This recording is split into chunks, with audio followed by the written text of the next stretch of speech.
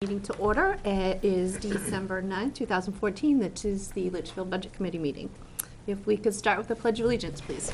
I pledge allegiance to the flag of the United States of America and to the republic for which it stands, one nation, under God, indivisible, with liberty and justice for all.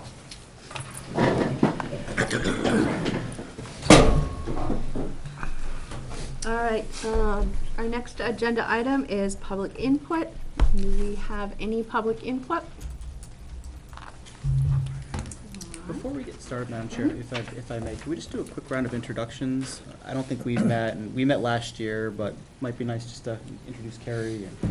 Okay. Is that okay? Sure. We have a variety of people here today to do some presenting to us later on in the agenda. So why don't we start at the table here, and then we'll ask our guests to introduce themselves as well.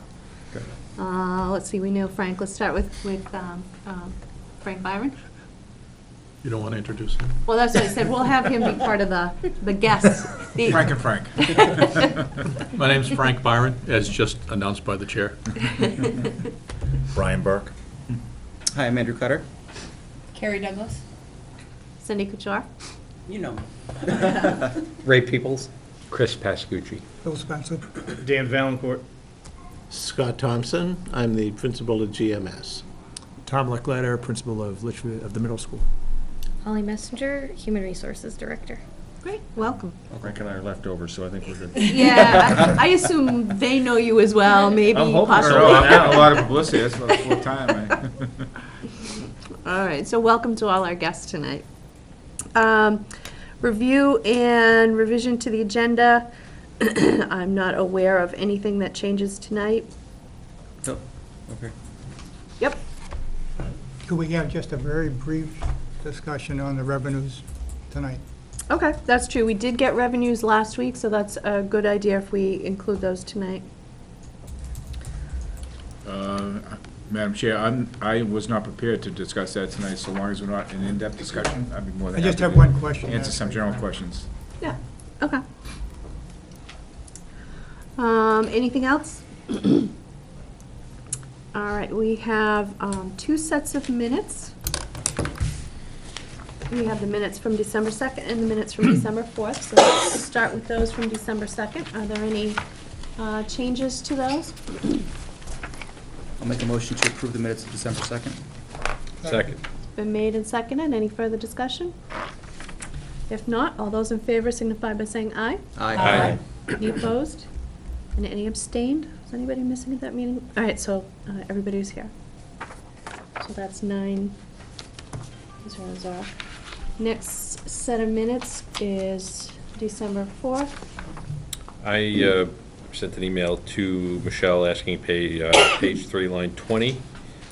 The change, did you get it? Did you send them back out or no? I didn't, Okay. but I did make the changes. Got it, yeah. Mr. Pascucci commented that there may be some parents, is what the change I made. And then line 22, after to the people of this town to get their opinion and to see if they want this program, were the changes.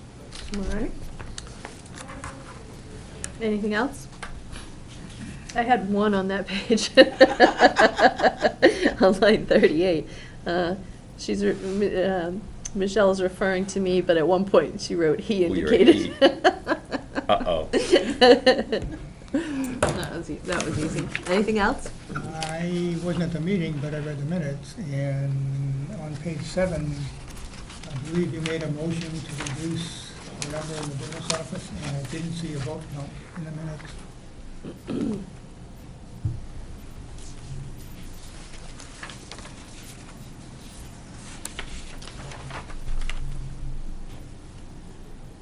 Oh, No problem. you're right. Good catch. For, at the bottom of page 7, there's a motion to make the reduction, but the vote is not recorded. What's the account number? It was, You're right. You made two motions to reduce 272 by Mhm. $1,200. That was passed by 6-1 vote. Yep. And to reduce 610 which is a joint management loss committee by $1,000, and that was passed 5-2. Yep, That and one I that one's have. there, but the actual vote on the $1,200 reduction is Oh, not I there. missed that. Good catch. Yeah, that is, because you know it goes from one page to the next, and I did miss that there wasn't a vote recorded. Yep, thank you. Thank you, Bill. Should have said it. Nobody would have known. Any further changes? Hearing none, all those in favor of approving the minutes as amended, please signify by saying aye. Did you have a Aye. motion to approve the minutes? Yes, there was a motion. I don't think there was. No, I don't think there was. Oh, I'm sorry, I thought there was. I make a motion to approve the minutes of December 4th. We jumped right into eh, changes. With amendments. Is there a Second. second? Made and seconded.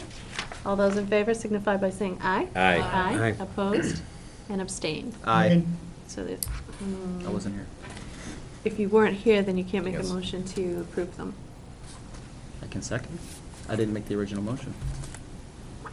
Not if you're abstaining. That's not abstaining. When you take action to amend, to. Can somebody else second? All right, now, all those in favor? Aye. All those opposed? All those abstain? Aye. 2 abstentions, okay.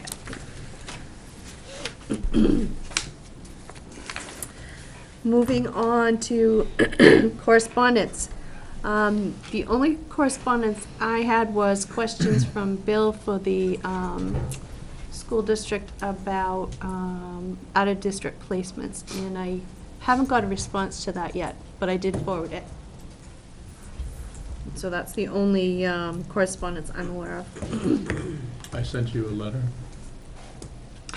You did let me know that you would not be in attendance for the meeting on the 16th, and that Selectman Kevin Bork would be attending. Right.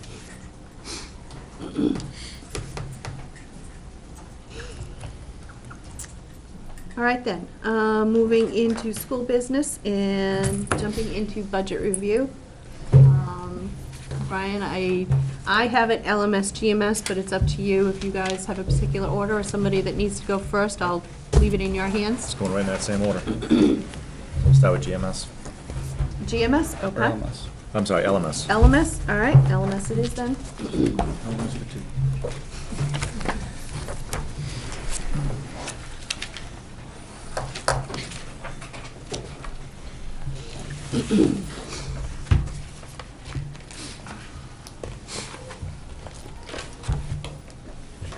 So what we've been doing is just kind of going through page by page. If there's something you want to explain or a question that's asked, or some kind of throwing it out there. I apologize in advance. I have quite a few questions tonight. We'll start right off with the first line, 430. Repairs and maintenance of the laminating machine. This was a line item added in 2012. Before that budget, it didn't exist. And although it's, very small relative to the overall budget, it's never been spent to the maximum of $500, $510. I'm thinking more along the lines of $300 for this, based upon the repairs that were made and the expenses that we've seen hit.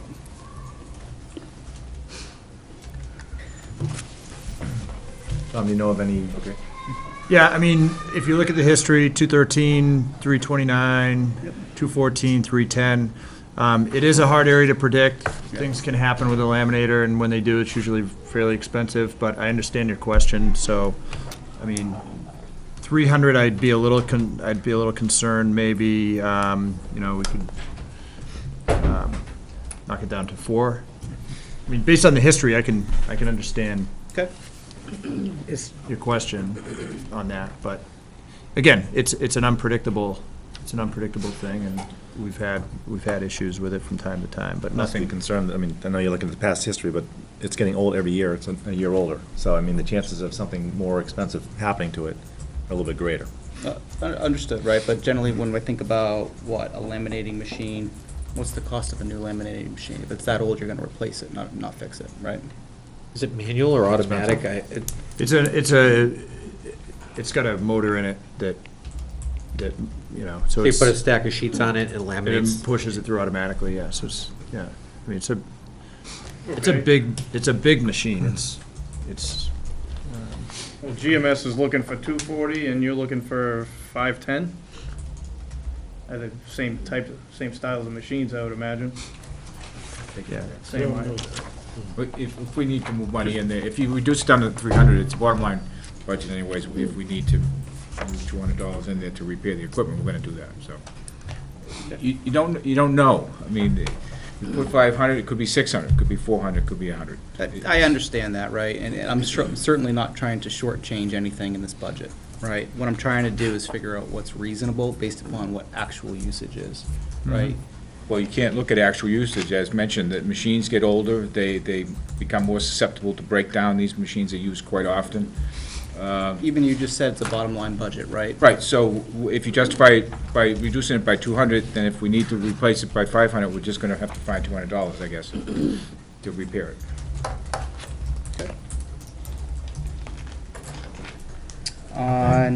Go ahead, Bill. That total account, 430, which we'll eventually get to as a total account, is up 118,000 over what they have in this year's budget, and well over what we had actually spent 2014. So if we wind up looking at MS 27 numbers, this is just. Well, but if I may, Bill, 430, if we're looking at the aggregate budget here tonight, which I thought we decided we would look at them We're not- individually. Frank, But you're just looking making at a a point. laminating machine versus repairs and maintenance to a building, under Just making a 430. point- Making a point there. Okay, but Well, it I actually think brings it up. supports what you're saying, it's really a bottom line as far as your maintenance budget is concerned. So, this was an item brought up at the last meeting, and I apologize for not being here for that. I did watch the video. Was the final decision to make recommendations at an aggregate level, or is there value still doing this account by account? There is still value doing this account by account. My point was, when we get to, we're gonna make our reductions or increases or whatever changes we wanna make week to week. When we do our final voting, for convenience and for comparative look, we'll do it by the MS 27, the object lines. So we're gonna do a summary based upon the motions that are passed on the account by account, and then we're gonna look at it in total, and that's what you're gonna do. Okay, got it. So by then, we'll be able to see too, account by account, what, any changes in the impact on those lines. Alright. And at that point, because I know last year, I was actually at the town level, there was a desire to make some additional cuts, and at that point, we said, well, that's not the process we've been using, so we didn't use it. And that's why we've saved now final voting for those 2 nights in January, so that we can do it a different way, if we choose to, or make no change to that night. I mean, Yep, gives us an option. Yep. So, and just, before we get any further into the LMS budget, is there anything you want to tell us about how you developed the budget, what your goals were, what you did differently this year, or why there's accounts that may be up or down or changed? I just want to So give you time. if you look at the overall budget, yeah, thank you.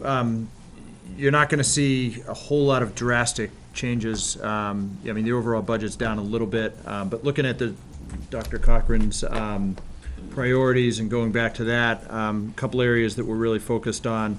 One is definitely math, and that continues to be a focus, will be a focus next year.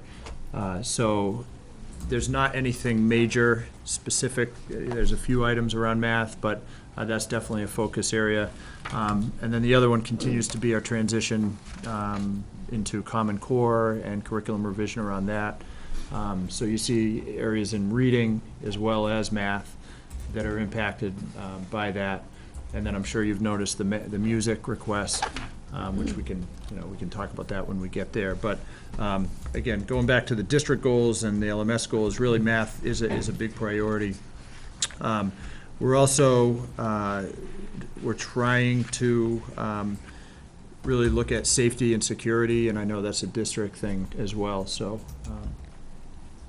I think when you look at the lines and go through the pages here, you're not going to see, there were some curriculum areas that were focused on last year that are not as much of a focus this year. So you'll see that, expenditures that were made last year are not going to be in the budget for this coming year. We made them last year, so. All right, thank you. So then, getting back to page one, is there any other questions or anything about page one? Yeah, 643 down the bottom where it says periodicals in print. This was removed from 15. Just curious as to what your thoughts were in adding back in this year. Yeah, I don't know why that was a 0 there. It should have, it was an oversight, it should have been, as you can see, there's a history there, and certainly, It wasn't in last year's budget. What's that? It was not in last I year's know, budget. the 0. So, again, that was some kind, because if you look at the expenditures, the history and the expenditures, we've always had periodicals for art. The kids work, they work obviously on projects, but they also do a lot of work on certain artists and the magazine that's Scholastic magazine, that they work out of. It connects to their curriculum. So it really is something that they use in the class, and it definitely supplements the instruction. So it's something that we feel is important, and I'm not sure how that. Arts and activity, the 1-year subscription, again, $25. I'm not making not more than 10 seconds of time on this, but that's never been spent. So it's always been budgeted and never been spent. Which one? Arts and activity 1-year subscription. If it has. Historically, prior to 15, the Scholastic art and it looks like the periodicals themselves have, but this extra 1-year subscription Oh, does not. oh. That's all I'm saying. That's my point. I can look into that. Please. Yeah. $25. It's gonna be a long night. It is gonna be a long night. I have a question on 610, agendas. What kind of agendas do we provide for kids? So the agenda's two things. It's the handbook, Okay. and so the student handbook is part of the agenda, and then it's also a homework book for the kids to keep track of. It's a calendar, basically keeping track of their homework assignments, logging their assignments, keeping them organized, get their schedule in there. So there's a lot of components to it, just sort of around organizing the kids. They have them all the way through 5th, 6th, 7th, 8th grade. I've noticed I have a question, the other ones too. Yeah. The agenda is also the way that we fulfill our legal obligation to notify students and parents of policies, procedures, things like that. We have to inform them, and so by embedding that in the agenda at all 3 levels, it fulfills that need. Okay. Thanks. Anything else on page one? Moving on to page two. Line 610, the first line item. Can you help us understand why there's been such a significant increase, over $700 on this line this year? Which one now? The very first one, line 610. Foreign language? For foreign language, yep. Yeah. So we've done something a little different this year with Spanish. Every student is now taking, it has not always been the case that every single student took Spanish. We've kind of reconfigured our UAs, so there were times when not every kid was able to be in the Spanish course. We now have 2 Spanish 1 courses and then an exploratory Spanish course. So either way, every kid gets in there.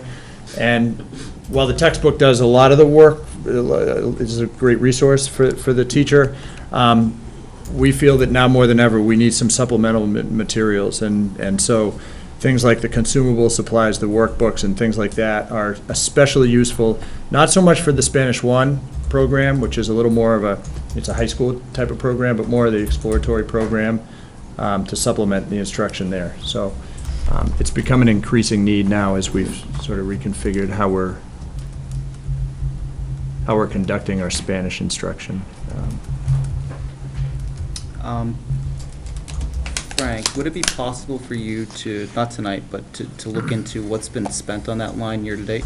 If I get the request through the chair, I'd be more than happy to look at it. I just don't know what the turnaround time is. We're extremely busy right now, but we'll see what we can do.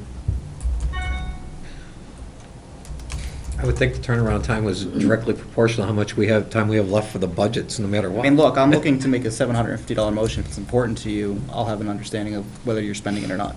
So we got. If we get it through the chair. We got an up-to-date expense report about a week ago. Yeah. is that a line you can Oh, look is up? That's what I'm thinking. It should be a line in there that we should be able to look up. There is a line that directly correlates with the Okay, budget thank you. request. I didn't see that. Should be in there. Yeah. I mean, let me know if you can't find it, but I think that that should be a place, something you should be able to find. Anything else on page 2? Yeah, line 738, equipment replacement. This is, the description says a 30-inch electric range, safety hazards. This is the exact same description in last year's budget that was funded. Yep. What did you do with that money? They're purchased one a year. So it's more than one range. There's multiple Yeah. ranges that are Yep. going through recycle replacement. Yep, and when we went on our tour, we saw that it's broken. Okay. There's a range that's broken. Okay. That wasn't That was clear in the it. description. LMS. At LMS, I didn't get that tour. Okay. So there was a broken range there. Yep. And that's what they try to do is, in a classroom like that, especially in FACS, they have a cycle where they try to replace one sewing machine, one refrigerator, one stove, and they have a rotating cycle. So Yep. they did buy one last year, and then there's another one to buy this year.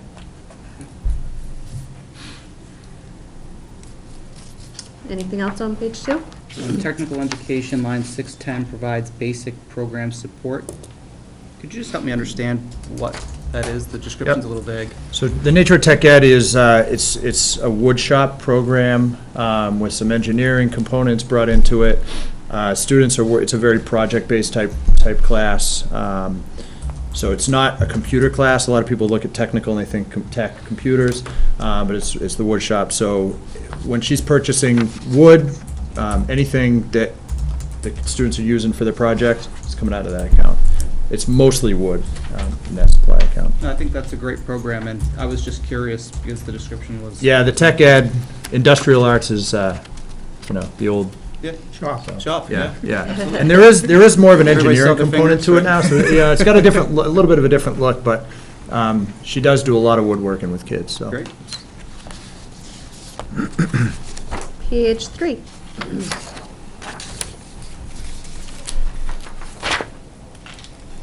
Item 650, the software, Yep. hasn't been in there for years, and now it's 2360. No.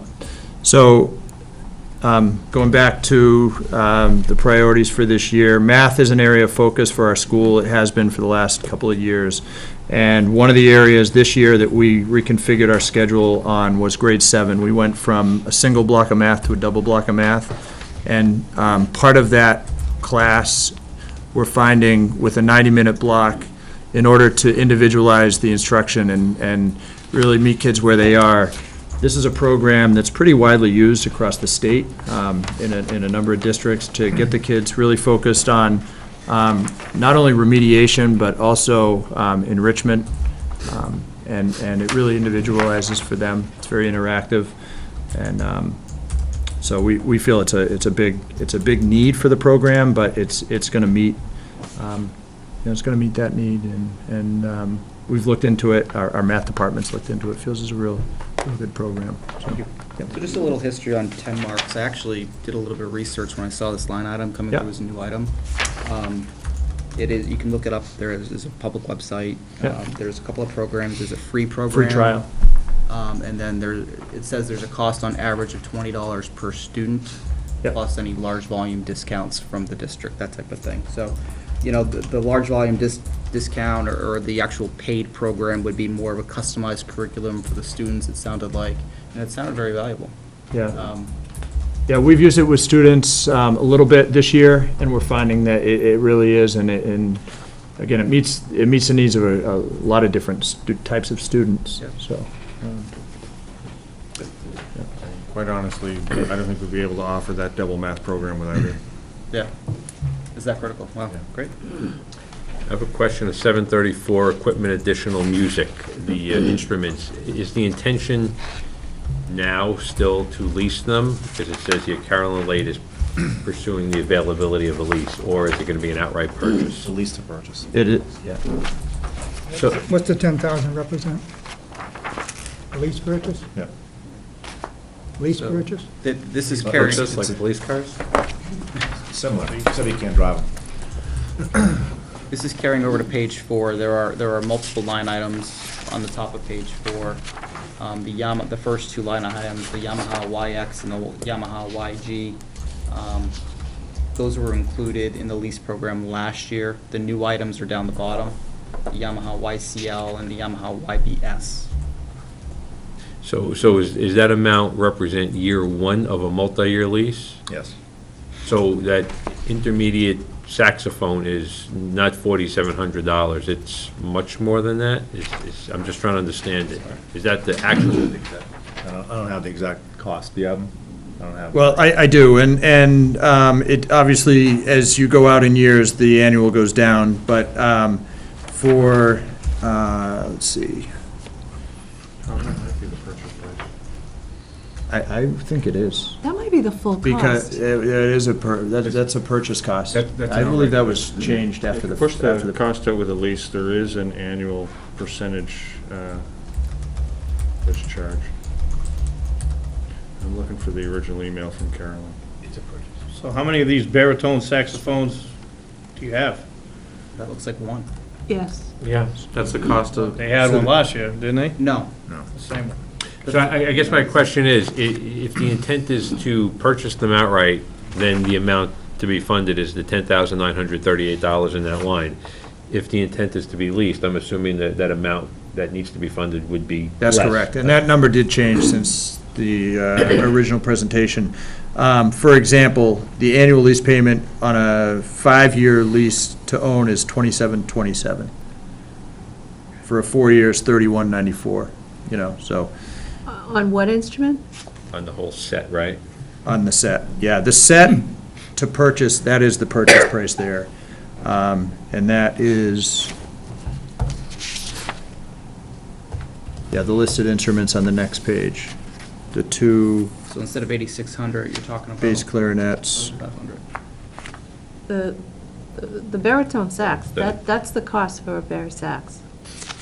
So that's not a lease purchase. And I would say, I believe the bass clarinet, I think a $2,000 cost is the actual cost. I don't think those are leases on those last two instruments. I think you're correct, I know, because I know we went back and forth just like several times as far as we were leasing, we were buying, lease to buy. The high school actually has a lease program for their musical instruments, Yes. and this was we went back and forth on this, and obviously there's a cost to do business if you lease. And we felt at this point, the lease program that I believe Carolyn put forth, it was a substantial cost to carry it over a 3-year period. So the board made the decision to just do an outright purchase on that one. Yeah, that's a couple $1,000s in interest, it seemed, and that did It's- seem awful high. Right. Yeah, so it's The probably lease program worth. that for these particular instruments to this particular company were substantially higher than what the high school had been able to lease to a different company. So if indeed these instruments are needed, then it's $10,938 for that line is the right number to get those outright. That's to own. That's correct, the that own. is to own. Yep. Yep. Just a general question about how this would work, right? So you have these clarinets, two, and you have one saxophone. How do the students actually learn on these instruments? How do they practice on them? Do they take them home? Like, how does this work? Is it only at the school where they can practice? So they do, they take them home. We have a band program that meets every day, so they bring it to school for the band program. Some of them have lessons, they take lessons. And then in our competition season, they bring them to competitions, and, you know, so there's a whole range of things that the band's very active. We have schools, you know, our enrollment, whatever it is, about 460. We have about 160 kids involved in the band program, so it's a big program. And we're finding that, especially when they're in the competitions, that's where they're getting a lot of the feedback around, you know, the different schools and the different types of instruments they need. So she's had a lot of requests from kids to join too, and feels that this would really round it out and allow kids to be involved in the program. And Is there any risk with giving a junior high level student a $5,000 piece of equipment to take to and from? I mean, You see where I'm going with this? yeah, I mean, I can understand that. We've never really, she runs a tight ship. The kids are really, they take care of the equipment. You know, just the stuff that's in the band room, there's a lot of equipment in there, and just watching how they interact with the equipment in there, I can't remember the last time there was any concern around students breaking equipment, dropping it or throwing it, or, you know, whatever. Accident. So- It's more on the commute to and from, I left it at home. Let me give you a little bit of background Sure. information. First of all, it usually comes with a carrying case, it's pretty robust, but most students parents provide their own instrument. And you can buy a used saxophone or used whatever for $200, $250, $300. But there's some specialty instruments that are needed for the band program that are very expensive. So your child's gonna pay $250, we'd like yours to pay $5,000 for an instrument. And we want you to have that instrument because the band needs it, because we need to round out the sound. In some cases, they go to competitions, if they don't have that particular instrument, they're automatically docked points. So most parents pay and provide. My kids used their instrument and basically sold it back to somebody who was younger for essentially what we paid for, and it ends up being very cheap. In this case, it would be prohibitive to ask a parent to buy a $5,000 instrument that their kid may use for a year and then not want. So what the school does is purchases those extremely expensive instruments. They are looked after relatively well. The problem becomes, there's 3 bands at the middle school. If you only have one instrument, then as kids come in, it works during the day, but only one person at a time can take it home to practice, and they need to practice. And so this means that when they have a multi-grade concert, you can actually have both players playing. So it provides the service and allows us to have the better sound. It's a requirement for the competitions, and it's the only way, in essence, that we can have a band that has that breadth of instruments, because it's unrealistic to ask the parent to spend $2,000 or $3,000 or $4,000 on a single instrument for that one child. And then you have to ask everybody who want to play that instrument for the same thing. So, and it's essentially standard practice because of that. And your band students are some of your most motivated students. They're usually your top students, and they understand that this instrument is a privilege, and they take pretty darn good care of it. It only takes one kid, though, running through the house, tripping over a bag. Do we have, other formal agreements that the parents have to sign to acknowledge responsibility if something gets broken? Yeah, I mean, Carolyn has the paper, she does. She requires kids to fill out paperwork and signature parents and things like So the that. parents So understand what they they're are getting well aware of, yeah.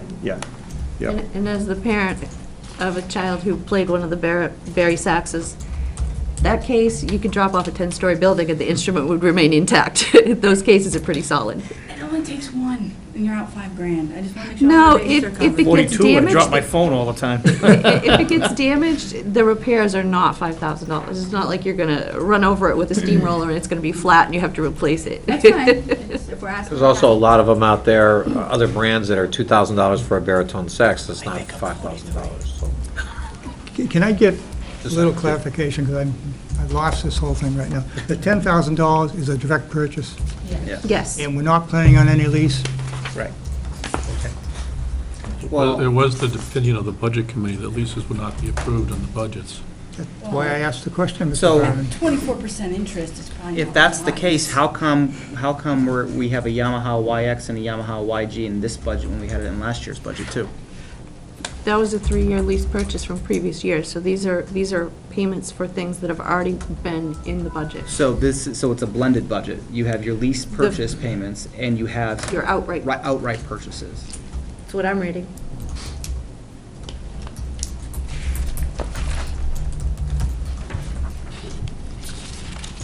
Anything else on page 4? Well, I don't think we finished page 3.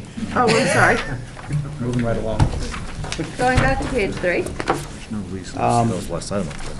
Repairs and maintenance line 430. This has been set at the same level as past years, 300 and 600, but it's never, in the history of the budgets that I have going back many years, this has never been spent. Which one are we on here? 430, page 3. What line was that, Andrew? So this is, sorry, line 430, repairs and maintenance. Under music. So you see actuals of 500, actuals of 200.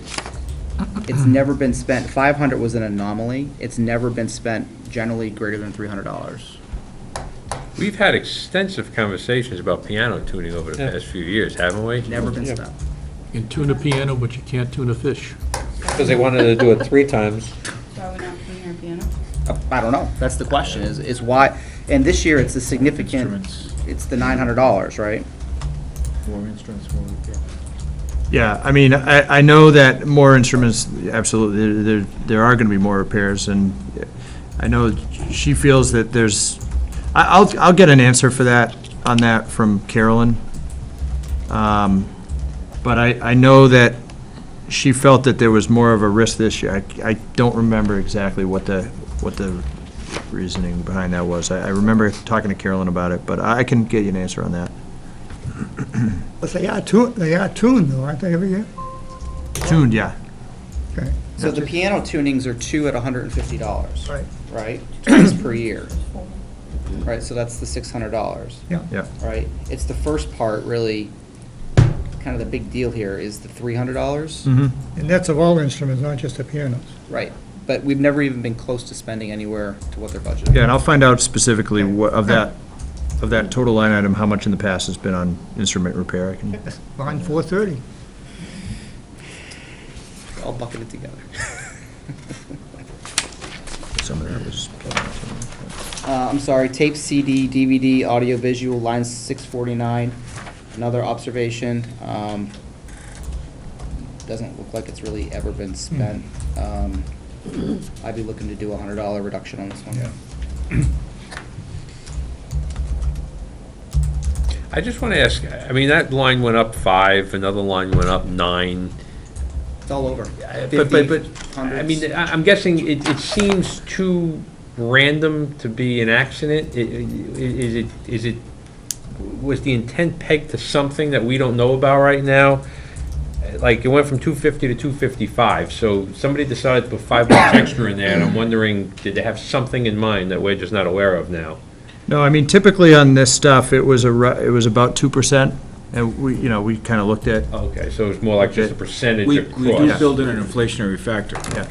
And I mean, you do get some weird numbers. I with put out a that, but memo we try to to all the balance them out. departments that we come to some agreement based on some statistic somewhere as to the consumer price index rate of inflation, so that you will see some, I believe we used 2% in some of the consumables this year. So there, you should see some pretty standard percentage increase. Okay.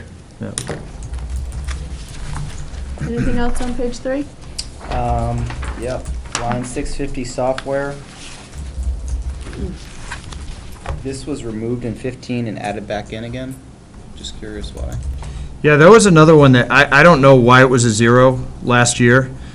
She's been using the smart music for a number, as you can see, for a number of years.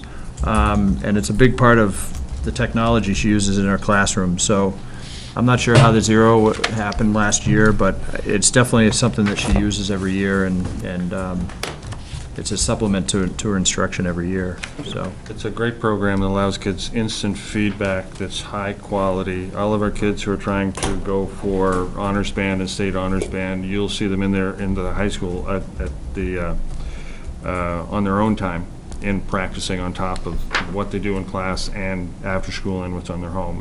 I won't be It's making any great. motions on this one, it's just an observation. Okay. The last 2 years actually is an average of $201, not 200 though. So if you want to use a 2-year average, it would go up $1. All right, page 4?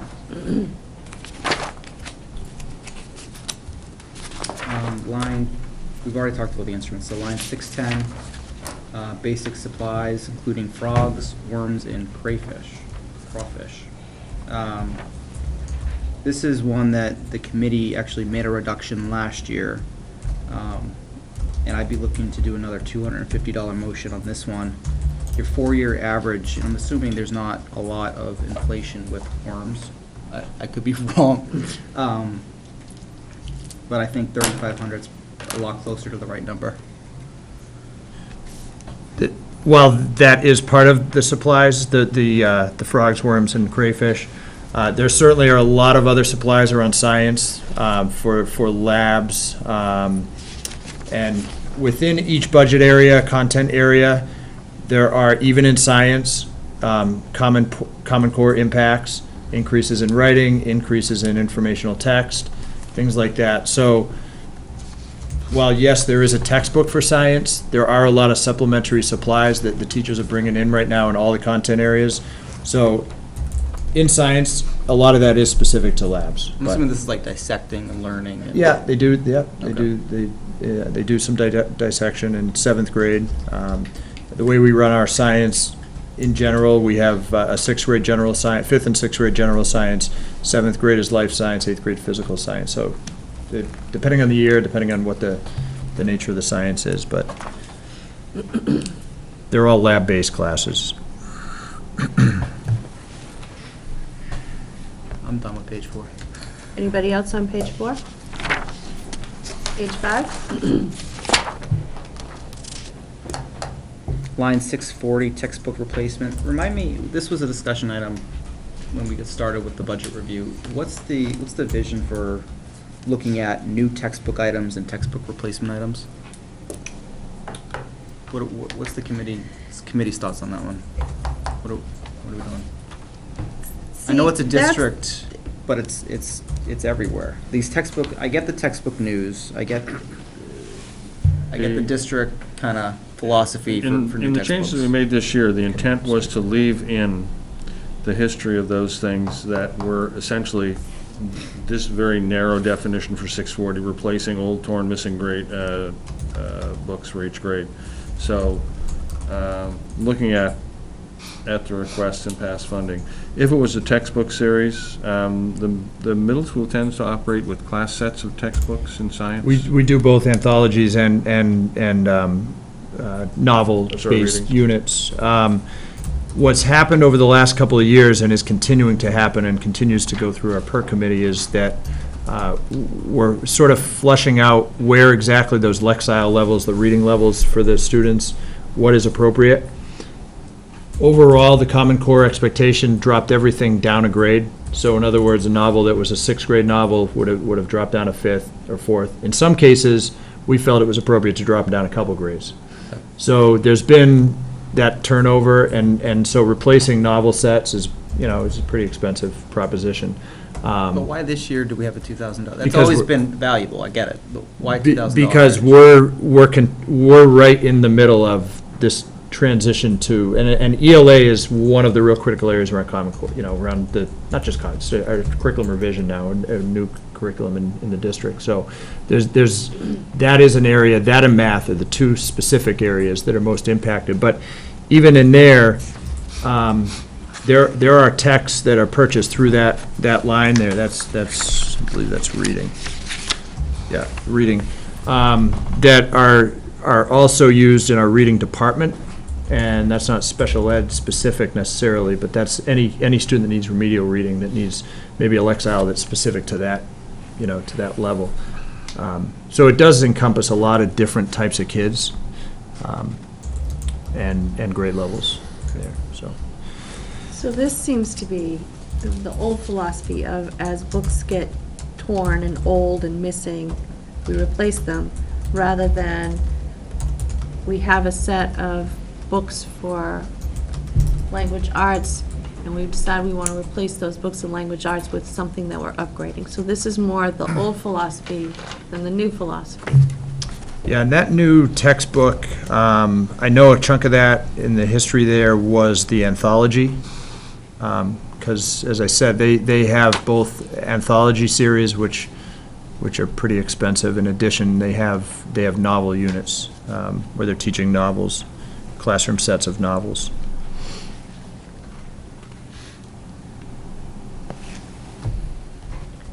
Anything else on page 5?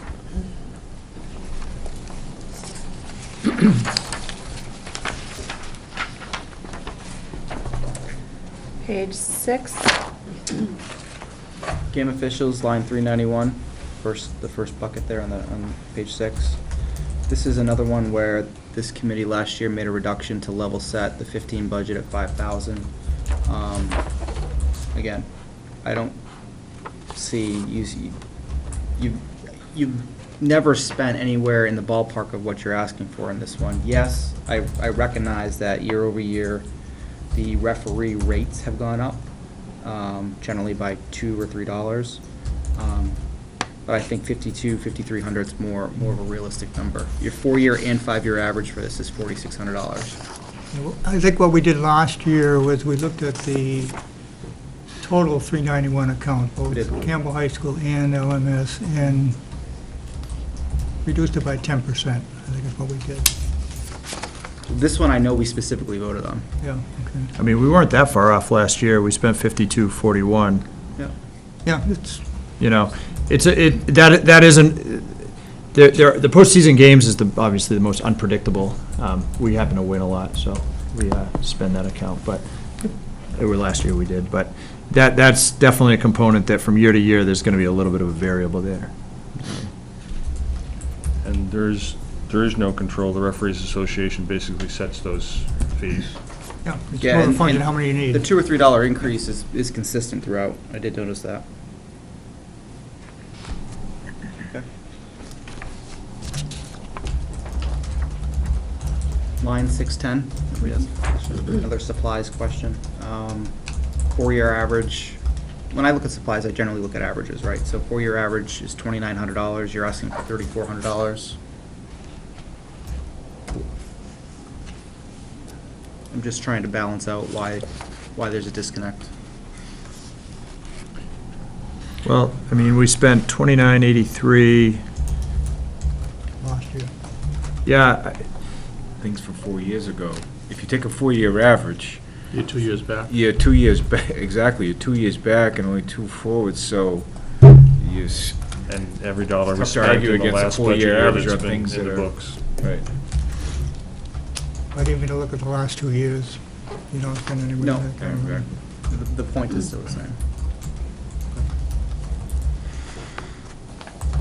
And it's a guess, the number that's here.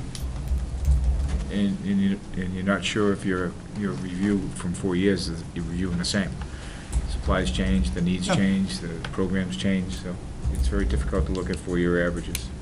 Okay, and just to take a pause for a moment, right, I know $300, $200, a $25 item, right, I understand these are probably pretty small numbers in the overall budget. I told you I was gonna take a deep look at this, right, because we're faced with a very significant increase. And, you know, $300 here, $200, it all adds up, right? So that's exactly what I'm trying to do. This budget actually has a decrease. I'm looking at it as a whole, and there are certain line, I'm even looking- though. I'm looking at the LMS budget as a Even whole though the, also. even though the LMS, and the LMS budget. That's what we're looking at right now. We're looking at Hold on. LMS. Will you let me finish? Go ahead. Thank you. The LMS is decreased. There are That's what we're looking opportunities at. for further decreases in here. Is there a cycle for uniform replacement? yeah, there is. Yeah, and our athletic directors use as much discretion. A couple of years ago, we added a volleyball team, a volleyball program. It's not on here because they don't need officials, but cross-country is our biggest expenditure when it comes to uniforms. We have 140 kids, 130, 140 kids on our cross-country team. That has grown every year for the past 7 or 8 years. And so they've tried to maximize the number of kids that can travel with the team based on uniforms, and the number of kids that can run in a home meet. And, you know, when you have 3/4 of the team that's got uniforms and a quarter that doesn't. So that's an area that they've definitely tried to beef up their uniforms in. And then in addition to that, they have a cycle around replacing uniforms. Okay. Anything else on page 6? Line 330, professional services, one observation, no recommendations at this point, but one observation is that the cost per hour of a consultant went up significantly. Went up from $54 an hour last year to $91.89 this year. Just curious why. I actually can't speak to this specifically. This is a 504 account, so students that are under 504, I know Mrs. Bandersky typically will go out for that fee, so. Yeah, I'm not talking anything related to. Yeah, students, as far as the overall consultation. fee, yeah. We could follow up and ask. That's ask within the them. normal range for when we have services like this, we have to go out for, whether it's a service fee or a What changed though, consult fee. right? What changed from last year to this year? The It's nearly going rate, 100% if you ask me what's the change in this year for substitute nurses, I would tell you that it's tripled. We've gone from $100 a day to $300 a day for a substitute nurse. That's just the market. And actually, the budget is less than we spent the last 2 years. Yep. Isn't it? Again, just an observation on the rate. not making any recommendations on the budget. Anything else on page 6? Well, 6 and 7 are together because it's on Project Safeguard, so why do we talk about Project Safeguard? Is that all being funded by the school now? There is still some fundraising involved in that, and if you're not familiar, Project Safeguard is a 7th grade program. It's preventative education. We go to St. Anselm's for the day, St. Anselm's campus, and it's both a parent and student event. Parents are invited. So we pay for a number of things to use a facility, but transportation and things there, but also the biggest expense is the speakers, paying for the speakers to come in. We have a keynote speaker, speaks at the beginning and the end of the typical type conference setup.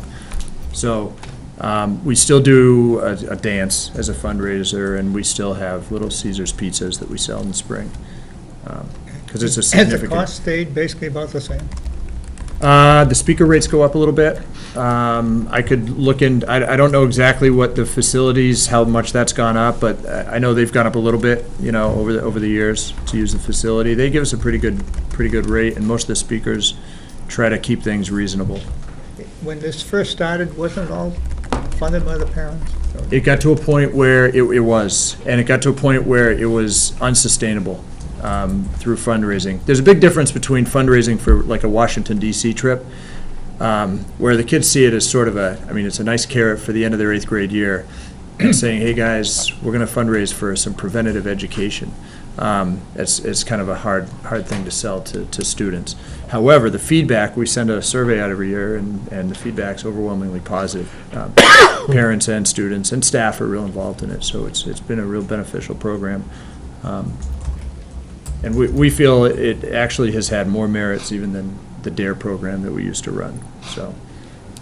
And the program includes sessions for students and also for parents.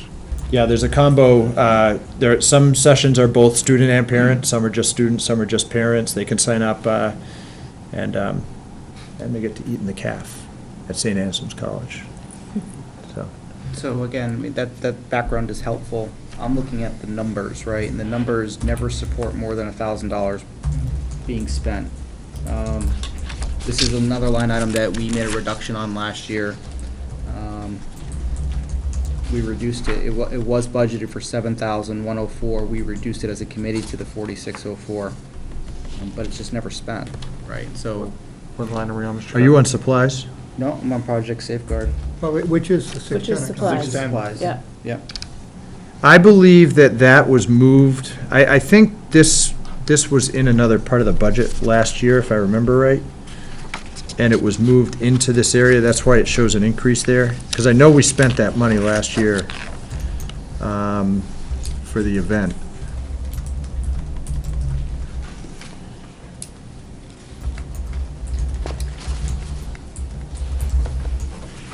I would guess maybe co-curricular.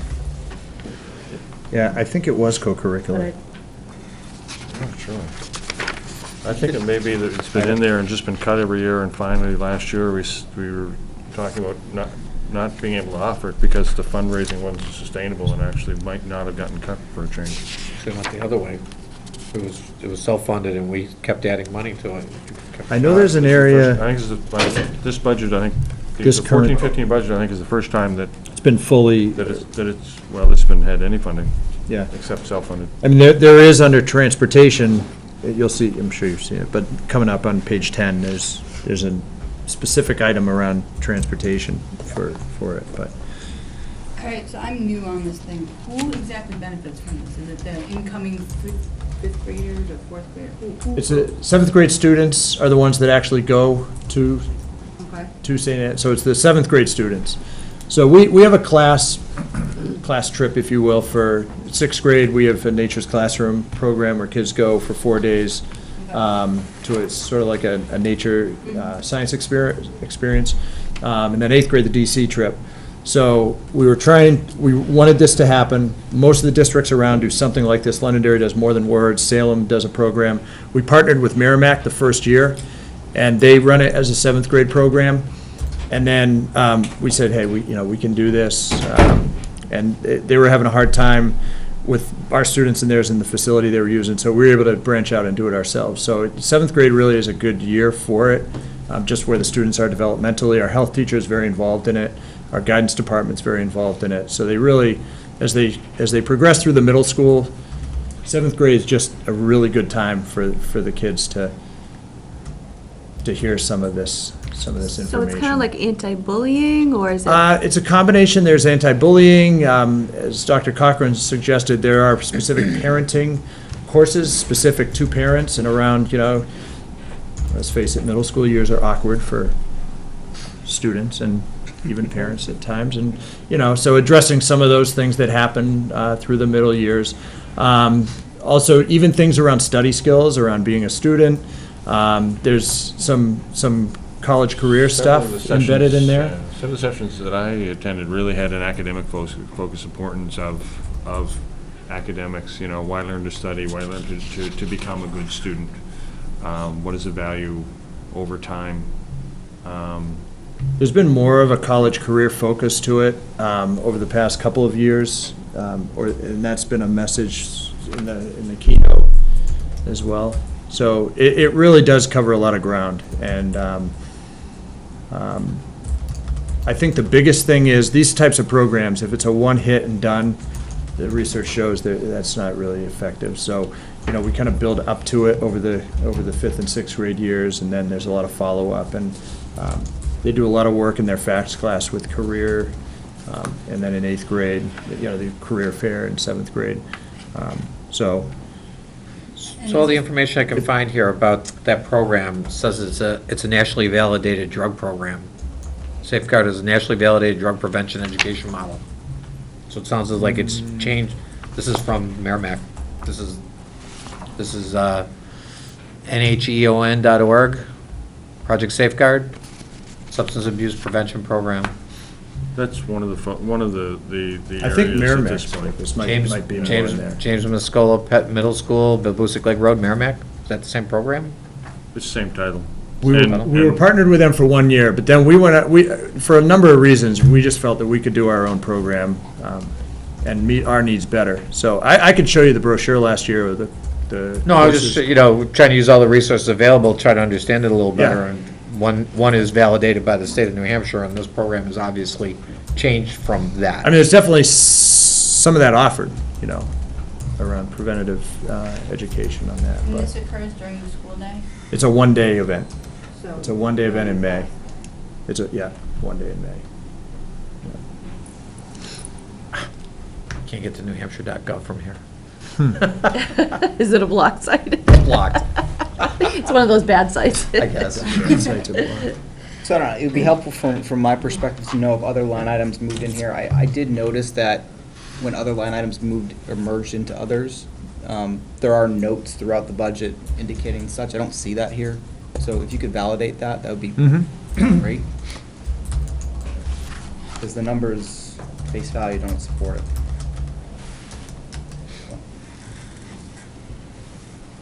And I do recall conversations around this used to be fully fundraised, and it became difficult. So it may be that what we see as a history are the years before it became something that was supported more by budget than by fundraising.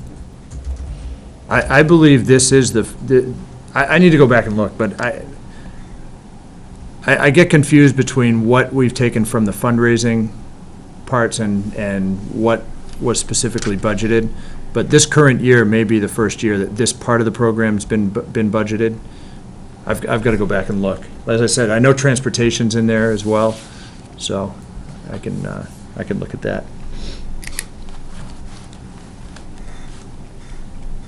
Anything else on page 7? Line 738, the equipment replacement line. This historically has been $80 a student for the past several years, understanding cost increases, etc. My point is, it doesn't appear that it's ever been spent. So just curious, what's the real value in having it in the budget? This is another area that is specific to 504s and specific to students with hearing impairments. I'd have to go back to Ms. Bandersky, and that's an account that she oversees, so I can find that out for you. Yeah, I would be, if you could support the 240, that would be great. Again, past years, it's always been $80 a student, two Yep. students budgeted, $160. Okay. Thank you. Yep. Page 7? Anything else?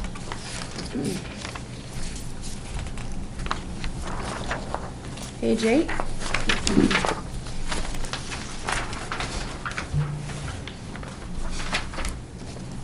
I'm done.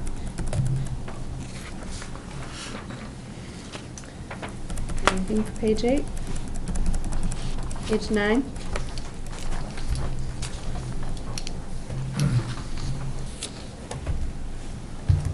Yeah, I'm not sure what to say about the transportation down the bottom, but looks like it's more or less in line. The increase is part of the increase in rates, correct, Frank? Correct. Well, if you recall, last year, we kept moving that figure up 5% to 25%, and we brought it back to 15%, so we're still trying to recover some of the cost increase of that.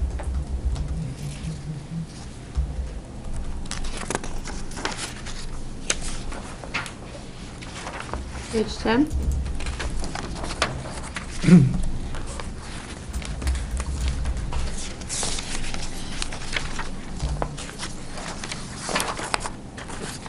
Any final thoughts on the LMS budget? No, I mean, the LMS budget and the GMS budget, to your point, Brian, they are showing reductions, and I can tell that, a thoughtful care went into preparing this budget, and I thank you for that, right? Simply what I'm trying to do is see where there's other areas for opportunities. Yep. Thank you. And just a note as far as the instruments, because I did find the original that Carolyn had sent out. And for a 2-year lease, it would cost us $1,000 in interest, and if we went on to a 5-year lease, it would cost approximately $3,000 for interest. And that's why we decided to do the purchase. 24.6% interest. Right. A credit card. It's ridiculous. All right, thank you very much. Thank you.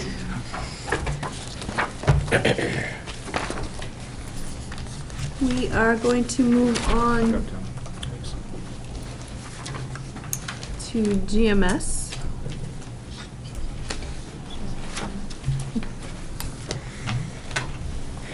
All right, we're going to move on to GMS now. You sat through that whole presentation and left the wrong time. Sorry. And so I just want to start out, if there's anything you want to tell us about your, how you developed your budget, anything you want us to know, anything that stands out you did differently? Sure. We, of course, try to keep the budget, as all the schools do, as low as possible. That is a priority to begin with. But at the same time, we try to assure, as the other schools do, the best program that we can.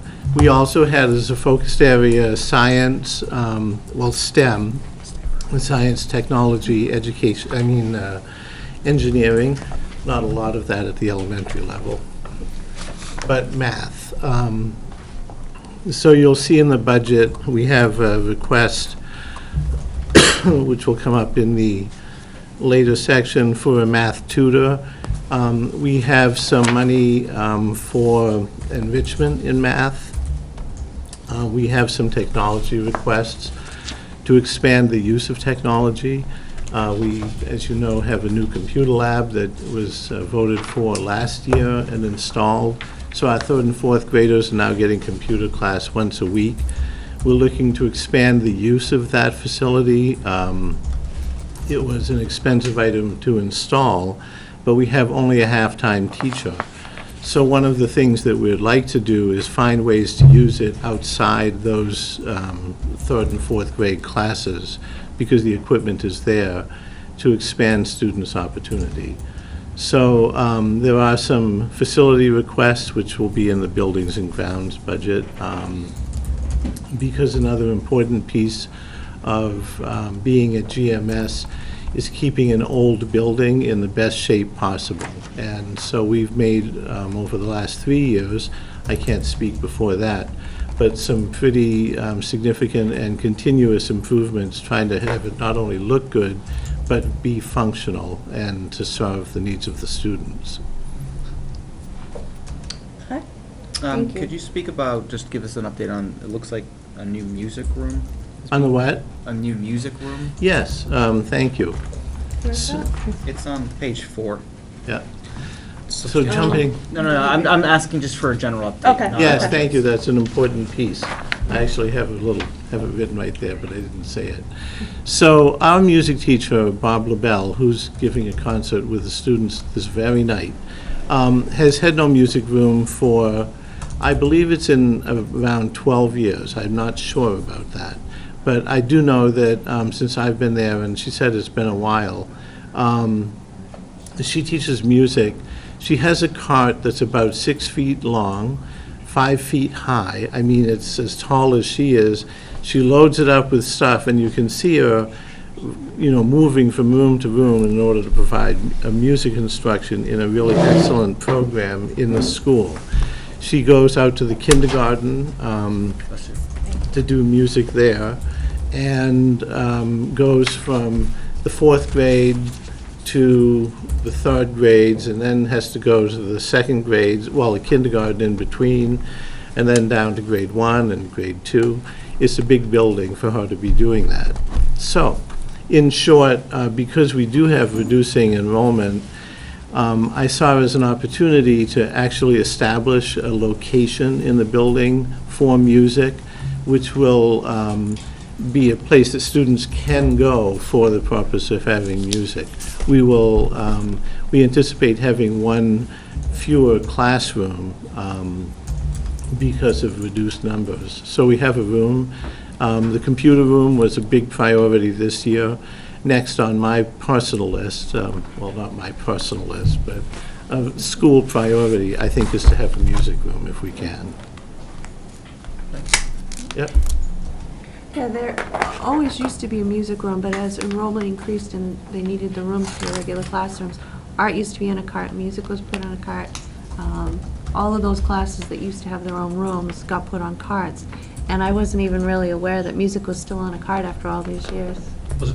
Was art was never on a cart, was it? I believe it was, yeah. Yes, it It's was. literally supplies to facilitate the instruction of the children, right? That's moved from room to room on a cart. And there's very little you We're taking can- this literally. Yeah, Okay, it's okay. literally a cart. Yeah, There's it's a very red little cart. you can put on a cart. About this tall. That's crazy. Okay. Well, it's. Yeah, you serves the know, need. Yep. Yeah. Yeah, Yep, I get it. Okay. The kids don't have to move, she comes to the kids. Yep. right. So they use the standard chairs that are in whatever classroom it is? It could be a different classroom almost every day, or? It's 5 different classrooms. Well, actually, it's 7, because there are morning and afternoon kindergarten, and then grades 1, 2, 3, and 4. So I guess that's 6. We don't do preschool. And she does use the whatever is there. But, this is I'm assuming you're asking that question because we put in for chairs. You put in for chairs every year. Yeah, well, Not those are separate. for student work. But I could explain that now if you'd like, or wait till we get to that page. Might as well explain it. Okay. So the standard music chairs are designed to improve posture so that you're not sitting like we all are currently, which is not at all appropriate for singing or playing an instrument. Because what you really need to establish is to have an open, breathing column, and you can't do that in a chair that's really designed for writing, kind of slouched over. So if we're going to outfit a room, it seemed appropriate to get chairs that would be for the purpose. What's gonna be the average class size, though? Is this, she, there's no way she can have 25 young No, kids well, in the same class. so at the the same average time. class size will be 20 to 23. That's what we have as our limits for class size at the elementary level. K through 2 is 3 is 20 students per class, and grade 4 could have 23. So these chairs are almost $100 a piece, if for elementary kids. Just Just kicking it around. Yeah.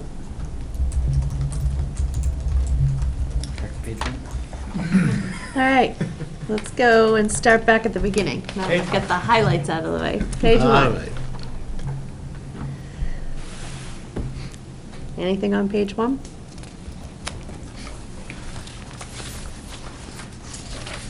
Page two?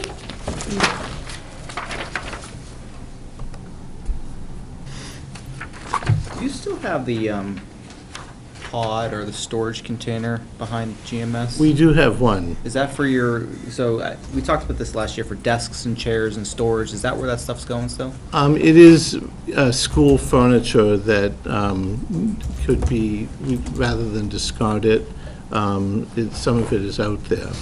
However, as so typically happens, what you need is not what you necessarily have. So, and I do believe that the pod is approaching the end of its natural life, because the school board, because of the new storage possibilities in the building, I'm not sure we're going to need that. Okay. Anything else on page two? Yes. Up at the top, storage cabinet for additional storage needed in a grade 4 classroom. Yes, all of those additional furniture, there are at least 2 classrooms in grade 4 that have really poor, some of it handmade, inadequate furniture. And so we'd like to get something that's more like an industry standard, because there's a lot of equipment. When we have our fire inspection, one of the things they look for is that things be stored properly, and we really are kind of... So this just takes care of one of the classrooms? No, there are at least 2. So there are a number of items in that line. So it's Mrs. Ash, Mrs. Cullen Kent, and Mrs. Leary, I believe, those 3 classrooms. You All- have 5 grade 4 classrooms? We have 5, yes. And if you were to go to 4, which you probably should, you don't need all the stuff then, correct? Well, to my knowledge, the plan is that we will have 5. I know what your plan is, but Yeah. not necessarily what this committee's plan is. Okay. But you're not going to go to 4.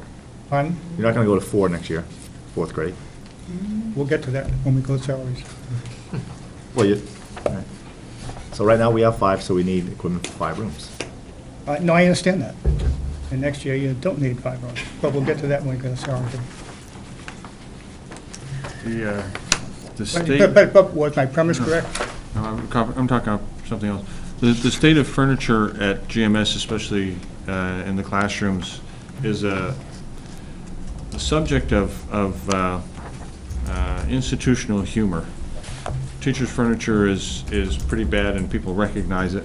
And in the recognition ceremony, our longest-standing most tenured teacher in the school, Scott, when he was introducing her, indicated that her goal is, before she retires, she hopes to have a desk where when she puts a book in a drawer, it actually doesn't fall through to the floor.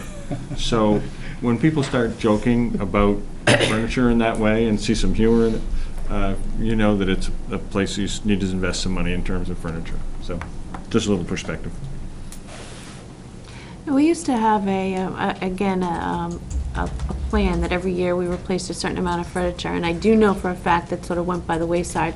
Are we trying to get back into that, replace a certain amount every year, or is this just as a one, we noticed the 4th grade needs some things this year, so we're putting it in? I don't think there's any expectation of us being, I don't think it's a high enough priority to make it onto this list. We've had a few requests in for furniture, but the only ones really that are crucial enough to make that list were the high school task chairs, the ones that are bent backwards, and, but LMS and GMS haven't really purchased anything new in terms of equipment. I don't think Scotson's... Very little. Yeah, there was There's not a multi-year plan, this is just as needed. Correct. What was the committee's, For those that did a walkthrough of the schools in GMS and Elma, I mean, what were your thoughts on the walkthrough? There was a lot of broken furniture. Yeah, there's a lot of mixing.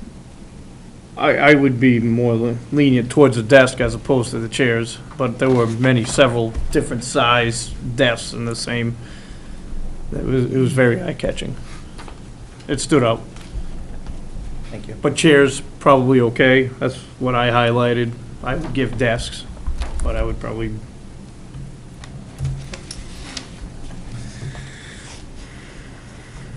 Anything else on page 2? Page 3?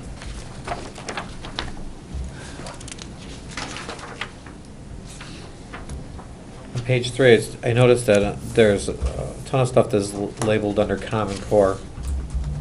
It seems like this is going to be a very expensive program overall to implement in the end. Is that your assumption? Just to address that, if you're talking about where it says Common Core student lessons, standards practice, reteaching and practice. Yep. It's actually the same math series that we had before. It's just called the Common Core Edition. That's why it says that. So it's still envisioned math. We didn't change this. We changed to a new edition. But Thank you. Anything else on page 3? Page 4? This is where we got to our last discussion that we already had about page 4. Is there anything additional on page 4? Page 5? Well, 733, the whiteboard, I mean, walking through the old building, it looked like there were whiteboards that could be used. Have we thought about what could be reappropriated from other locations? we absolutely have. In the summer, the third week of August, I spoke to Kyle about moving the whiteboard that is in room 9. It's formerly a grade 1 classroom, and it's time-consuming and laborious to do that. So he said that the first opportunity that they would have, it's also disruptive, would be at the Christmas vacation. So my hope is to deploy that into another first-grade classroom. But all of the other whiteboards are currently in use. That one was in a room that had been grade 1, but 2 years ago, we reduced grade 1 teachers. Oh, no, I was talking about the 1930s building. Oh, I'm sorry. There were still some supplies in there. Have we looked in there to see if we could poach anything? In the 1930s building? Well, no. Is it a whiteboard or a smart board? I'm talking about I think a it was a smart chalkboard board. in the This 30s. one says whiteboard, one standard whiteboard, $604. That's for the music room. Oh, I Yeah. thought Well, I that's what it was. just, before we buy anything, Each get we assigned have one, it. It's just, 12 by 12. Piece of clay. if it's I don't- laborious, I mean, that's still, it's almost a week's worth of work. If it takes a week to move a chalkboard, Chalk, a whiteboard. it's I My don't think comments were about the smart board, Oh, I'm not the sorry, I'm talking whiteboard. whiteboard, Yeah, whiteboard. okay. Still $600. Yeah, I don't think in the 1930s building they had whiteboards, because Was it all that's been chalkboards? closed for a long time. I think everything's pretty much The been chalk? stripped out. I don't even think there ever was whiteboards in the 1930s building, even when I remember being in the 1930s I just building. want to make sure before we go and spend. You're not that we're not old. double buying. Huh? You're not that old. Thank you, but no, it's been a while since we've used the 1930s building, and I can remember being in there, and I don't ever remember seeing a whiteboard in the 1930s building. And it's been closed for, I know, we had Long time. technology in there, in the 1930s building? so. I mean, we're talking about reusing doors. Who remembers and banging everything, erasers together? I have to say, that I is one remember thing, doing that. because I I did haven't been, that. I haven't been in GMS in a while, and that was one thing I did notice on our walkthrough, is there's not a single blackboard left Okay. in any of the Incredible. classrooms. All right, anything else on page 4? Page 5?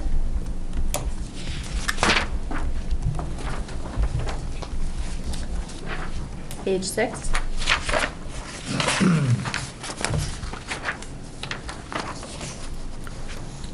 Page 7?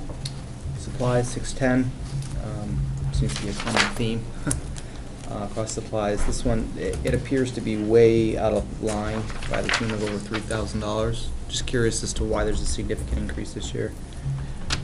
So you're talking about the supplies line? Yes, Okay. So you budgeted was 8,000 for 15. This year it's 8,800. Your typical spend on this is 5,700 to $6,000. So I'm trying to justify the difference of $2,800.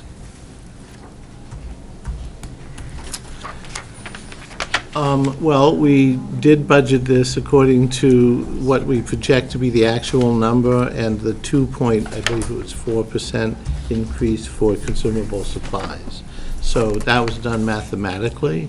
I guess I would have to say that some years we use more than other supplies. I do see your point that for those 2 years that are showing, it was under $6,000 both times. And going back to 2008. Okay. Yeah. I kind of wonder, because it says, I mean, obviously, the biggest cost item is, it says math and science consumables for kindergarten. I just wonder if this is part of our ramp up for math. Well, so what I've done, for your benefit and for the committee's benefit, I've literally taken this budget and I looked at last year's budget, page by page, and I looked at the year before's budget, page by page, and a lot of these descriptions are exactly the same, verbatim. Yeah, those don't, they usually read the description and just plug in new numbers. These are consumable items, though. Yeah. So, yeah, we use them each year. No, no, Oh, you said I get it. nothing new. There's value But- in having this budget, and I'm not questioning that. Yeah. I think your number is off for this one particular. Oh, I see, yeah. Anything else on page 7? Page 8?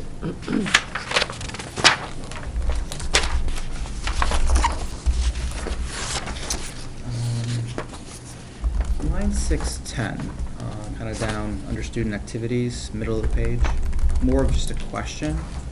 Peaceful playground incentive programs for good behavior and character. Just curious as to what the funding actually goes to for that program. This is for playground supplies. So if I'm remembering this correctly, so this is where we would buy equipment for the, not equipment, but playground. There are 2 items here, right? One Okay. is supplies, which is, I'm not questioning. So you have ribbons and stakes and wires and film and props and all sorts of stuff. That's all for the Just the Scarecrow. Scarecrow Jamboree. Oh, so those are supplies related to Scarecrow only. There are Right. additional supplies related to Peaceful Playground.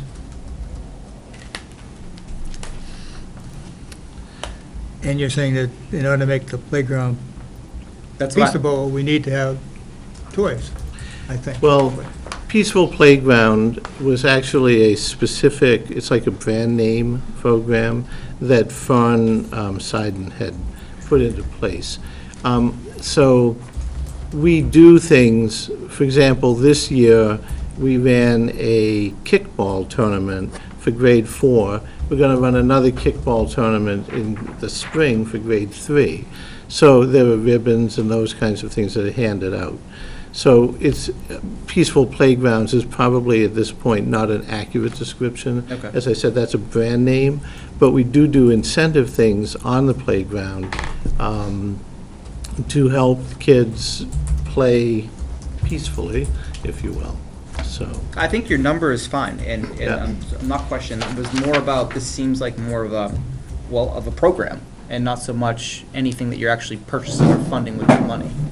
That's all. Well, and as I said, what we do changes a bit each year. This year, it was kickball tournaments in the fall and spring.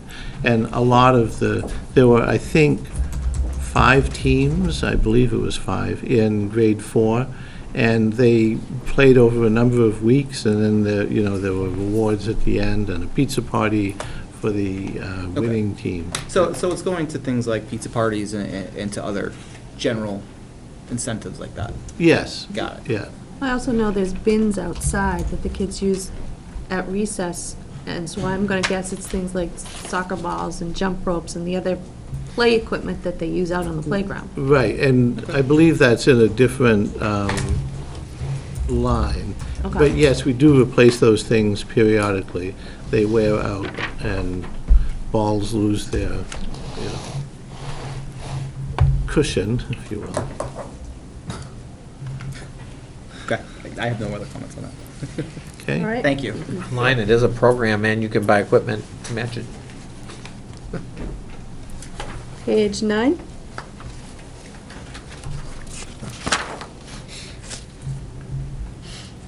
If I could editorialize, having worked in an institution where I was involved in budgeting for a $100 million a year institution, I've always been concerned about relying too much on multiple year averages. If you look at line 610, nurse services, the 2-year average is over $2,500. And I'm sorry, what page? I say nurse supplies, bottom of page 9. No. The actuals, 2671 and 2320. Yep. This is down $900 below the 2-year average, because that's what we need. If you tend to run an institution on averages, you start to incentivize spending money whether you need it or not. We try not to do that. And if you drive the budget by averages, you start to reward use of monies. And I've done some budgeting in business, and there are lots of businesses who do this, and the wrong things get incentivized. So I know we've cautioned about the use of, there are good times to use averages, and there. Yeah, we've talked about this over the past few years, right? And Yeah. I think it's worthwhile to have a discussion about the items, I understand. right? And I would agree with what you said when you start talking about very small items. When you start talking about the large global items we have, and that's a different story No, completely. I agree. I'm just saying Really that. valid then. I think the leadership in the schools and in the district really tries to focus on using the money where we can the greatest. And, you know, there are times that you can 3-year average and cause a decrease because every year you're not going to spend. And we try to get folks to focus on the bigger picture. How is it we can best use it? How can we save here to use over there? And so if you budget such that any increase is deemed as questionable, then it punishes somebody who tries to save money here to spend over here. Yeah. And I know I know the budget committee knows that, and I know you're very cognizant of your role in this. I just want to remind you. Thank you. All right, page 11.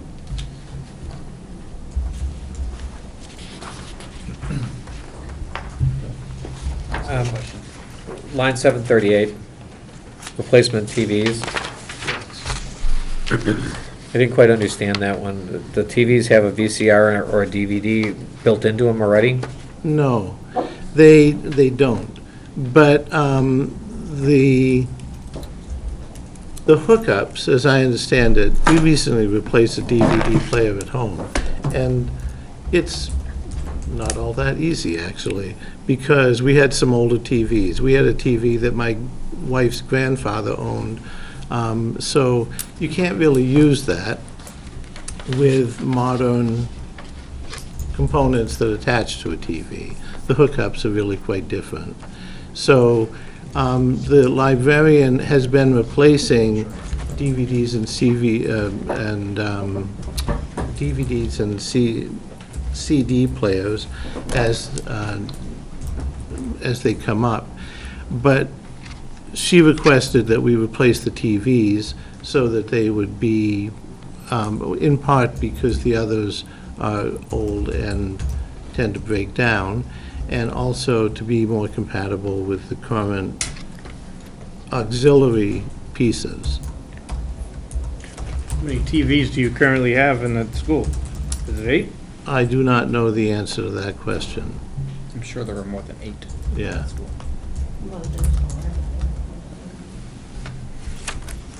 That's what gets checked out to the classroom, so. Anything else on page 11? Yeah, when Scott comes ready. You're still using VCRs? She does have some tapes, VCR tapes. Really?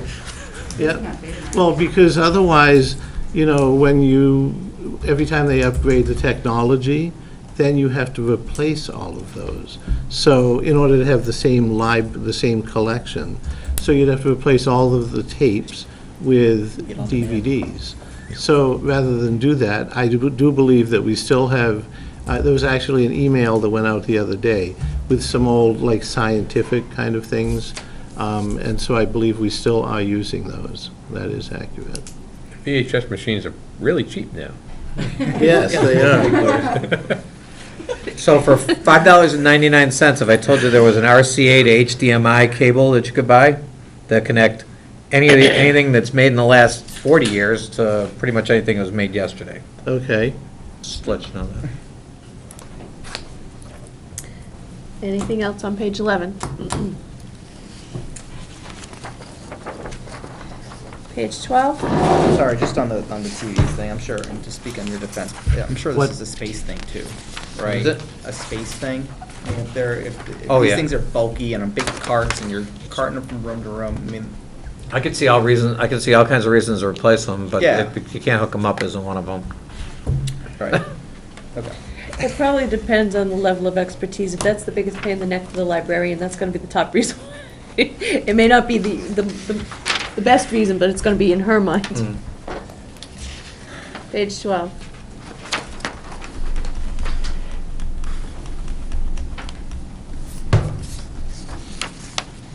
What's the 890 account, this non-instructional staff account? What is that? 890 account miscellaneous, Bottom of page 12. $1,000, what is that? The description looks a bit different than I think it had been, but I believe that's the account for, like, staff luncheon at the start of the year, that kind of thing. And how did we arrive at $1,000 for the number?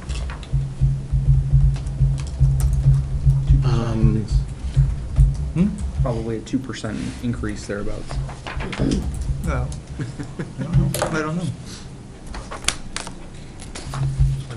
Spent $800 last year, I mean, that's a little more than 2%. I have to check that out. And that's for basically teacher appreciation, that kind of thing, is that what it is? While we're there on the administrations, line items 534, 580, 610. You haven't spent to those 2015 approved. I mean, there's all those items. There's room. There's room to do a little bit better, in my opinion. We're still spending 2015. You said 610, the supplies account? Is that what you were asking about? That was one of them. Yes. So again, I believe that is 2%. It's roughly $40, which is 2% of 2,000. That's 2% of the approved budget. Right. And Which is 2014. probably not what the budget committee had recommended in the first place. Okay. Be my guess. But all supplies accounts, we use the same, I believe it was Right. 2.4% was the figure. Yeah, and I think, Mr. Brown, I think that travel and this whole conference and seminar thing is a separate discussion. Yeah. That's why I agree with you, but I think Okay. it's a bigger budget problem. And just to remind the committee, what was said last week was that accounts 272 and 580 were going to be reviewed again when we do, I think, our last review, which is special ed, that same night. Yeah. So I think the 272 increases was $3,313, and the 580 was still $37,000. $35,000 of that relates to finding certifications that we've been really struggled to get that in high needs area for special education. And if we don't have teachers with the appropriate certification, we either have to bring somebody in at that $90-some an hour fee that you saw, or else move them out of district for specialty reading programs. Quite honestly, we haven't been able to, and Director Dan Bendersky will give you more detail, but we advertise for people with special certifications like learning disabilities, emotional handicap, and things like that. Our salary scales, as I think I've mentioned before, are especially competitive, and therefore we haven't been able in multiple years been able to fill them. And it's costing us more money to have them unfilled than it would be to take our existing teachers and support them in the PD to get them those certifications. So we tried 3 times and really haven't been able to hire a single LD teacher. And given the need, we just have to try to find a way to change that. And this was the most cost-effective and time-effective way that we thought we could do it. So. Thanks for looking into that. All right, anything else on page 12? Page 13? Just an observation on transportation, 519. And this is actually going to occur a few times that I've noted throughout the budget, where the 15 approved budget does not match what this committee approved last year. So this is an example where it was presented to this committee at 1647. We made a reduction to reduce it to 1,480. So if you look at what we actually approved and the recommended budget, it's not a decrease, it's an increase. I think if you remember though, last year they were in the process of negotiating a new bus contract, so I wouldn't be surprised if what we approved looks nothing like what they ended up plugging in. It's not just transportation that has this, there are several other examples across various lines. Yeah, I'm just thinking It was of a default transportation. budget. Yeah. I'm just thinking of transportation. Yeah, I so- know, Sorry. I just know last year they were in the middle of negotiating a new transportation contract, so I'm only speaking to that. I wouldn't be surprised if it didn't match up because they didn't have any numbers that were real last year. If I may, through the chair, that's exactly correct. We were in a default budget, so again, we had to move numbers around quite a bit, not just in the area of transportation. All right, moving, and page 13 was the last page. Any final comments on the GMS budget? Thank you. All right. Thank you. Thank you very much. My pleasure. All right, next is salaries and benefits. And I just have a question, how are we going to review this? Because I know the committee asked for it to be broken down by GMS, LMS, and CHS. Are we looking at it as a total? Are we looking at it school by school? How are we gonna approach this? It sounded like you want to look at it school by school, that's why you asked for it separately. Okay, that's what I wanted to find out. So, start with. I mean,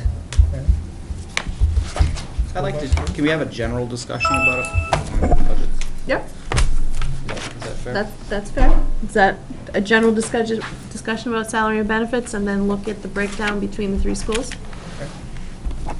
Is that Okay. okay, Bill? Yeah, I just don't have it broken down by schools with me. it was sent out. They were emailed to us. I know, I say I don't have it with me. Okay.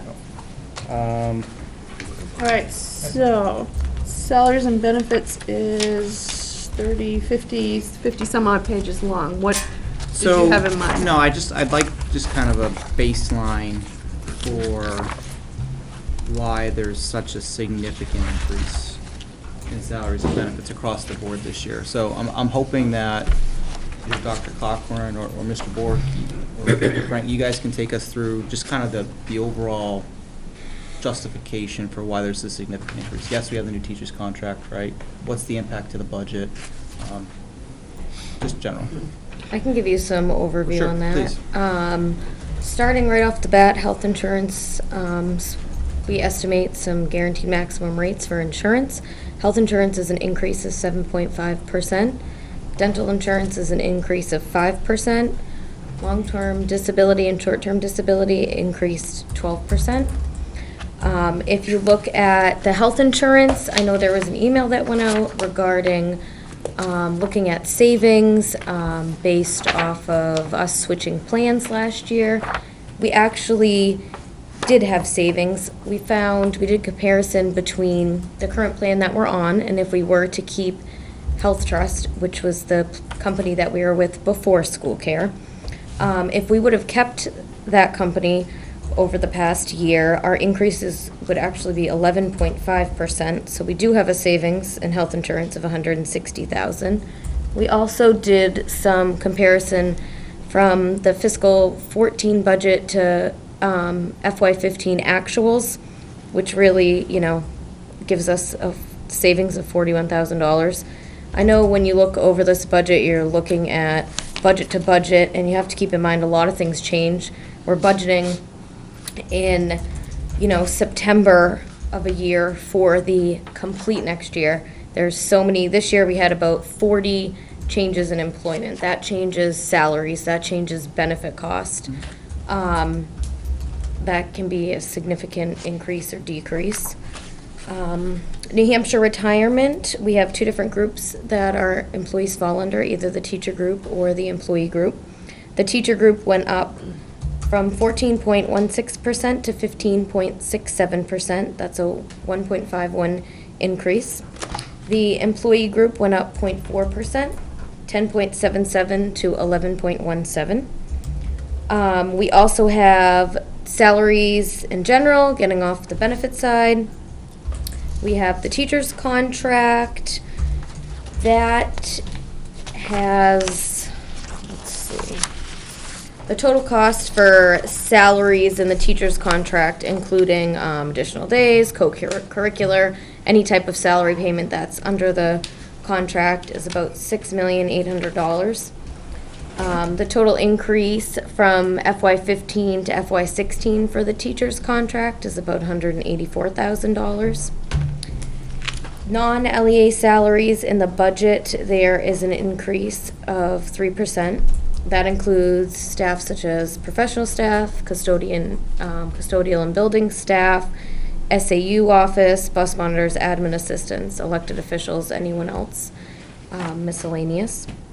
You'll see a lump sum number for administrators. That's also based off 3%. That is a number that the superintendent would use to give out raises, based on performance appraisals. So that's a pool? Yep. Yes, for administrator salaries. You'll also see our, substitute line when you're going through here. We started district-wide budgeting for substitutes, and this year have moved it to the appropriated schools, so there's a line at each school for substitutes. There is an increase of $12,400 because when we looked at FY14 actuals and compared it to FY15 actuals and projected expenses, we've actually overspent, so that needed to be increased. We wanted to budget it actually out to the schools, so the schools kind of can see and keep track, how much they're spending in substitutes. It'll still get charged the same down to the appropriate funding like it does now. We just wanted to budget it out. So you'll see on the first, page with district-wide, it's a significant savings of $120,000, but that's just moved to other areas. Let's see, under district-wide buildings and services, we had one position that was under CHS custodial. That position we don't feel should be there. It's a district-wide buildings and grounds position. So you will see a decrease from CHS custodial. The increase actually went to buildings and grounds. Along the line of substitutes, we also did the same thing with nursing subs. Those were always funded at the district-wide level, and we wanted to also break those out down to the different schools. Again, we base that off of FY14 actuals and FY15 projected expenses. We also have, you'll see an increase, a new line that wasn't in there before about the Affordable Care Act employer responsibility payment for about $30,000 starting in January 2015 under the Affordable Care Act, Obamacare. There is a fee for employers that, two different ways of actually calculating it. One for employers that don't offer insurance to employees that are full-time. That is a much higher fee than if you offer it and it's not affordable. Unfortunately, none of that has been officially passed, so that's just kind of a ballpark figure. Let's see. Can you repeat that again? So, the Affordable Care Act, why are we charged a fee? Because under Obamacare, effective January 2015, employers must offer affordable health care to full-time employees. Right. If we do not offer affordable health care to employees, we will get charged a fine for every employee that goes to the exchange and gets a subsidy. If you don't offer it, you get charged based off of the number of full-time employees times the fee. Then they have another way that they calculate it. So say we do offer it, but it's not affordable, and a full-time employee goes to the exchange. Now you're only paying a fee off of that one employee that goes to the exchange. Because I think that was the question we had from somebody in the community that was asking this they didn't understand this, and I'm still not understanding why we're charging a fee. The healthcare we offer is not affordable? It will not be affordable. It may not be affordable to somebody that's 30 hours a week. Say a paraprofessional that makes $11 an hour. You don't It have has to 30 be hour a week, certain do you? percentage of your salary, and it's not just our employee's salary, it's family salary, which is something we can't predict. The other issue is that we don't offer our paras healthcare.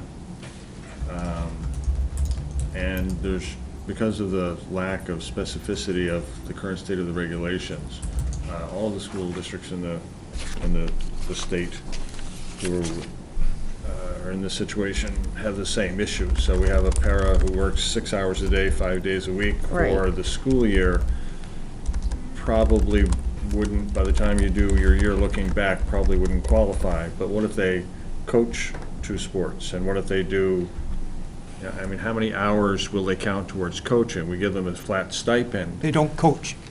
I'm sorry? They don't coach. Well, actually, I a mean, lot if of them if that's do. the issue, A lot of them do coach. that's the issue.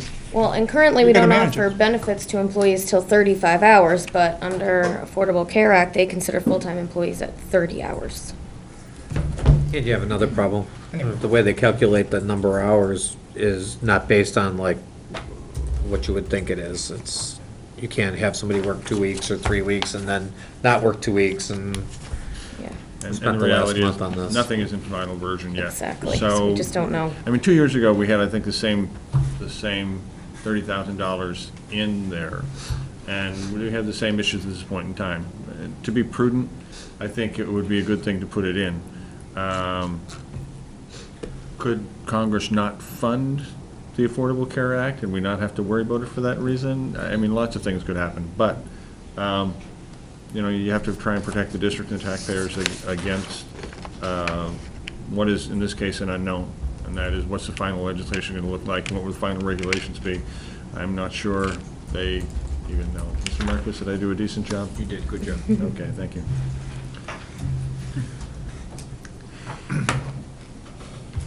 Yeah, okay, all right. I'll just come back quickly, and then let's get into it. But I think part of the question that he asked was, why such a big increase? And I just took a look at the 110 line, the salary line itself. That's up $550,000 over what we spent last year. And that's- 650. Those are the numbers we're looking at, regardless of what's happened within the budget. That's the fact.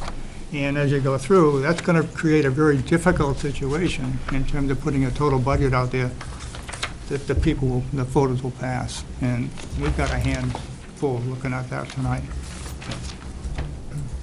And I think that's what your point too, Andrew. Yeah, it's 650,000, that was my calculations. I just did. I mean, look, my original point from last week still stands, right? This is a $2 million increase. Taking into consideration the bond payoff. If we're going to do anything significant to this budget, it's here. Right? I will be fully transparent with you. I don't know what the right number is, right? At face value, I'm prepared to make $1 million cut, right? I don't know if that's a good number or not, but it certainly gets us more to a reasonable area that this town can afford. Right? Certainly help lower your real estate value. Well, There's areas to cut. Are we gonna go through line by line the positions? And I was looking at numbers last night, and there are positions that could be, unfortunately, eliminated. So do we need to go line by line, or do you want to do the, like? Well, are there any more general discussions on salaries and benefits, and then we'll get to the schools, how they're, yeah. There's a lot of vacant positions too that just holding a value. So are there any other general comments about salaries and Can I benefits? just bring a little Just one, I'd like to clar- address the one that Brian just said about lowering our property values. to be honest with you, if we price ourselves out of the tax market, our property values are gonna suffer either way. This is a no-win situation here. We just keep spiraling up. It's not about the education that's provided, or what we need to provide for our children. It's a fact that somewhere along the line, the people out here in the real world that aren't getting 6, 7, 8, 10% raises, or 3% even, and their salaries are flat, they're getting to a point where they can't afford it. And no, it's not everybody in this town, but there's enough people in this town that are in that position, so. If I can, through the chair, and I'll do this in 30 words or less, the process maybe is important for the board, budget committee to understand. This budget development is in two pieces. One of the major pieces, obviously 75% of this budget, rolls in from personnel budgeting. Personnel budgeting is controlled by a thing called position control. So all the positions you see from this year's budget, operating budget, have been rolled to 2016. With the inclusion, however, there were a number of positions that were added to this budget for 2016 in the area of IEP. And I believe there were a number of other, a few additionals, and we can give you that detail, but there were a few other, adding a few hours to the, for instance, the administrative assistant and guidance. So there were a couple of new positions added in the area of IEP required paraeducators. But this budget represents the position control of all current positions from this year, with the inclusion of, again, those I believe there were 7 IEP-driven paraeducators included. And that may be where the increase comes from, because you can't That's just, part of it. you can't just Yeah, take that's today's employees and assume they're gonna be there next year. You also have to look at your enrollment projections Right. and your class sizes. Right, I have a breakdown, I won't go through it, but I'd be more than happy to share that with the budget committee through an email attachment that shows the actual breakdown, and we did a comparative, and healthcare costs, we all talk about healthcare costs going up. This year, we're projecting, right now, we have an underspend in health insurance of around $23,000 to budget for this current fiscal year. $23,000 is one family plan.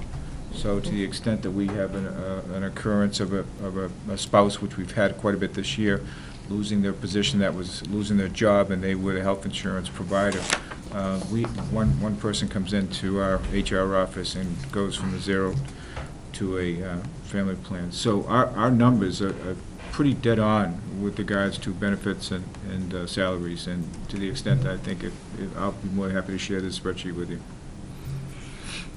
Okay. They're dead on, based upon what you just said. Everybody that's employed today is employed next year, and the health benefits go up 7%. Sometimes you get lucky. Dead on, yeah. Sometimes you get lucky. Yeah, and those are all variables. Right. All right. Now, how are we gonna go through this? I was gonna start with GMS and go through the 3 schools. Okay. All right. I gotta find Page it. are we on then? And I know it's been alluded to by a couple of people. The first thing I looked at was the projection for the students per grade. I looked at our policy of class sizes, and without even digging any deeper than that, at least at GMS, we can easily reduce a 3rd and a 4th grade teacher just based on our class size policies. The school board's class size. School board's class size policy. By ours, I mean town. And again, without, I also looked at LMS, and 5th grade is borderline. I'll say 5th grade is a transition year, so erring on the side of leaving that potential extra teacher there, you can reduce 1 at 6th and 7th grade as well. So there's 4 staff off the bat. If you just, blankly rolled staff from this year into next year, without looking at class sizes, without looking at projections, there's 4 staff that you can do away with and still maintain the level of service we're providing today. So I don't know if that's more of a broad observation or if that's part of the school by school, but that's, and when I looked at the high school seems to have taken that reduction. They seem to have reduced staff over the years, and their staffing seems to be appropriate. It's a little harder to tell at the high school because you don't just take it and divide it up, because you have to, some classes have 10 kids because it's an AP class, and some classes have 30 kids because it's a a standard music class or whatever. So it's a little harder to figure it out, but it seems as though the information we got last week about the reduction of staff over the years at the high school, they seem to be in line. But LMS and GMS seem to have, at least at each school, two staff too many. I was curious why the school board didn't follow their own policy at GMS Which policy is that, Bill? on class sizing. It's pretty clear. Policy IHB. Yeah. And there used to be a chart, and I actually went through my old notes, and I have too many old notes. Yeah, right here. There we go. That's exactly what I was looking, oh, I didn't get a copy of that. Didn't I it sent come it to from you. you? I thought you had it. I think I sent you. No, I was looking in my notes for that, and I couldn't find it. So if you can send that to me as well, I would appreciate it, because that probably should be in correspondence if it went to a majority of the board. Oh, maybe it just went to me. I didn't get it. Okay. So if you could send it out to all of us, and then, okay. Because that's exactly what I was looking for, where the cutoff points were. It's straightforward. It says, class 4, where am I at here? Grades 1 to 3, up to 83 students, 4 teachers. And that's where grade 3 falls, I believe. Mm-hmm, yep. And grades 4 to 5, up to 96 students, 4 teachers. And that's where grade 4 falls. How many students in grade 4 right now? Not right now. But even looking at the Projections next projections. year. You have to use projections. We've always used projections for budgeting. I understand, but he said we haven't been following policy.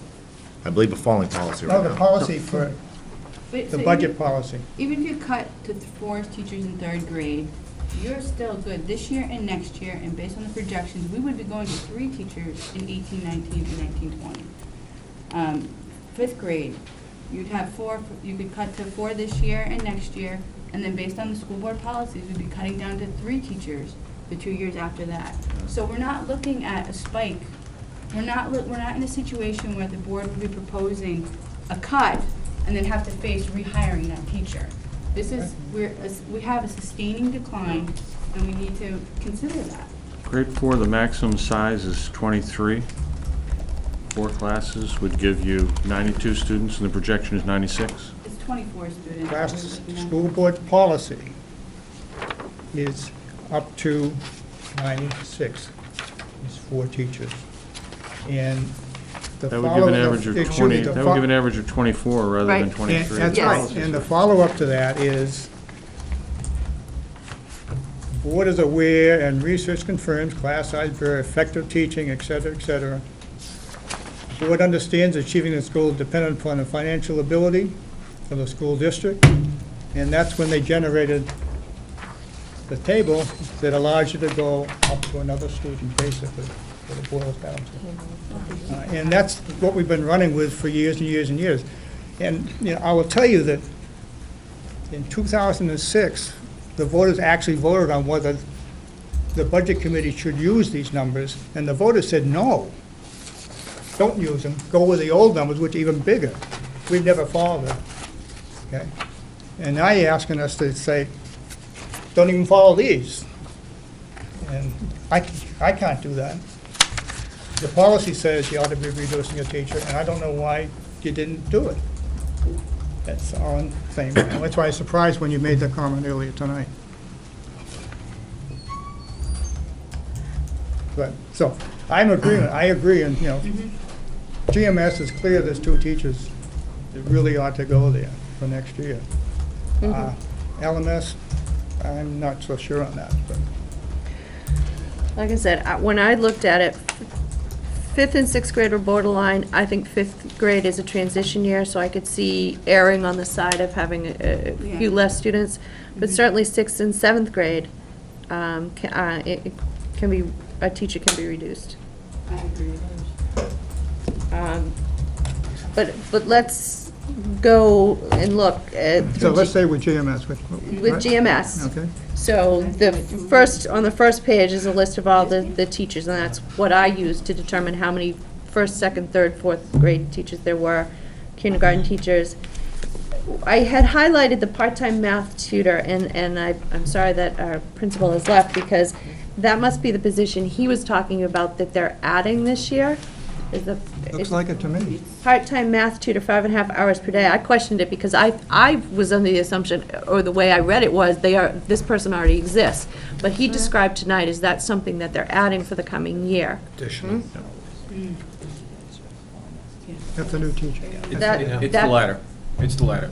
They're looking to add that Okay. for fiscal year 16.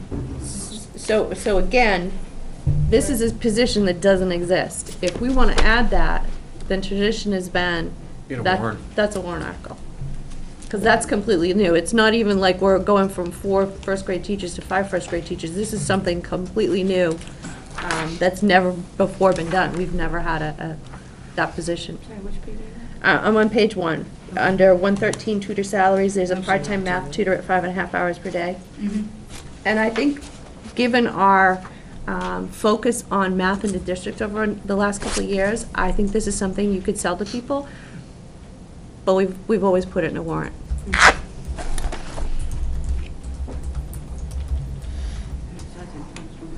That was a question I had, and it was cleared up tonight, and I didn't jump on it while he was here, because when we went through, obviously, salaries weren't part of the discussion Yeah. at that point. The only other comment I would make on this is that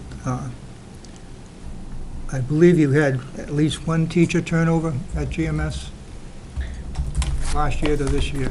2. 2 Well, you left, 2.5 lost came one. back. You lost one, and then you replaced another one, I think. We lost 2, and then hired 2.5, because the new computer. Right, you program. lost one because the enrollment went down. It wasn't that, That I'm not positive Yeah. on. Only because of enrollment and one left the yeah, district. yeah. And so that was just one left, another one came in, and I'm not sure how the salaries worked out on it, was a plus or minus, but point is, there was some rollover. So you're asking about attrition? I'm saying there was attrition. Okay. Yeah, that's all, that's the only point I'm making, Cindy. And that's a good point, because in many years past, there automatically used to be an attrition number taken. Then things stabilized and that stopped. And then 2 years ago, we did go back to at least that budget taking an attrition. Did we take one last year? We didn't take one last year.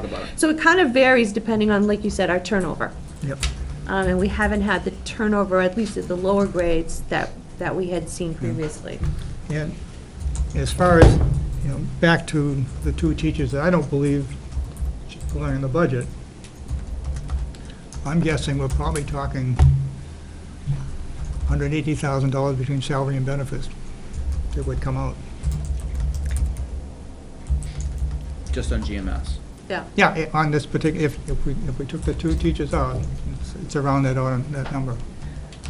Yeah, I had about 110 just in salary. I wasn't sure what to use for a Well, benefit you number. can, get the teachers' retirement, which is a big one, Yeah. Well, 15%. Yeah. healthcare, they're all in there, so. Alright, so what is on, we weren't talking about 121 long-term substitutes, right? That was, Nope, we can get there now if we want to move to page 2. I'm on page 1. Oh, 121 long-term substitutes at 55,000. Is there a plan to use that money? You're on the wrong page. I'm on a page different 1. page. are you under GMS? Page 1? Oh, GMS. District-wide. sorry. Okay. Yeah, we're going to Go go by school. school by school. So on Right. GMS, Will we go back to district-wide? Because they're not under school. Under district-wide, are they? we can go back to district-wide, but let's just stick with That's GMS. fine. No, it's fine, I'm just saying, I don't want to lose it if it's not under GMS at all. I got the same problem, Carrie, so we're going to bounce back and forth. Okay. No, I'm all right. Oh, okay, that's the one. The tutor salaries, That's what we were talking about, the new position. up by 23,000, and the reason for that is math tutor, 5.5 hours a day. Yep. Is that new? Yes, that's the one I was just asking Oh. about. That's new. That's what Oh, I the, thought you were talking about the Turcott, Scott Turcott, the teacher. Is No. that the part-time computer? yes. Okay, so that's not new. Correct. Super, okay. That's what I Again, was. just a point of clarification, if you see a name associated with the position, that is rolled from personnel budgeting. If you see something that doesn't have a name or is vacant, it's either a new position, to which there's only, I think, the math tutor and a couple of paras, or it truly is a vacant current position that we're trying to fill. Yeah, sort of. I think I saw one in here that wasn't in the budget we Well, talked again, about. this was It is, done- because it's currently in the on the payroll. You added a position that we didn't have in the budget when we approved the budget. Yeah, we'll find it. All right, so let's, if a couple people don't have the breakdown school by school. I didn't print anything out for it. I have whatever's in the binder. I honestly think it's easy to go the total package. myself. Me too. That's what it's not gonna be easy for me, because all my notes are on the Well, school I think breakdown. it's easy for everybody. Oh, okay. But for the sake of everybody being on the same page, literally, Okay. maybe we should go back to looking at it as a total. Then we'll go back to page 1. Yeah, District yeah. wide, okay, and then get into the. So now my notes are all gonna be screwed up, but go ahead. Gonna be a long night, Cindy. Yeah. Holiday, 9 o'clock. So now we're on to the 30, the health insurance, oh, no, that's a different All one. right, so what page are we on? So let's look at page 1. Yep. Okay, district-wide. So you had a district-wide issue. Yeah, let me find it again. So I had a question. You have right here, 121, right? 21, 55,000. Long-term subs. Long-term subs, Oh, 55,000. Yeah, so we have 55,000 here. It's, you know, Where is it? is there Oh, okay. an intended, do we know of somebody who's going to be out for a long period of time? Because that seems awfully high based on the previous expenditures. That 55,000 is what we plan to spend this year on long-term subs during FY 15. We kept that same amount last year because the 2,000 for FY 14 was very low. Long-term subs is something unpredictable. People could go out for medical reasons. Those are and- unanticipated Yeah. expenditures. Those are, most part, Family Medical Leave Act. Employees going out for distances, greater distances that we would have to hire a long-term sub, and that's a higher rate of pay than the daily rate that we pay to other substitutes. No, I understand. I Correct. just, like we were saying. it's But you too can't late. plan for it. It's Yeah, all it's a guess. unanticipated. It's a guess. I mean, Yep. the last 2 years, we've spent 7,600 and 2,000, so, So there's no. And we had, 2009, we spent 58 grand, All right. so it's, 58,000. But again, it could be, it's not just, everybody thinks maternity leave. That's We not. could have someone yeah. go out in September for a debilitating yep. disease, going out on treatment, and they're gone for the rest of the year. Do we, would So, it be we don't worth know. setting up a fund for that? It just seems crazy, I guess would be one of the nicer terms I could use. It's crazy because it's difficult for us to budget for it. Well, it's difficult to budget, but is it fair to the taxpayer to have to fund that and then have it up for an encumbrance at the end of the year? The money's not gonna get returned unless it gets returned by the school board, or it could be spent Not sure elsewhere. that's what I'm looking We're seems to me- open to suggestions on how It we would seems to budget me for that when that. you have such a large That's the risk, one that- a trust fund or something would be a more Sure, responsible that'd be way fun. of So- preparing. Generally, the community is shied away from that because they see it as slush fund money. I mean, I get your point. I think that's a It's good a slush idea. fund now. But in, It doesn't get spent. We This one- appropriate it every year, though, is what she's yeah, saying. yeah, it gets put back. But does it? Substitute salaries, just in general, up $151,000 this year. Increase of 151, just substitute salaries. That doesn't sound right. No, that does not. It is, Yeah, right? that You doesn't Well, there sound was right. a big relocation. have 37,000 at Campbell, you have 35,000 at But it Griffin. came from Yeah, but the district-wide. 130 25,000. came from district-wide, and that money was appropriated elsewhere. There was 14,000 increase in substitute salaries. Money came from district. This current, are you talking current fiscal year? Oh, it's decreased here. Yes. You took the credit here. Right, so. Got it. All right, anything else on page 1? So it's 30,000. Under the health insurance 211, now my memory could be wrong, I mean, I've had 2 kids and lots of missed nights sleep, so, but my recollection of the contract a couple of years ago is that when we set up the LEA prescription reimbursement account, it was supposed to be a one-time thing to transition to the higher co-pays. Are we That is currently in the contract, That we. that prescription reimbursement account. So we've done it every year. Yep. So when we tell people that higher pay for drugs, it's really kind of not. They have a $5,000 reimbursement that's in their contract. Do you know, I just seem to recall the original discussion was it was a one-time deal to get people transitioned, and then, okay, if the contract is what the contract is, it's just when we tell people we would increase co-pays, we haven't really. Do you know whether we've been using it, though? Let me see.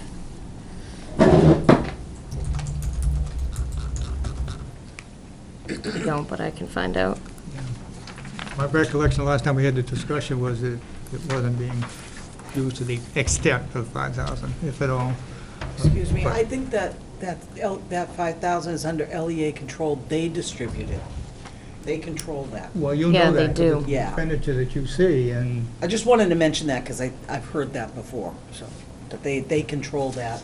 They take that 5,000 and they send out, they control the reimbursements to the yeah, LEA I members. understand that. But that's only if there's a need to be reimbursed, Right, and right. you ought to be able to know what.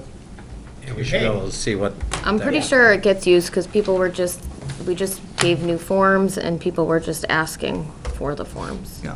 So I wouldn't doubt that that money goes fast. But this is much like, to me, the, Well, it just, my recollection was that it was a one-time deal to transition to the higher co-pays. And They- if they that's have- not the case, no. then, but they've got to show 5,000 in the budget. We don't have to budget 5,000, but they have to show 5,000. Same question on the summer checks, benefit rate.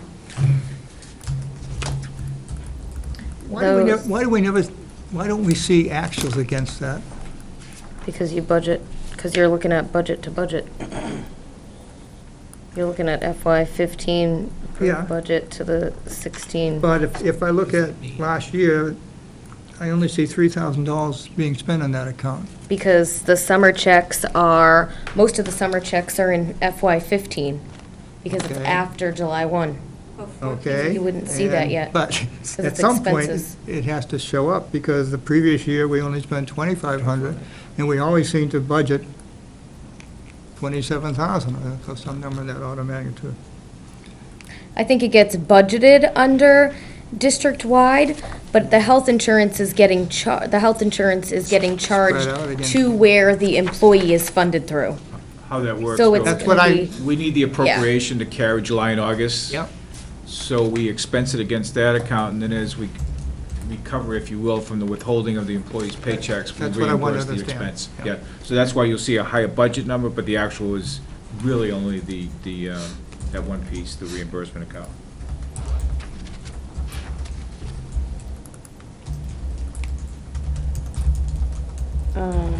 Anything else on page 1?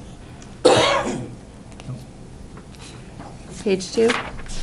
Did that, done that. All right, so yeah, page 2 is what we saw for GMS, all right. Page 3? It's pretty, yep. Okay. So, when we're Daily substitutes. when we're looking at making reductions in staff, so for example, the math tutor, Yep. we have to look through and find Yep. social security, the workers' compensation. Health insurance -30, dental -2, life -2. All right. why would You we talk use about it. 5.5 hours, that's more like 30 hours. Teachers retirement, 17,000. Okay. Anything on page 3?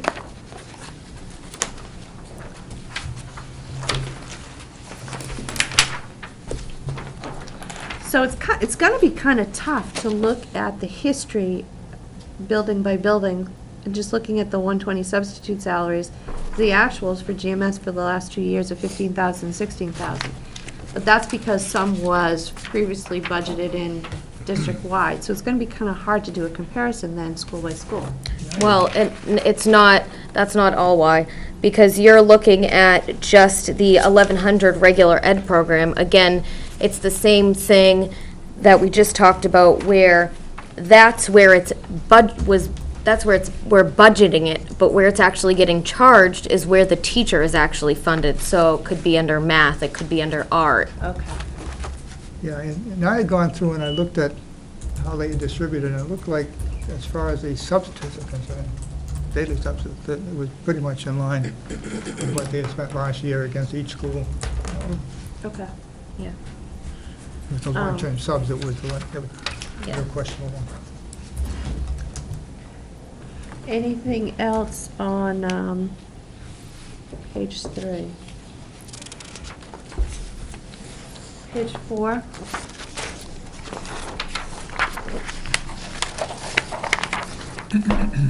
Five. I have a question on the 110 salaries and the Griffin advanced reading. We have 2 vacant positions with funding. Do we anticipate filling them, or? Where are you? Sorry, I didn't follow you. On page 5. GMS reading? 110? The vacant position, you're talking about Yeah, the 2 110? vacant. Those are summer school positions. Most likely, in every budget year, when you're looking at these, you'll probably see all the summer school positions vacant, because they're vacated every year and refilled over the summer. So yes, So there is a we do plan on filling those. This thing. Yeah, those are Those are stipend positions stipend under positions. the contract. So you won't see a name there.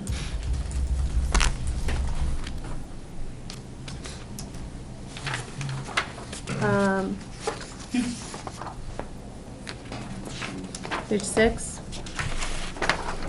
Right. After the teacher reductions. I think I figured a 6th grade teacher. I figured 2 teachers had to go here.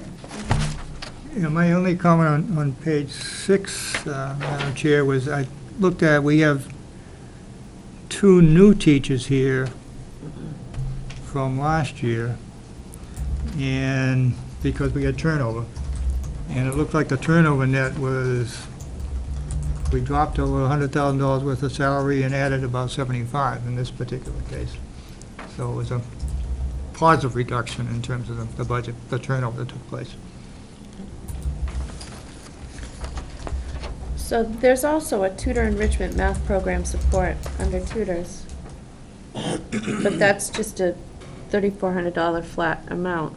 So is there somebody already there at the middle school that's providing math support? Enrichment math program support. Looking at the 4,200 for the LMS tutor? It's 3,400, and then the remainder is 3,400. distributed out to benefits.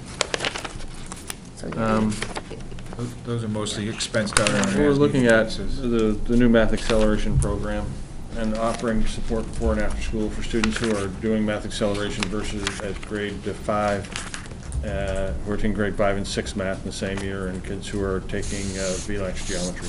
Okay, It's so a- this is the It's an after-school after-school stipend, support. Monday through Thursday at the standard rate. All right, all right. It's an extremely cheap way, because we don't have to pay VLAX for the tuition, to allow a small number of students some acceleration. Okay, anything on page 7?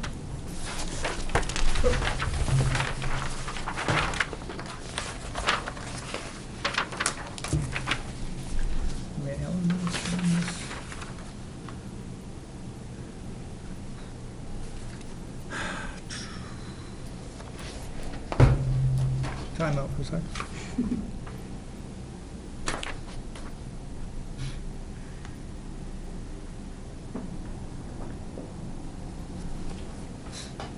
Now I gotta, I'm gonna have to go back and think about the subs again, Cindy.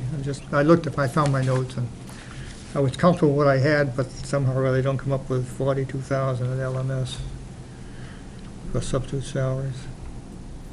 that again is based off of 14 expenses and 15 Yeah, expected I'm actuals. just saying, I think I went through and added them all up, but for some reason, I didn't add them all up. All right, The anything else? GMS was like $40,000. Anything else on page 7? Page 8? Just a comment on page 8, that's another situation where you've had turnover at the foreign language. Teacher left, and this one replaced, It looks like at a the- lower cost. It looks like the replacement was more, right?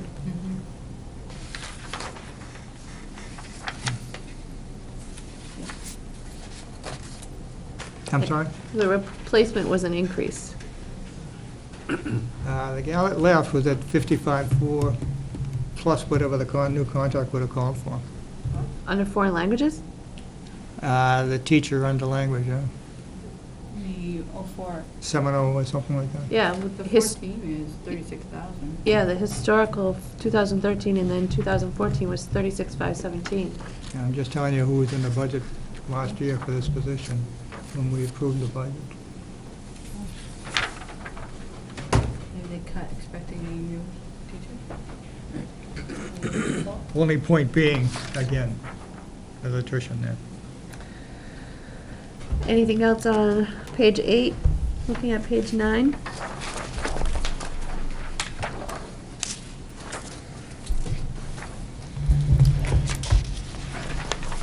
Page 10? Again, attrition there. These are both new versus what we had last year. The reading positions? Yep. Yeah, that's a drop. 11, page 11. 11. We have, under salaries, 110, there's a line item for curriculum writing and then a line item for curriculum development. Since I prepared curriculum, I'm curious as to what the difference would be. Writing and curriculum Writing. development. There's a line item for curriculum writing and a line item for curriculum development. I'm an engineering background, I have no idea. I think we mentioned earlier that we're looking at, in the first time in the district's history, writing unit-based curriculum. We've had two-page summaries in the past, or we had summaries that included, here's all the standards for students. But we had hoped to get each grade level done either, like K through 8, either, actually K through 4, get math or English this year, and we're probably going to take us 2 years to get one of those done. So this is money to try and speed up the acceleration process to get teachers to do some more writing this year. One of the things that we found last year was that a lot of teachers, really being who they are, didn't want to be taken out of the classroom to miss their teaching in order to write curriculum. It's a cheap way to get it done because the substitute is $65 a day. But we do, as I mentioned earlier, want those teachers in the classroom doing the work. So when they do a product that is curriculum oriented like this, outside of their regular job responsibilities, there's a stipend attached to it. So my question though is what's the difference between the development and the writing? So are we saying it's going to cost 18 to do that project, or? Is it no, that's a partial cost. This year we're making use of 2 full PD days, the November day and the March day, and LMS is actually, and CHS are doing curriculum writing tomorrow as well. So we're trying to do as much in the contracted teachers' time as possible. Even with that, we'll need that money to hit our timelines. So what she's asking is, what's the difference between, there's a cost for writing it and a cost for developing it. What's the difference between writing it and developing it? Where are you? It's Curriculum the writing, page 11, 5200, development, CHS regular 12,560. program, just under the description. What's the difference between writing and development? Curriculum writing at Not sure in this- 5,200. Not sure in this case. I think the 12,560 was a number that was put in after we looked at how far the 5,200 would take us, so it should probably be combined together. Okay. Anything else on page 11? Just one Yeah. observation. Oh, sorry, Bill, go ahead. Tutor salaries. Spent 8,200 last year, budgeting 2,300. This year, you budgeted 15,000, and you spent a little over $600 so far this year, and only encumbered about $3,000.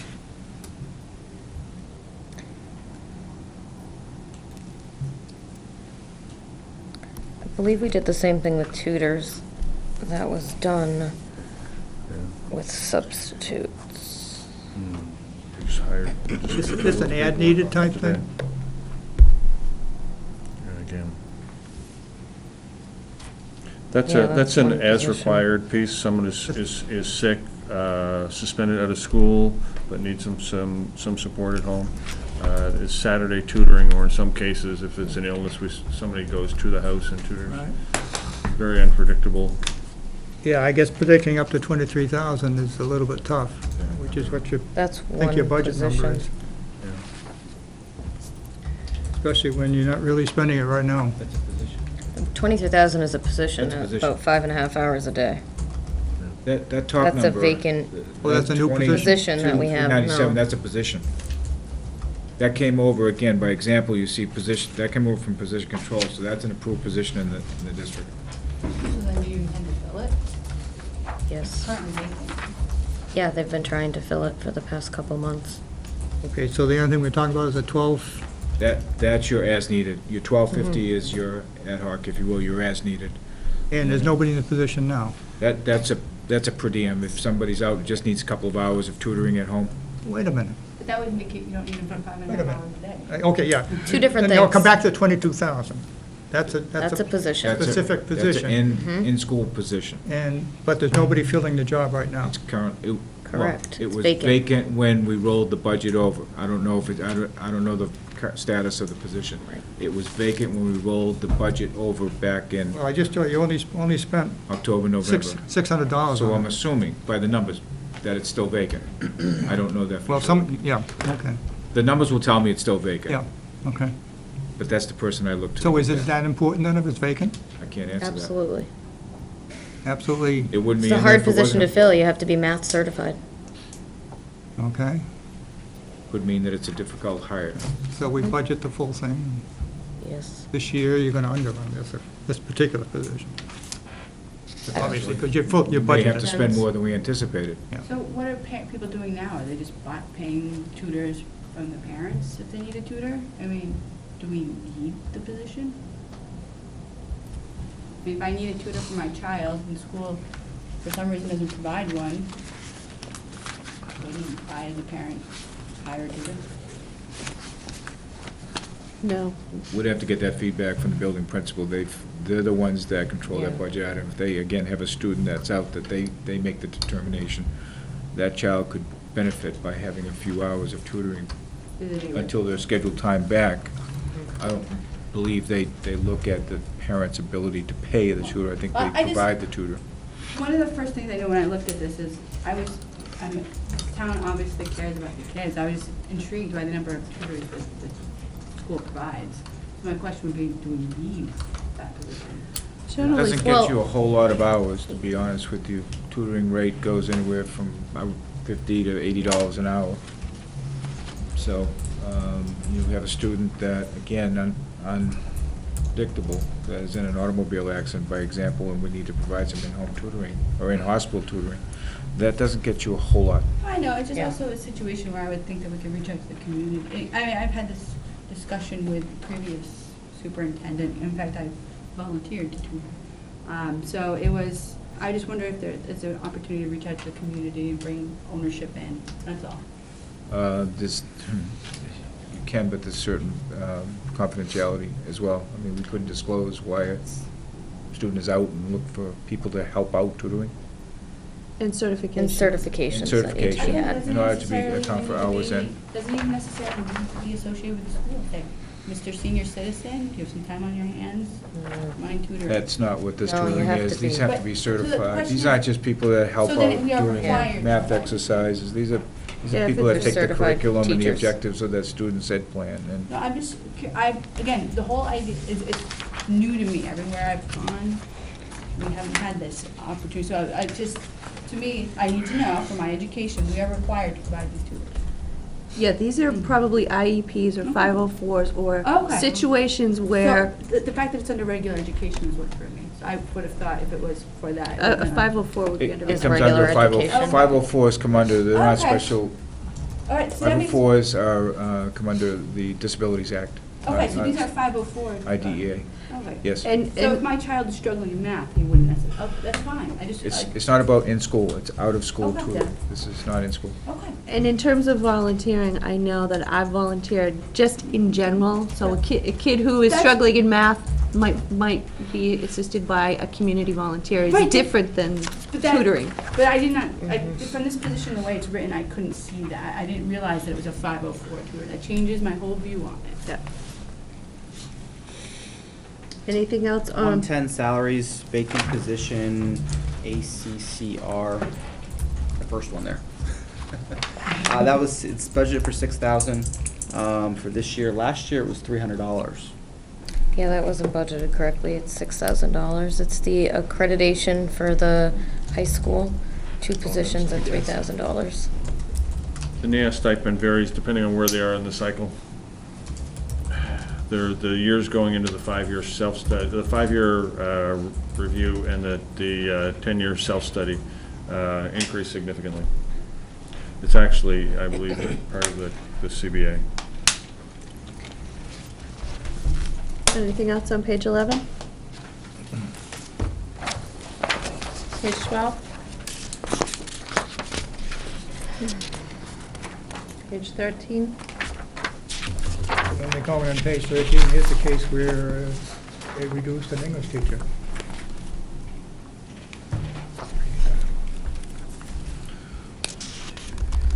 I'm not sure where that body showed up later on, but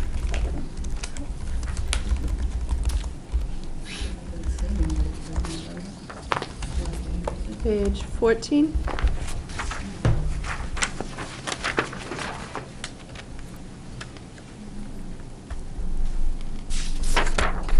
Fifteen?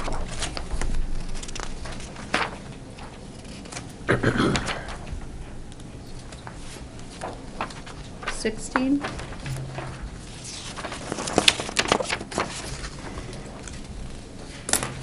and here's a case where they had turnover in the cost. Science teacher they hired came in at a salary of $65,000 basically. Do we have part-time science teachers? Is that what that's saying? Yes, Okay. that would be the PT. Yeah. Yeah, and I remember Ms. Rosshaus said something about the number of part-time positions we have that share, job share, I guess. Yeah, I'm just trying to figure out. Some of that's could be job sharing, some of it's enrollment-based, depending on how the schedule rolls out and what the need for those particular teachers. Yeah, because she talked about some Yeah. coming in for 2 days, some coming in Yeah. for 3 days. And she said it works to our benefit. No, yeah, so I'm just trying to figure, when I was trying to figure No out how pun many intended. kids versus how many Benefit. teachers in each department. I just wanted to make sure. Yeah. Anything else on 17? 18? Thank you. Yeah, stop.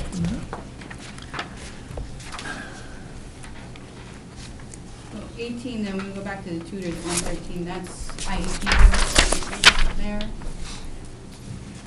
That is IEP driven, yes, that's why it's under the Right. 1201 special ed, yep. Oh, dear.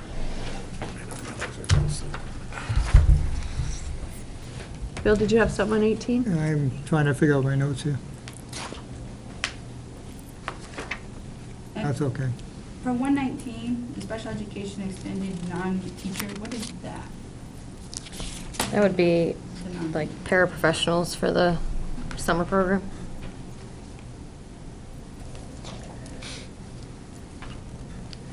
Yeah, interesting. Year-to-date, which would have been basically spent the summer program already, Would have been, yeah. Mm. $38,000 this year. Again, it's IEP driven, you could have, But it's summer. those are extended school years based on the IEP that the student requires additional Yeah, days so past the 180. 50 So again, could be that a good population number, changes. could be not. Okay, So what we're planning for today, for next summer, one student moves out, or 2 students move Yeah. out, 3 students come in, it's a never-changing population there. But again, it's So- IEP driven. We could But- have students that aren't even on ESY. Right.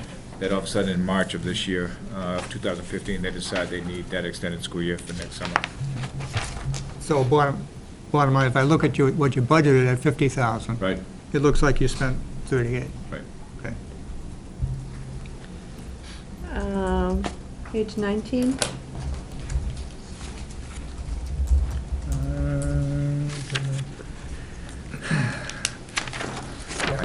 I have questions on that, but.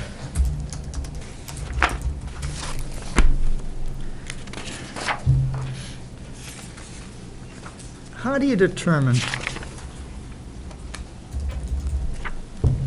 how do I get to this point? Are we projecting new paras in next year's budget? Yes, that's on page 20, Bill, if you look at the Yeah, 1201. my question, how do you determine that you're gonna need them next year? Based generally on IEPs that are being written now, students who are out to be tested. So you anticipate, but they wouldn't need them this year?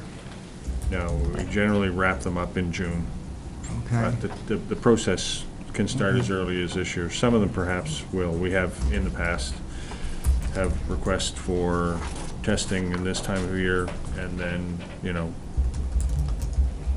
if the IEP ends up being written in March, and it indicates a para support, then it goes into effect when the IEP comes, and we have to find the money.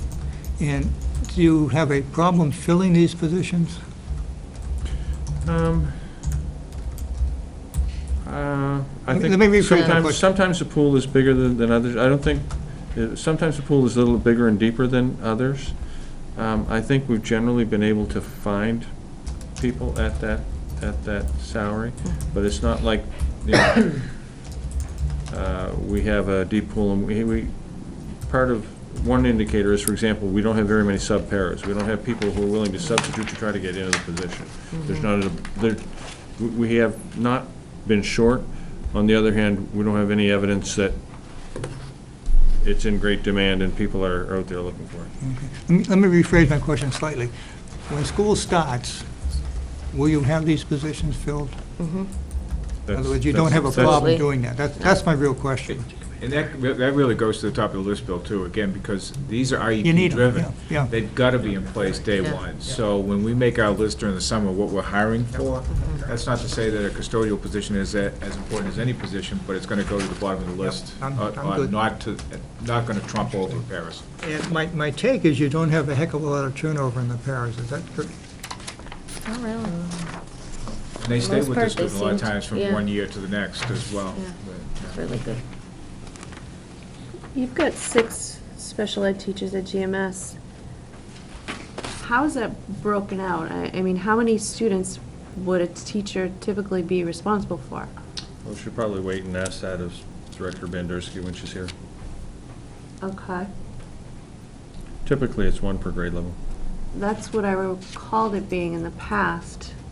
All right. Which is 1 to 5 in pre-K, that makes sense.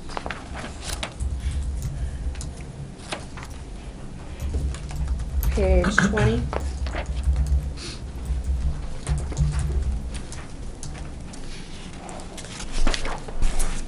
'21. Yeah, actually, at LMS, you did have some fairly active turnover in the paras.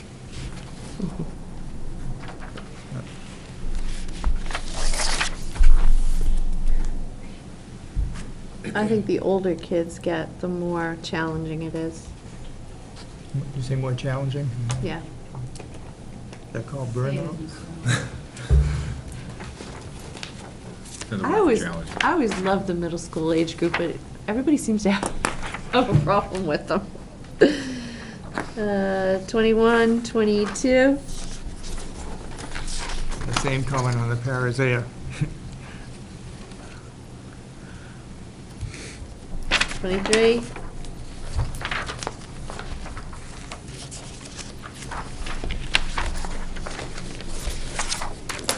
So, ESOL, for a while there, we actually didn't need an entire position. We were just doing hours here and hours there. We're back to an actual position. We have a lot of English language learners. I'm sorry. We have a lot of. English as a second So- language. Yeah, English as a second language. For a number of years, we were actually down to just one person working a few hours here and there. I don't even think they were a part-time person. I think it was less than that.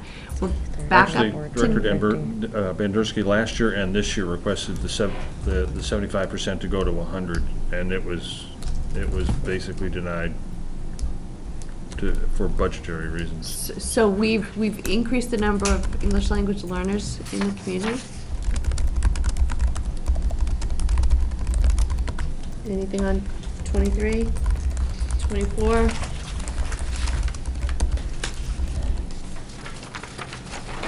Five.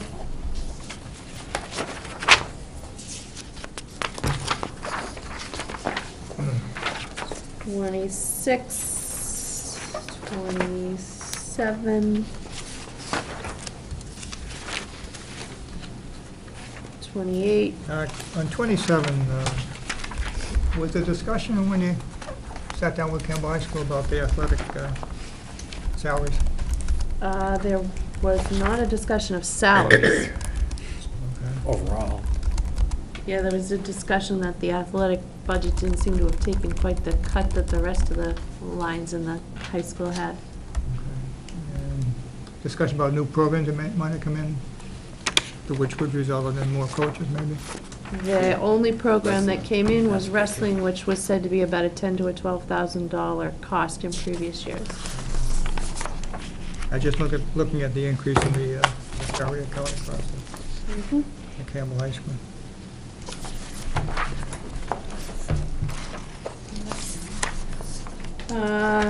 Page 28. Oh, back on, yeah, 28, all these vacant positions, all the clubs that are not being offered, we expect to fill them. All of, under athletics for coaches or under co-curricular, every position is listed in the budget that is under the teacher contract, and then only certain things are offered by the schools and actually funded. So, okay, so if we don't offer them in the school, and they're offered in the contract, but not to the kids, we still fund them. We put them all in the budget, and then you'll see backwards on page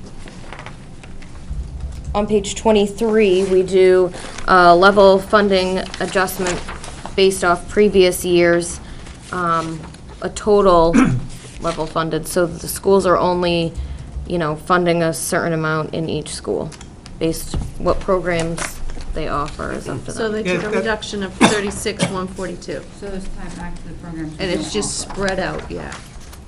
Would be a one-for-one cost, do you know, of the programs we don't offer? That's co-curricular we're talking about, right? Mm-hmm. Okay.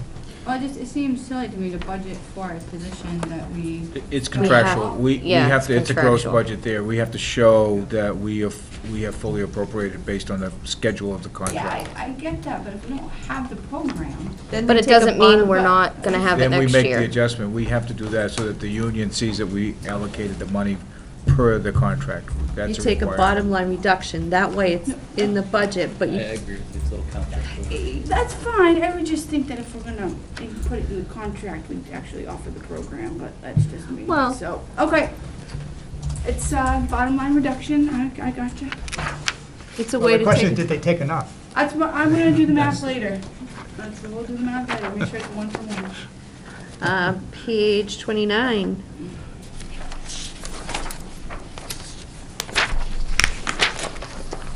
Page 29.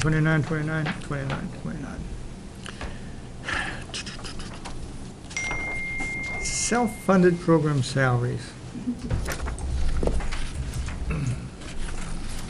Summer school teachers, et cetera, et cetera. Budget for this year is $7,000, and you spent $2,900. So I assume this, again, the summer's over now. Now, because this is self-funded, we shouldn't be concerned with it? Yeah, plus music, The answer- music Dollar lessons. for dollar. Don't be concerned with it. Dollar for dollar. Reconcile it every month to make sure we're getting a dollar in for a dollar spent. Okay. We have to have it in the budget, this conversation we've had. Yeah. Because without the appropriation, we cannot pay the expense. But then we get reimbursed, we offset the expense with the dollar Right. revenue coming in first. So what happens if instead it was funded at $2,000 this year? Would you have been restricted to the $2,000? Or could you still spend the $2,900? It actually was spent. We can always make the, but as long as there's a dollar figure in there, we can always make a budget adjustment. Well, you adult ed at $1. Pardon? Isn't adult ed $1? That's so you can charge something to it. If you have zero there and they ran adult ed, then you can't charge to that account. So you have to Right. put $1 in as a placeholder.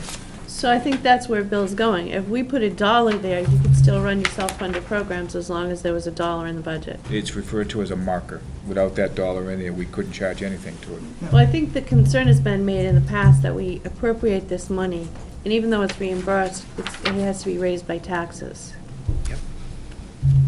I was just gonna say, I see exactly what Bill said. It was. No, if it's an offset. No, it's not by raised by revenue, taxes, it's there's not an raised by- offset. Right. Right, there's a dollar for dollar offset when we do the revenue projection. Exactly. If there's $70,000 in self-funded, there's a $70,000 revenue projection. Right. Yeah, the appropriation. So there is no appropriation of So local it's a taxes. zero-sum Well- game. There is an appropriation, because it's in. There's an There's appropriation, but there's a appropriation, revenue But there's an offset. offsetting revenue. I understand, Frank. So there's no, well, the question was, Bill, was Yeah. you have to raise it through appropriation through tax, there's It's a gross budget. It's a gross budget, so that that is totally offset with the revenue Yeah. projection of equal, same The- amount. The problem with that, and I'm looking at, what is the self-funded number for this year? Ms. Hall? I don't It, have it. to me, my recollection, it really went up. It's 70, maybe 70. Yeah, $68,000. And this year's budget is $39,000, went up $28,000. You know, it's on the appropriation side. Right. And that's all the voters gonna see. They're not gonna see that, oh, don't worry about it, it's a wash. Well, So, it is a wash. But the voters don't see it as. when the Bill said. voter votes on the number, Frank. Well, you which get we- the revenue though, Bill. But you're voting a warrant article that basically says, will you raise and appropriate a certain amount? That amount does not include this, because Yes, it you have. does. Yeah, it No, it does. doesn't. Yes, it Because does. what happens is, you have an amount of an appropriation, which is offset by the revenue, which is zeroed out. And the No, it only is thing not. that you have to appropriate is anything above and beyond It is your not. revenue. It is on the MS-27 as a line item appropriated number. It's in the bottom line number that's appropriated. So. Not appropriated. So, but what I think Bill's saying is the impression of the taxpayer, there's $1 million I'm gonna vote on, or there's $1,038,000 I'm voting on. So the taxpayer goes, oh, wow, now it's $38,000 higher. So they never even know that it's offset. They just see, oh, look, the number's higher. So I think, Voting on the warrant article is what I'm saying. but that's what they see You're in the warrant voting on the article. bottom line of the warrant article. Yeah, they The don't warrant article doesn't show appropriations. the revenue, the I mean, warrant article number that you have Yeah, shows yeah. the gross appropriation minus the revenue. No, it doesn't. no, it doesn't. It shows the gross appropriation. The community, unless they've done some digging of themselves and know what the offsets are, they just see that number. And that's what. Well, another look at that is you ask for the school district to project out the estimated tax impact. This says zero tax impact when that calculation is complete. Absolutely true. Yes. But that's not what the voter sees when they go into the, Well, I can't tell you what the voter's saying. When I tell you that I can't change that, Bill. Yeah, well, I can't but- change no, no, that it's but- in there and it has zero tax impact and it's not calculated for the but projected. if instead of putting the $63,000 in there, we put in the $30,000, which you've been spending typically, you don't have a problem, You can still spend the 68 because you can because the overspend money's coming that. in. Because it's offset. Whether it's 60 or 30, that we don't drill it down. We don't do that. Each I know you don't, individual- I'm just saying in Right. terms of. I agree with you conceptually, I agree with you. Okay. But is It's just- $30,000 gonna make that much of a difference in a 22 or 21 when it has zero tax impact? I can't change the concept, the Understand. perception of I the voters. understand that. I can just show you what we're anticipating. We try to give you a budget that we anticipate on spending in this particular area. You and I have had that conversation. Yeah. It could be $1. Yeah. right? I could bring it down to $1. Yeah. For every one of those areas that we're looking to spend it on. But is that really what you want? I argue against, we got markers, we got principals and department heads putting in markers all over the place, and I'll say, okay, tell me why you think you may need to spend out of that line. I don't want markers, buoys, if you will, all over the ocean. I want to know exactly where you want to go to put that dollar in, so we give some credibility to putting a marker in there, not just putting it in for the sake of holding that place for future spending. So it's just, everybody takes a different tact on it. So, in concept, we could put $1. You're right, as long as we have $1 in there. And then let the money come in as it comes in and spend that money out. Yeah, again, you're looking at a number that's very high right now, and it's gonna be very difficult to get it down to a number that I think will pass. And when I look at $62,000, I mean, when you don't really need to have it there, and Well, I hope we do, but that's the way we budget, you know what I mean? It's, Well, no, I know you hope you have the need, but you don't need to put the money in there. how do you I mean, know? you could show that at $1, and it gives you a better chance of passing your budget. I'm not putting it as $1, that's not the way I budget. no, you don't. All right. We were on page 30. I didn't get the end, so.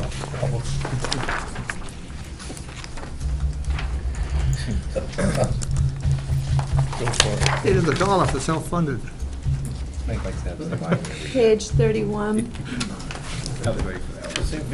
I mean, when you get to the bottom line of the budget, there may be a psychological benefit You to can actually- having that to be just that much lower. You can actually blame that one on me, Bill. I put it in because we ran 3 classes, and we only ran things that paid for themselves last year. So we actually hit our $1. All right, 31. Just let it go to I have a question on 31, and it's actually going to carry through to a couple of the other ones. The additional days for contract and guidance, does that mean that they're here on days that the students are not here? And if so, do we need them? That's contractual. Well, it's additional days per. Yeah, but you're looking at, that's the guy, that is, with the anticipation of the new student information system coming into play, scheduling, this is additional days for that particular position in the guidance department. What it's But this typically one's been under- is, they don't work over the summer, Right. but they might need a few days at the end of the school year, at the beginning of the school year, to put new students in, to process things for the upcoming year. It's a few days after, and then usually a few days before the start of school. But there's been more need for those positions to have additional hours for scheduling. Clearly did not negotiate that contract. Okay, it is. There's no room, there's no room. 32? 31, 31? bus monitor, is that new?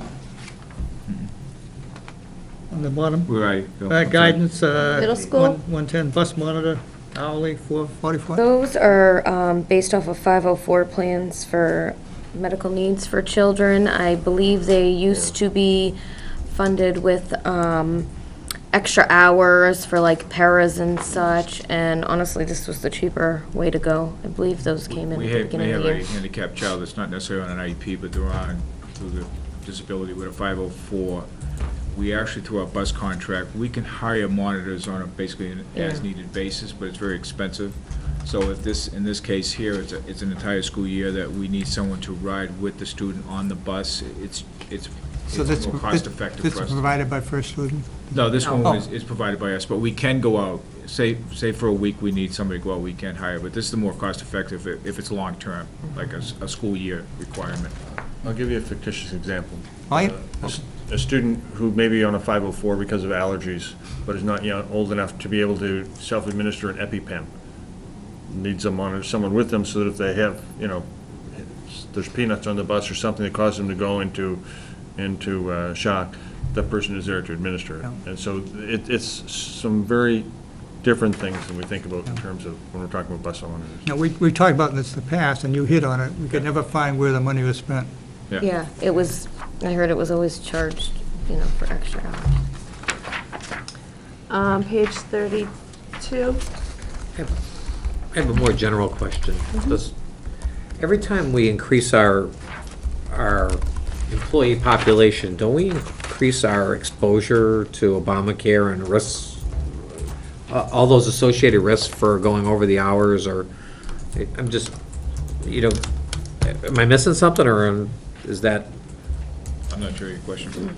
My question is, every time we increase our employees, we've added paras, we've added monitors, we keep adding positions, people, don't we increase our risk on the HR side from benefits and retirement, I don't know if medical? it's a risk, it's a cost of No. doing business, and if they're required for us to hire, we cannot exclude those hires because Obamacare may or may not impact.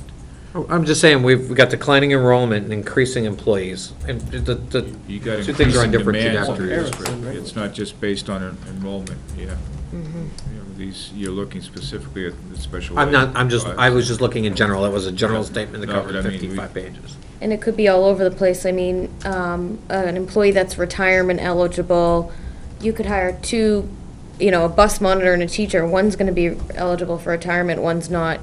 One would be eligible for benefits and one wouldn't. So there's different criteria to meet those different types of things as well. As far as Obamacare, I was just already something. over the threshold to be considered a large employer, so you get those fines no matter what. But at some point, though, don't we have an employee per employee cost associated with that being over that Only if we threshold? don't offer insurance to employees. So we should not have that because we do offer insurance to employees. So if they do go through with it and we do get the fines, it'll be based off of only an employee that goes to the exchange to get the subsidy. Page 33. Page 34. 35. 36.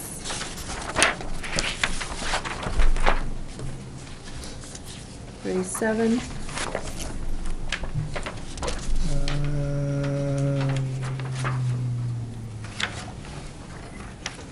Tell me about the bottom line, 110 salaries, and why we're going to 12,500.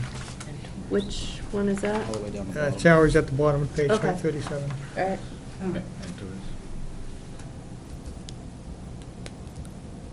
Yeah, that's an increase in mentors.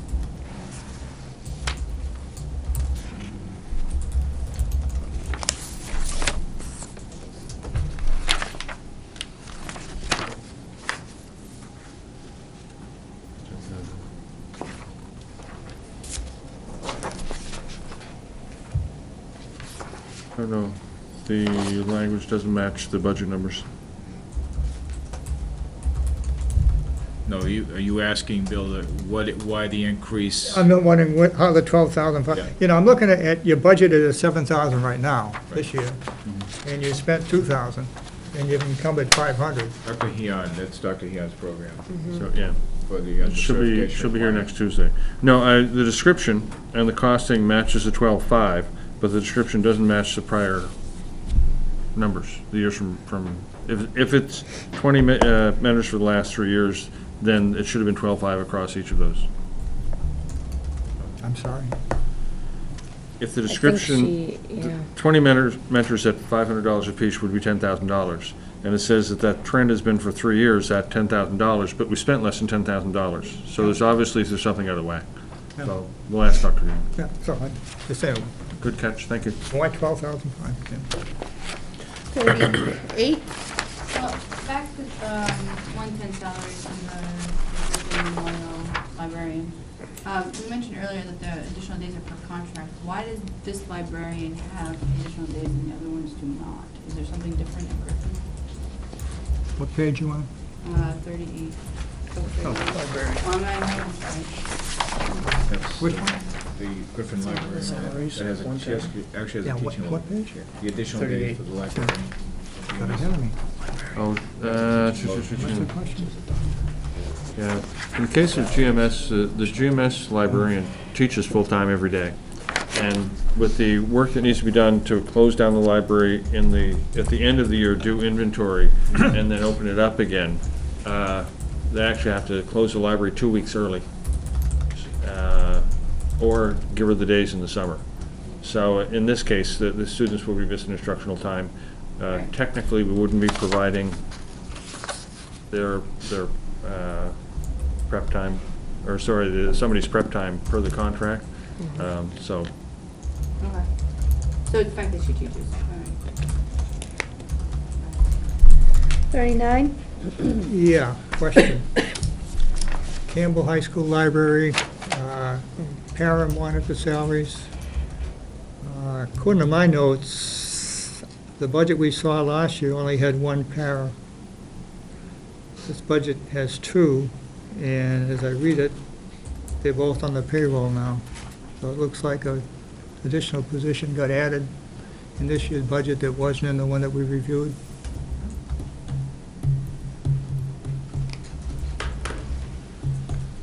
It's the study hall monitor, and it shouldn't be funded under library. Study hall monitor. which one's Yeah. the study hall? The second one. Study the hall, second monitor. one. Is that correct? No, it's just the first position you see there is in fact the para monitor for the library. Second position was added in and should be actually charged to a different account. Correct, it's a study hall monitor, so it should That's be a regular new ed. study hall. It's not a new position, it's another monitor position that was allocated to study hall and shouldn't be under the CHS library. The schedule is tight enough at the high school that by the time you use the contract regulations about who was able to supervise study halls and supervisory periods, we didn't have enough teachers available to cover the study halls and coverages, so we had to actually create a new job description for that purpose. And you shifted it from someplace other? Yes. Okay. It's just in the wrong spot. We anticipate we might need to do it next year because the student class size this is the big class at grade 9 and 11.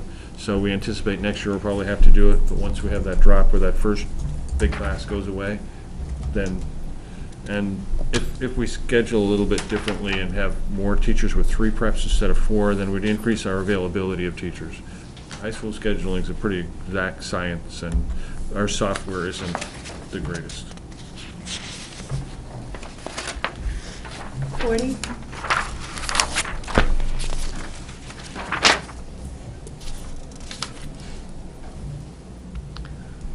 $41? Yeah, just a question. Vacation buybacks. We have never, last couple of years, haven't spent any money at all on there.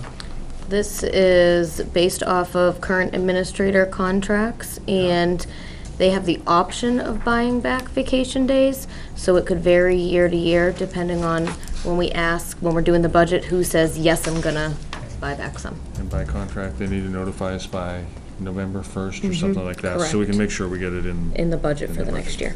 So this is another one where Yeah. who knows what you're gonna spend, if anything. They're saying it, but it may well come in shorter than that if they have to use the vacation time up, not have it available for buyback. Yep. 110 salaries. Right. So this is a number, you've already had administrators tell you they want to buy back some room, so this is where this number comes from. Correct. Okay. For page 42?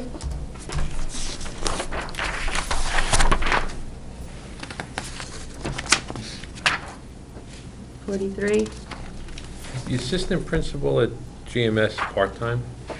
Yes. So just as a question, so I understand how it works and how the numbers are matched. We're just talking about the teachers and the school board policy and how many in a class size.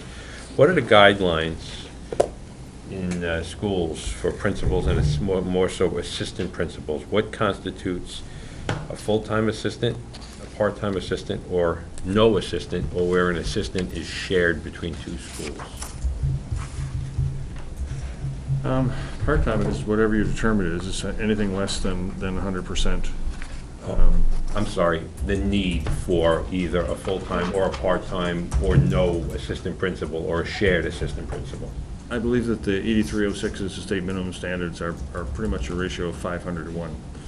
The problem becomes the same as the class size standards. Those were written at a time when the school population was much more homogeneous than it is now. In terms of the halftime position at GMS, I can't imagine a worse cut to this school district than trying to reduce that trying to reduce that position.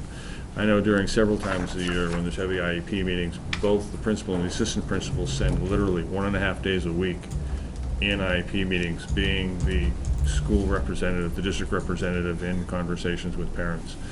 They are absolutely flat out the whole time that they're there. Mr. Thompson works probably longer hours than he should and more days than he should. And if you track Ms. Sparrow's hours, I'm guessing we'd be in trouble. Actually, if I could... By regulation, you would not be in violation of the state minimum standards for public school approval. Practically, it would be one of the worst things you could do in the district. Almost anything else would be less important.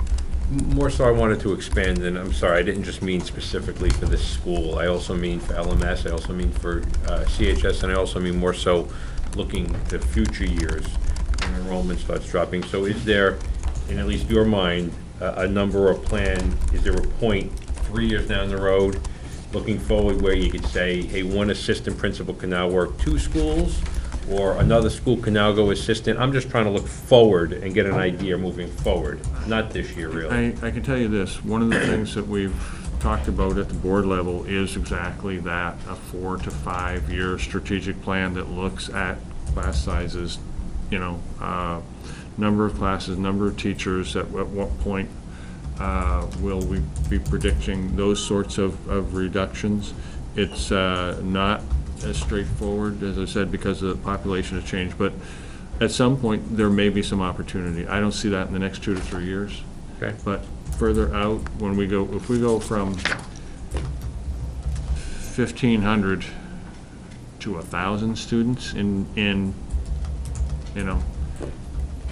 5 or 6 7, 8, years. well, we're not dropping as fast as the projections are going.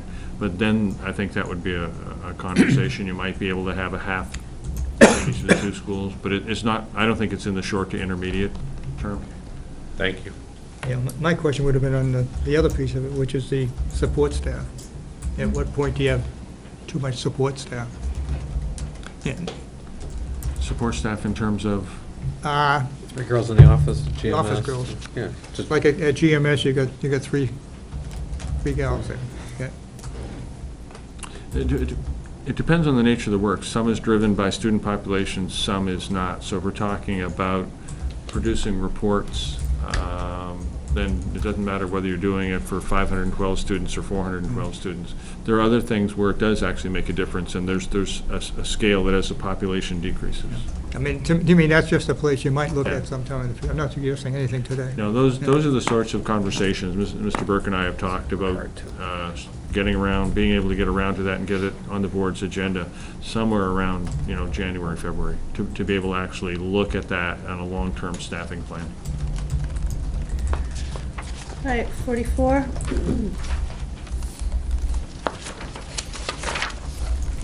$45. 46. So, 46, one of the ones is the student custodian, the GMS, and for that. It's been filled. 47. You do have a lot of turnover in that particular job. Yeah, we do. Which one is that? To keep The custodians. custodians. Yeah. Tough job. Yeah, yeah. Tough And job. so when you get a vacancy, Very it low takes a little pay. while to fill it, and A lot of training goes on, a lot of, and then they find somewhere else that's gonna pay them more money, not have to work 3 to 11. 48. but we fund it as if we have them on the job full-time. I'm sorry? We fund the positions as though they're on the job full-time, They are on the job board. They are, yeah. as though they're filled, the positions are filled. Correct, because it's just vacant because somebody left. We still plan on filling the position. You never name, right? 249.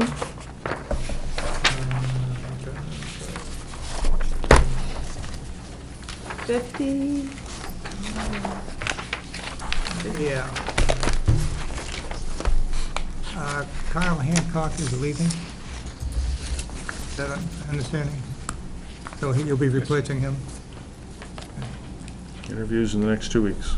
Okay, and is he gonna stay on until his replacement comes in, or is that the deal? Yes. And you have no idea what your replacement is gonna cost you?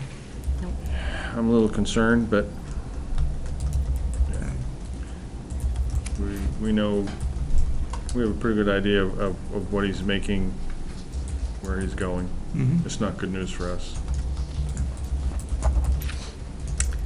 And 51. The Affordable Care Act. So that, the 110, the projected administrator increase in benefits, that's the Affordable Care Act? Oh, no, down below. So what's the 31,000? That's one lump sum of money for 3% raises for administrators. Oh, that's what you were talking about. Okay. Yeah. Hasn't that traditionally been a warrant article? No. No? Nope. It's been a pool. We've tried, but It's a pool. If you did it as a warrant article, you'd automatically, I believe, have to give everybody a 3% raise, versus as a pool, then it's up to the administration to determine who's doing a good job and gets a raise, and who's not doing a good job and maybe doesn't get a raise. depends on how it's written. I thought I've seen and voted on non-contract personnel raises. You have for the town. Up and up in school? No. Interesting. All right, that covers salaries and benefits. It's 10 after 10, just so you know what time it is. Quick The next- comment, if I may, Madam Chair. Yep. If you look at the date of the class size policy, and relatively old policy, updated in 2003, the numbers reflected in that policy might not adequately take into account the significant change we've had in the range of students in current elementary classrooms or middle school classrooms. It wouldn't take, we now are able to keep in the regular school system a much broader range of students. That's good educationally. It's also good financially.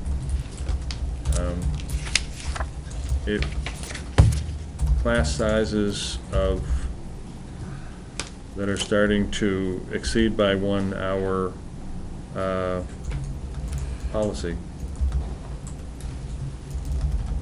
could potentially backfire by creating another district placement in a larger class. Just recognize that that 12, 13 years ago, what you looked at was a much more homogeneous group of students, and the expectation that one teacher could address the needs of that group may have been realistic at that point in time. But given the higher expectations, the greater inclusion of students, it becomes a much more difficult task. What do the paras do? Sorry? What do the paras do? Depending on the type of para, Director Bendersky would be able to speak to that more. In some cases, you have a one-on-one para. In some cases, you have paras who are assigned to multiple students in a class, supporting 2 or 3 students at a They're time. in the classroom with the para, which we didn't have 10 years ago either. Yep, that's So true. the teachers a lot more support now than they ever did. Yes, I would agree with that statement. I think mine still stands, but yours is a good counterpoint. I wouldn't disagree with you at all on that. And in 2003, I was on the school board. I was the driving force behind this policy. I was the one that did the research for the policy. And I really don't think, I think we took all of those into consideration back in 2003, and I don't think it's changed that dramatically. As Bill pointed out, we now bring on a lot more paras than ever used to be in the classroom. So I think this is still a good policy. I think it's one that still meets what goes on in a classroom today. I would respectfully disagree with you on it hasn't changed that much part. That's all. All right, so next is budget voting. We reviewed CHS last week. I can tell you, other than some of the salary and benefit questions that were brought up about Campbell High School, which then we would be voting on Thursday as we follow the schedule, I thought CHS, they presented a list of all the cuts they made. The one place, and I felt very comfortable with the budget they presented. The one place I wasn't comfortable with, and I brought it up last week when we had them here, was athletics. And I understand that they did bring in wrestling, but athletics was up by about just under $15,000, and we heard that wrestling costs for the past year were about $10,000 to $12,000. So, in my opinion, that's a place that can be cut. But any of the other salary line items, I think I need to wait until we get to our analysis of salary before I would make any further cuts to CHS. So I'm just throwing that out. I don't know what other people saw when they went through CHS, if they have additional cuts or how you want to do this. I've gone through and I apologize for not being here when the CHS review occurred. I did listen and follow very diligently to the meeting that was recorded. I went through page by page through the recording as the committee went through it. And I have about 27 areas where I recommended cuts for tonight in CHS. Right? None of which are salary and benefits related. So I recognize it will take some time to go through that. It's up to you and how you want to proceed.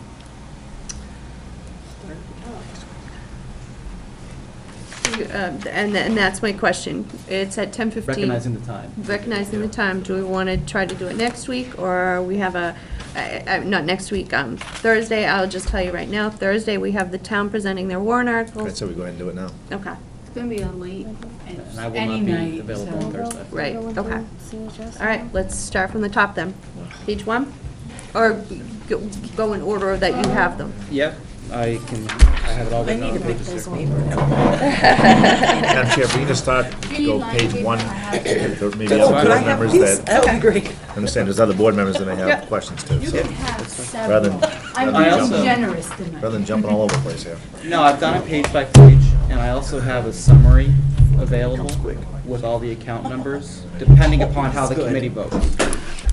All right, if you have them in order, other people may have them. I didn't hear anybody jump in with. Sorry. So let's start with page 1.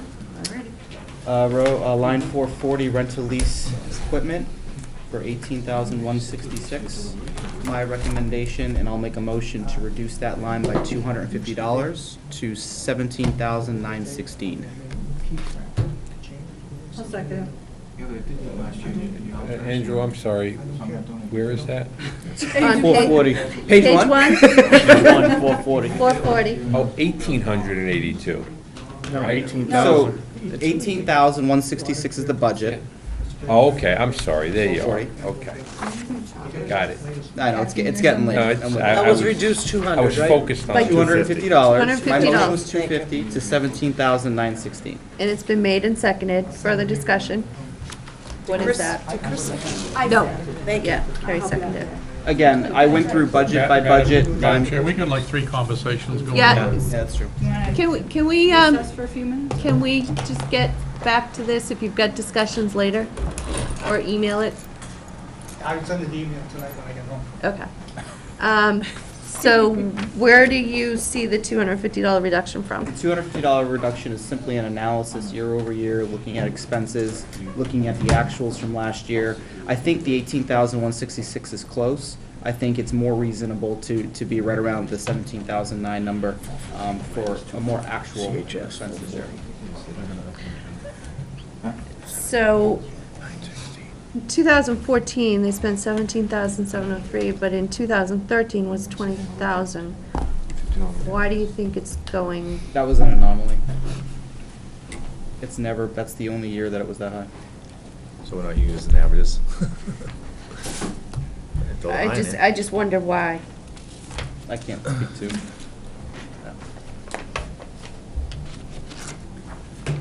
All right, it's been made and seconded. Any further discussion? All those in favor of a $250 reduction to line 440, bringing the new total to $17,916, please signify by saying aye. Aye. Opposed? Aye. Aye. Abstain? Okay, so motion passes 5-3-0. Anything else on page 1? 610 supplies. Again, this gets back to our discussion earlier about supplies across the board. Mhm. I am prepared to make reductions at each individual line item, if that's what the committee so chooses. Otherwise, I can sum them up at the end, and we can do it at the end. When you say, We so. can look at the aggregate across supplies once we Of- finished our budget reviews across the board. Madam Of Chair, all I'd- of- I'd be willing to entertain a bottom line discussion. It's Mr. so- Burke, is that? Well, what I'm asking is, Discussion. do you mean all of 610 for CHS or 610 for the The entire? entire. I can do a 610 right now, actually. It's just a filter. Why don't you let them do 610 for Campbell High School? I think that's what I prefer. If you have, rather than go through language arts, English, math, if you have one, an aggregate 610 for just CHS, let's do. do it that way. I Okay. do. So, how should I make that motion? Well, what's proposed for the 610, Yeah, so out of the 610s across CHS, there's a recommended budget of $85,279. $85,279. Yep. Okay. Actually, I don't know if I can say that. Because I'm only counting the ones that I'm making motions on, Oh, okay. not the total. So from the accounts that you're looking at. From the accounts that I looked at, I have a summary of the ones I'm making specific motions on, not the total of all 610s. So I don't know if that's an accurate number. Well, it's helpful to know how much you're whacking out of. I'm Yeah. not whacking that much. All right, why don't So you the haircut that you're giving 85,000. give us what your reduction is for 610 at CHS, and we can make a bottom line reduction, and it'll have to be applied.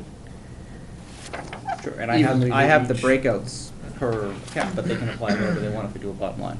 Yeah, and if you could let us know what the breakout is so that we can go back and reconcile it. Sure. So go ahead and list I'll wait for your what you've got. spreadsheet. So you want me to provide line by line? If you could, line by line and then the total. So you Sure. want to just go through the pages? Yeah, so at that point, it just makes sense to go through the pages. Let's go through the pages. All right.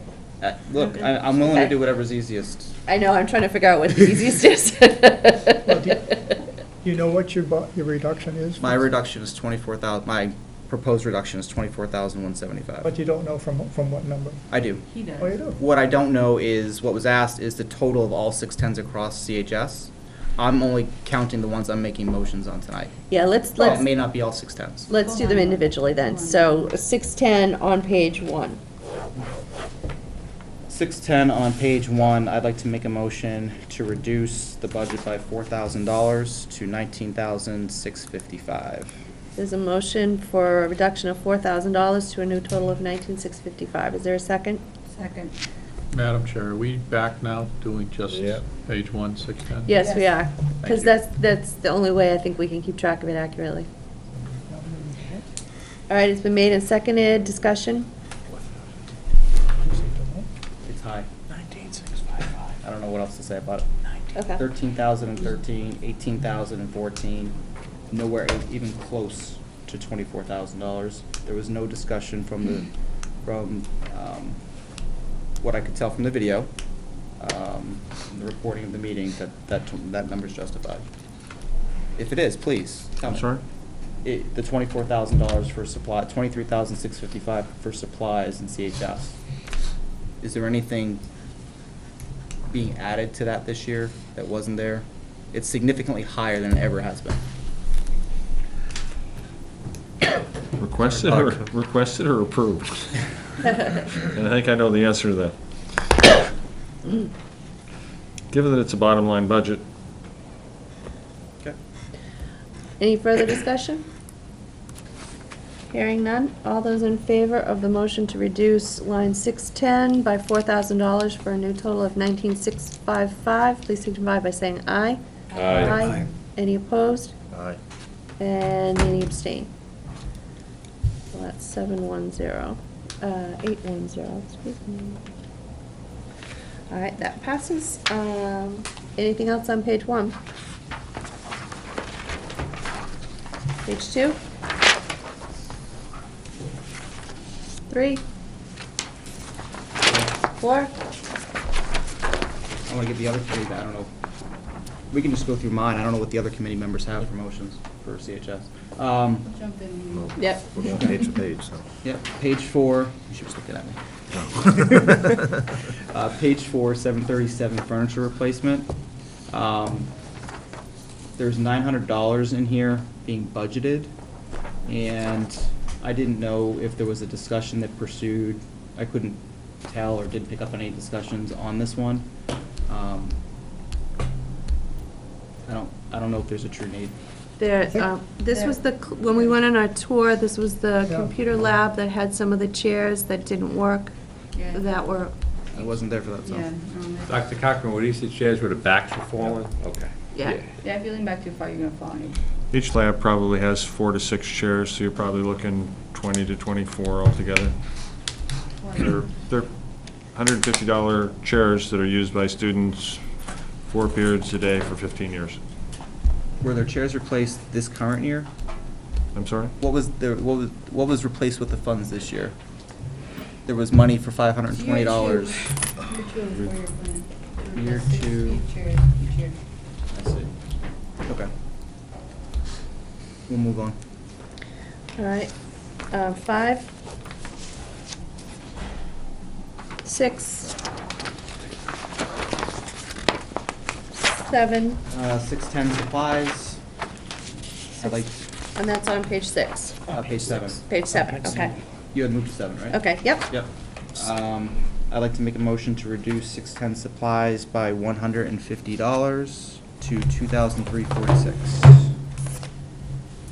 All right, there's a motion to reduce 610 supplies by $150 for a new total of $2,346. Is there a second? Yes. Made and seconded, discussion? Same discussion as supplies as we just had.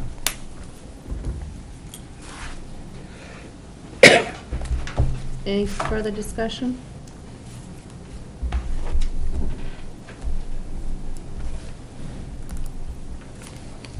Trying to remember if there was anything new that they were adding here. I didn't see it as I did my 7 side. All right, if no further discussion, all those in favor of reducing 610 supplies by $150 to a new total of $2,346 signify by saying aye. Aye. Any opposed? No. Any abstain? 720 passes. Page 8. On page 8, again, 610 supplies at the bottom. I didn't see anything new with this. $4,700 in 13, $8,000 in 14. Looking at averages, maybe it makes sense, maybe it doesn't in this case. You're right around 6,500. I'm comfortable. I had a motion here of 2,500, but. That wouldn't take into account the fact Yeah, that maybe student that's aggressive. enrollment is maxed out and the price of food has gone up considerably. Yeah, I understand that's aggressive. Well, I'd like to make a motion of $1,000. There's been a motion for $1,000, bringing the new total to $8,103. Is there a second? Is that a decrease or addition of 1,000? Decrease. Decrease, bringing it to $8,103. Second for discussion. So again, budgeted 15 for 7,946. 14 actual was 8,300. They didn't spend it. I think it's just more closely aligned with actuals. I do know there was a discussion that they're increasing, Healthy, because the cost of healthy foods over other things that they were teaching before. But it yeah. hasn't changed from last year. I do know from a discussion that I saw on Facebook, there was a discussion of people concerned about the offerings of healthy food. And the family consumer science teacher chimed in that the budget she has per student doesn't allow her the ability to go out. And when we went on a tour of that classroom, there were some fruits and vegetables there, but because the farm stands are only open and producing fruits and vegetables for like about a month or two into the school year, those things are expensive to actually then need to purchase at the grocery store. Yeah. And that's no different than what was budgeted in past years, right? Again, my understanding from the discussion is no, healthy food has been budgeted to that degree in past years, and this year has been a struggle. And I'm just telling you what I'm aware of. And that, I just want to be clear, this is specifically for Campbell High? Yes, the family and consumer science teacher at Campbell High School. Any further discussion? I will what's the correct? Retract my motion. Withdraw my motion. All right, the motion has been withdrawn. I'll withdraw the second. And the second has been withdrawn. Before we leave page 8, I'd like to make a motion to reduce software 650 to 0. I went and looked at this FitnessGram software. This is something we're buying into a program we're going to be paying for forever, web-based, and I think with their new student system that they're putting in, there may be other options, other ways to get there. Not to mention, parents might be concerned about their kids being. Wait, we gotta get a second. All right. Is there, so there's a motion. I'll is- second it, let's continue the A discussion. motion to reduce software 650 to 0, and there is a second. Further discussion. Just like I said, it looks like we're buying into another new program that could be covered maybe through our student information system. Well, and two, I would be concerned about tracking kids throughout their high school career. Just, no. If I were a parent, no. Could we put this in layman's terms? Is this like the little Fitbit thing that people wear? I think so. I don't know. No, it's just Yeah. it's just software. It was developed by the Cooper Institute, and their site's down at this point anyway. But it's just another piece of tracking software where we keep buying more tracking software. This one here is just for students to keep track of their fitness goals. I think there's other ways to get to that. That's not necessarily buying into a program for life. That won't cost anything, right? Well, it's $5.99 this year and next year and the year after. Probably go up. If it stays $5.99 or even is available. Well, it hasn't been like a 5% increase. So we don't have this now, in other words, and this is a new Right. item, new Yes. proposal. Right. Okay. Any further discussion? Hearing none, all those in favor of reducing 650 software to 0, which is a reduction of $599, signify by saying aye. Aye. Aye. Any opposed? Abstain. And abstain. So it's 711.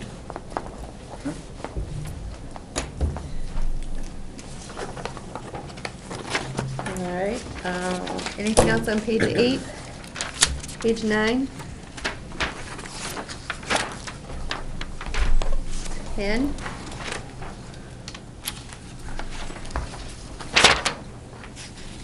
Uh, 11?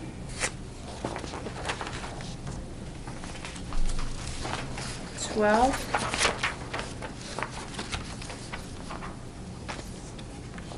13?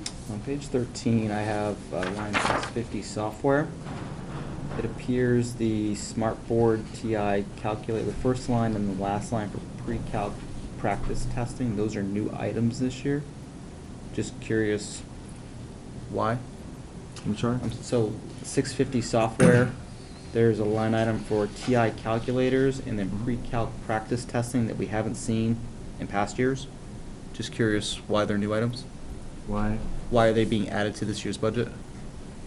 To help students do better on the AP Calc exam, and so that we can project from TI calculators to a smartboard. Project from.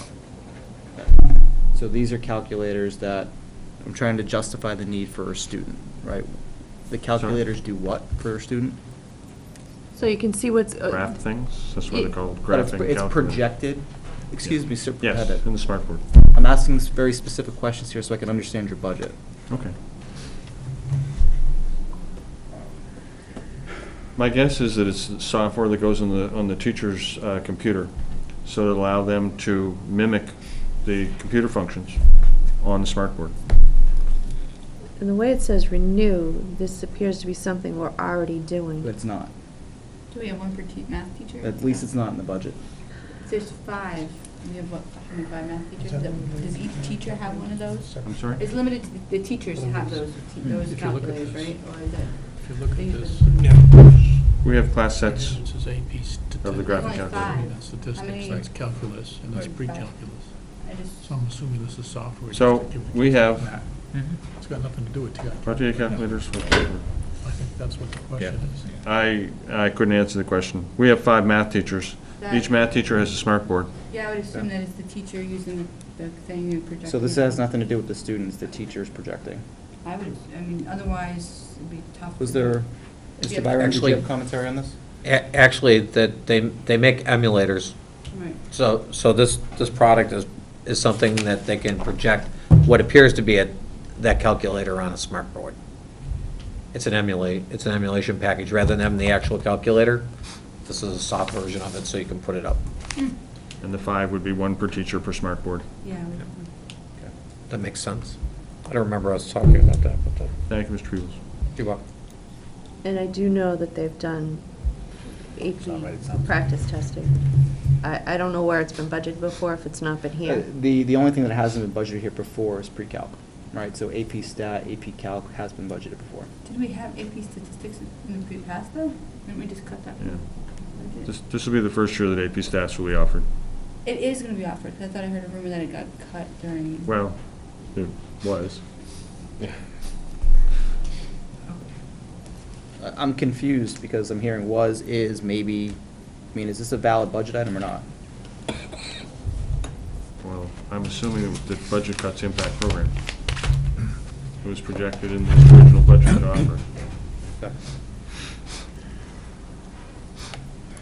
I'll leave that one alone. Anything on page 13? Dues and fees, 810, that appears to me new this year. I don't have any motions on it, just an observation. Math team doesn't run every year. Okay. It's right here. 14? 810. 14. 650 software. The descriptions on this one have not changed year over year over year. I'd like to make a motion to reduce 650 by $400 to 560. A motion to reduce by $400 to 560? I'll second for discussion. And why the discussion? I just said it, right? So this has not been spent year over year. It's more closely aligned. It's actually still leaving additional monies in this line as opposed to what's been spent in past years. I can look in to see. I would assume with the 2013 version being 550 and the educator subscription at 160, the difference would might be in the version update. So if the version update is at 550, that would explain just about exactly the difference. And I know for a fact that we've used Smart. It's used extensively. This for at is the least software 10 that we years. talked about at LMS as well. Again, I'm not reducing the budget to zero. I still think there's value in this, right? I just question the amount of $960. Right, but if you take all of I 350 plus 550, you're at. I can just tell you that I know all of these That's have, not clear if that's what that is. all of these have been used for years, so whether it was budgeted someplace else or budgeted incorrectly, I don't know, but I know these are actual things that students and Well, I guess the one of music the questions department would be, uses. one of the questions would be, what version are we currently using? Is this an upgrade? Good question. Because if we're using 2010, and we're buying the new version, well, that would be your difference. If we've been using 2013, well, then yes, there's a question. So I would think, yeah, what version are they currently using? And are we upgrading? I will withdraw my motion for additional research. I'll withdraw the second. So the motion and second has been withdrawn. And we're at finale 2014 now, so it's So there you go. $139. Doesn't make any sense. Well, it doesn't mean we're buying the up-to-date stuff, because we don't seem to do that. Page 15. Page 16. Page 17. Page 18. Page 19. Page 20. Page 21. Yes, 644, information access fees. This is a ebook for computer education courses, including online tutorials. This appears to be a new item. Was this a part of the discussions on Tuesday, or last Thursday, excuse me? Which line, Ian? This is 644, information 644. access fees. Oh. Never been spent, we budgeted last year for it. Don't we have? Looks like a new item, Don't we have that online I don't know. No, I mean, currently, don't we have that? Is that VLAX? Is that the virtual classroom? That's what I'm trying to remember, if this is VLAB. If it's an ebook for computer ed classes, that would be Mr. McDonough. And it would include online tutorials, probably not the computer apps or the computer graphics class, but we have 2 programming classes, an introductory programming and a more advanced program. This looks like, for me, from a budgetary perspective, it looks like a placeholder for something. I just don't know what that is, and it's never been used. Why don't we get more information before we propose it?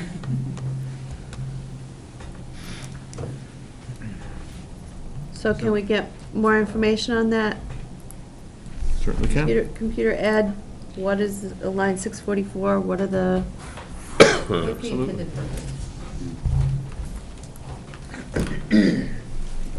Additional research. Anything else on page 21? I had a question. On voc ed tuition, what was the basis for the reduction?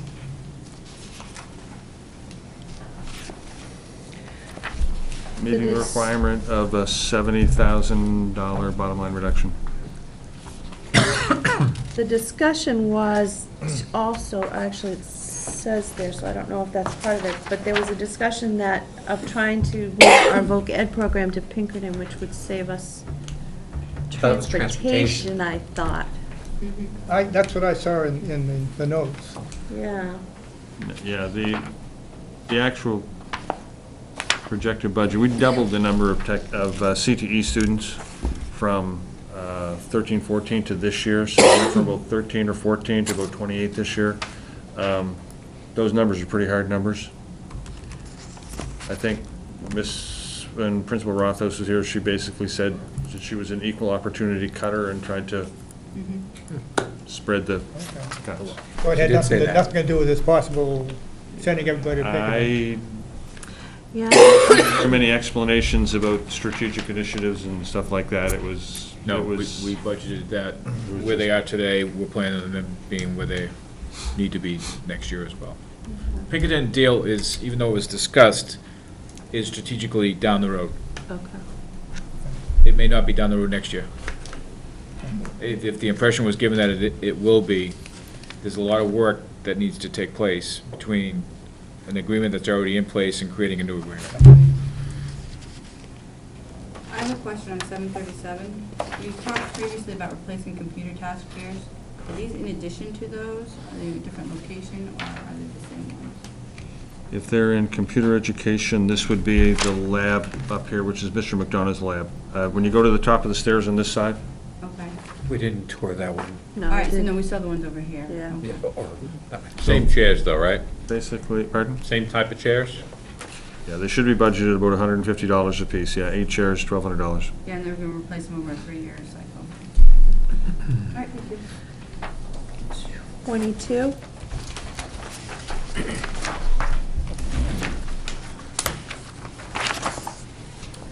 $23.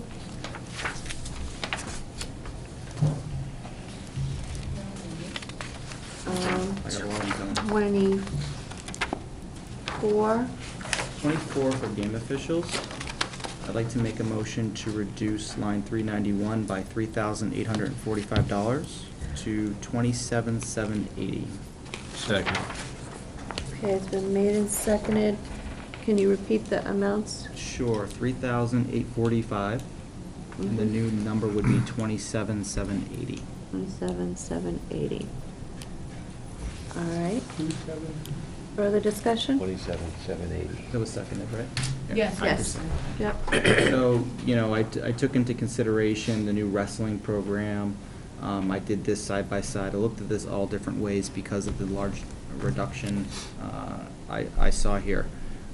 What I discovered was gymnastics appears to be new this year, swimming appears to be new this year, and wrestling, we actually budgeted $840 last year. So if the increase for this budget is not with wrestling. Now, some of the, actually, fees across the board have gone up $1 or $2. So, you know, maybe it was $23 last year for cross-country officials, and this year it's $25. So that's a justified increase. $27,780, again, benchmarking against past years, looking at your programs that were offered, considering gymnastics and swimming being new, considering everything with wrestling, I felt $27,780 was a more appropriate number. I feel comfortable with that number. I don't feel comfortable with mentioning wrestling and swimming and all of that. I'm looking at the budget increase, which is $48.65. The proposal on the table is to reduce it by the total number by $38.45, which is still giving an increase in that budget. Yeah, and because I believe strongly that as many of these sports that these kids want to be in there, I mean, we got lacrosse and ice hockey too, which are very expensive. They should all be in there, and the budget should be divvied up accordingly to make sure all the kids play what they want to play within the budget that they have. And I agree with not singling out, because I know we've had gymnastic and swimming and for years. What I'm wondering is, we've always had one or two students that have been able to be part of Alvern or be part of Londonderry. I'm wondering if now our numbers are bumping up so that. Yeah, but I don't think those programs are really impacting this number. I don't know, but what I was saying was, I agree with not singling out any of the specific sports, but I do think that based on history, that's a reasonable number. And the truth being, nothing's going to be taken away. I mean, these sports are still going to be offered. I do have one question, though, and I didn't ask it when he was here. What is a game director, game manager? I couldn't. What was it again? They're game director, game manager. There's 3 or 4 of them in here. At $80 each. Yeah, 5 at $80, 5 at $80. To keep the stats or Right. something if I'm. No, what it is you have to have somebody responsible for the school. So if you, The administrator can't be at all locations. right, There has to be an administrator, basically. I think in they football- appoint a manager, if you will, to attend the game. If Somebody there's who gonna be 4 or 5 represents- games going on at one time. yeah, They have someone to have who, somebody representing the school. district. Yeah, the district. So if you've got a basketball Requirement. game going on, a boys' game, a girls' game, you got a wrestling match going on, you get this, that, you have to have some point of authority actually present. And because you have 2 administrators, and you have to figure out. who That else isn't is the gonna- coach or whoever. No, it can't be the coach, because they're busy coaching, so they can't be responsible if the crowd is rowdy or something else happens in the hallway. You have to have a point of authority there. All right, is there further discussion on the motion?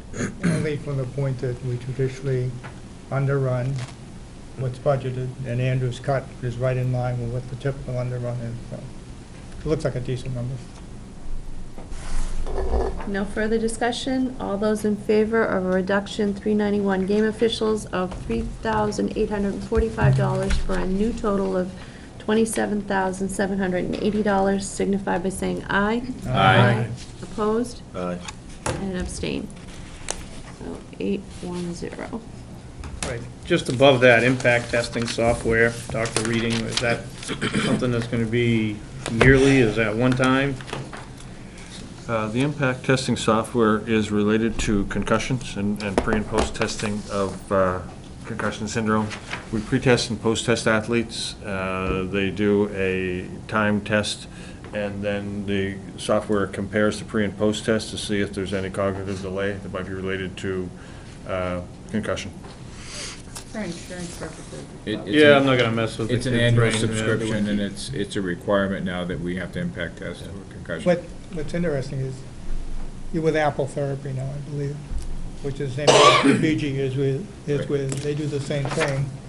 And my recollection is that BG doesn't pay for the software, and Right. that they get like 400 evaluations as part of the contract. So they pay it in the contract and not a subscription? I'm sorry? They pay it in the contract? That was my recollection, Yeah. and I was surprised when I heard that it Yeah. wasn't the case here, because Yeah. my guess would be that Apple has pretty much a standard contract. Yeah, I don't know. I don't get involved with that. Yeah. I didn't bother pursuing it when I saw it here. Anything else on page 24? Page 25? Line 430, repairs and maintenance, I'd like to make a motion to reduce that by $1,500 to a new number of $2,900. Is there a second? Second. Further discussion? Repair and maintenance to all scoreboards. This has been budgeted year over year. In fact, $4,000 was budgeted last year. We nowhere near spent that. This is simply $2,900 is still more than adequate, I believe, to cover this line. Any further discussion? It wouldn't cover repairing a scoreboard, so not for the cost. Well, we budget it year over year over year, right, for the same item, and it's never been spent. So that tells me that it is adequate. Well, The scoreboard's not working, so. or that we didn't have the Do we time have to get to it. scoreboards not working now? They need repair now? It does need to be repaired. It's not working. So how come that this money that we budgeted? Well, I think like Doc Cochran just said, it's possible that it didn't get to. I don't know. Any further discussion? All right, motion for line 430, repairs and maintenance, a reduction of $1,500 for a new total of $2,900. Please signify by saying aye. Aye. Any opposed? No. And any abstentions? 720 passes.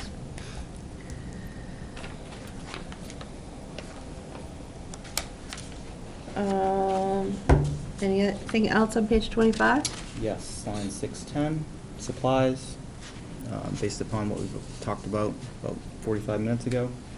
I will make a motion to reduce this line by $7,525 to $31,800. 7,525 25, to 31,800. 31,800. Is there a second? Second. Discussion? Discussion being that, as a committee, we actually approved just over $29,000 for this line item last year. Again, supplies, I generally looked at averages, whether that's right or not. I'm happy to hear discussions about it. But we're generally right around that $31,000 mark, and $31,008 seems reasonable, based upon the line items and doing a side-by-side comparison. There's not a lot of difference. Any further discussion? Excuse me, the one difference is this budget does contain a choreographer. The past year's budget did not. I couldn't figure out how they got into athletics, but it must be related to one of the new sports. Gymnastics. It's gymnastics or cheerleading. Any further discussion? Hearing none. All those in favor of reducing line 610 supplies by $7,525 to a new total of $31,800, please signify by saying aye. Aye. Any opposed? No. And any abstain? 720.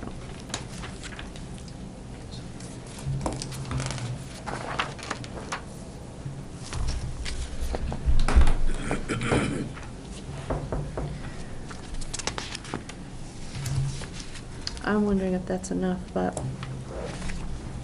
That was We're where, not closing the bottom line. I know, that's why I'm thinking about it, and, 650 on page 27. You've got impact testing software, move from account 339, you have another $1,000 there. yeah, what it said previously was the software had been moved to 650. The $500 was for the physician to read the results. My problem with 650, and please, I'd like to hear more from Dr. Cochran if this is justified. The software for all teams moved from account 610. I went back and looked at past years. I didn't see this in 610. I have no idea what this 4,200 is. The original 339 line it indicates is for the doctor reading. And so it looks like last year both the doctor reading and the software were in trainer services. And we just moved the software piece to the appropriate line, which is software. But what about the 610? Sorry. I'm sorry? What about the next one The down. next one down, the 610. 610? The HDUL software, For all all teams, teams. move from account 610. removed from account 610. Any? I don't even know what it is, So actually. we've got scheduling software, the impact testing. HUDL software for all teams, move from accounting. I didn't see this in 610 in past years, Dr. Cochran, and I don't know what this is.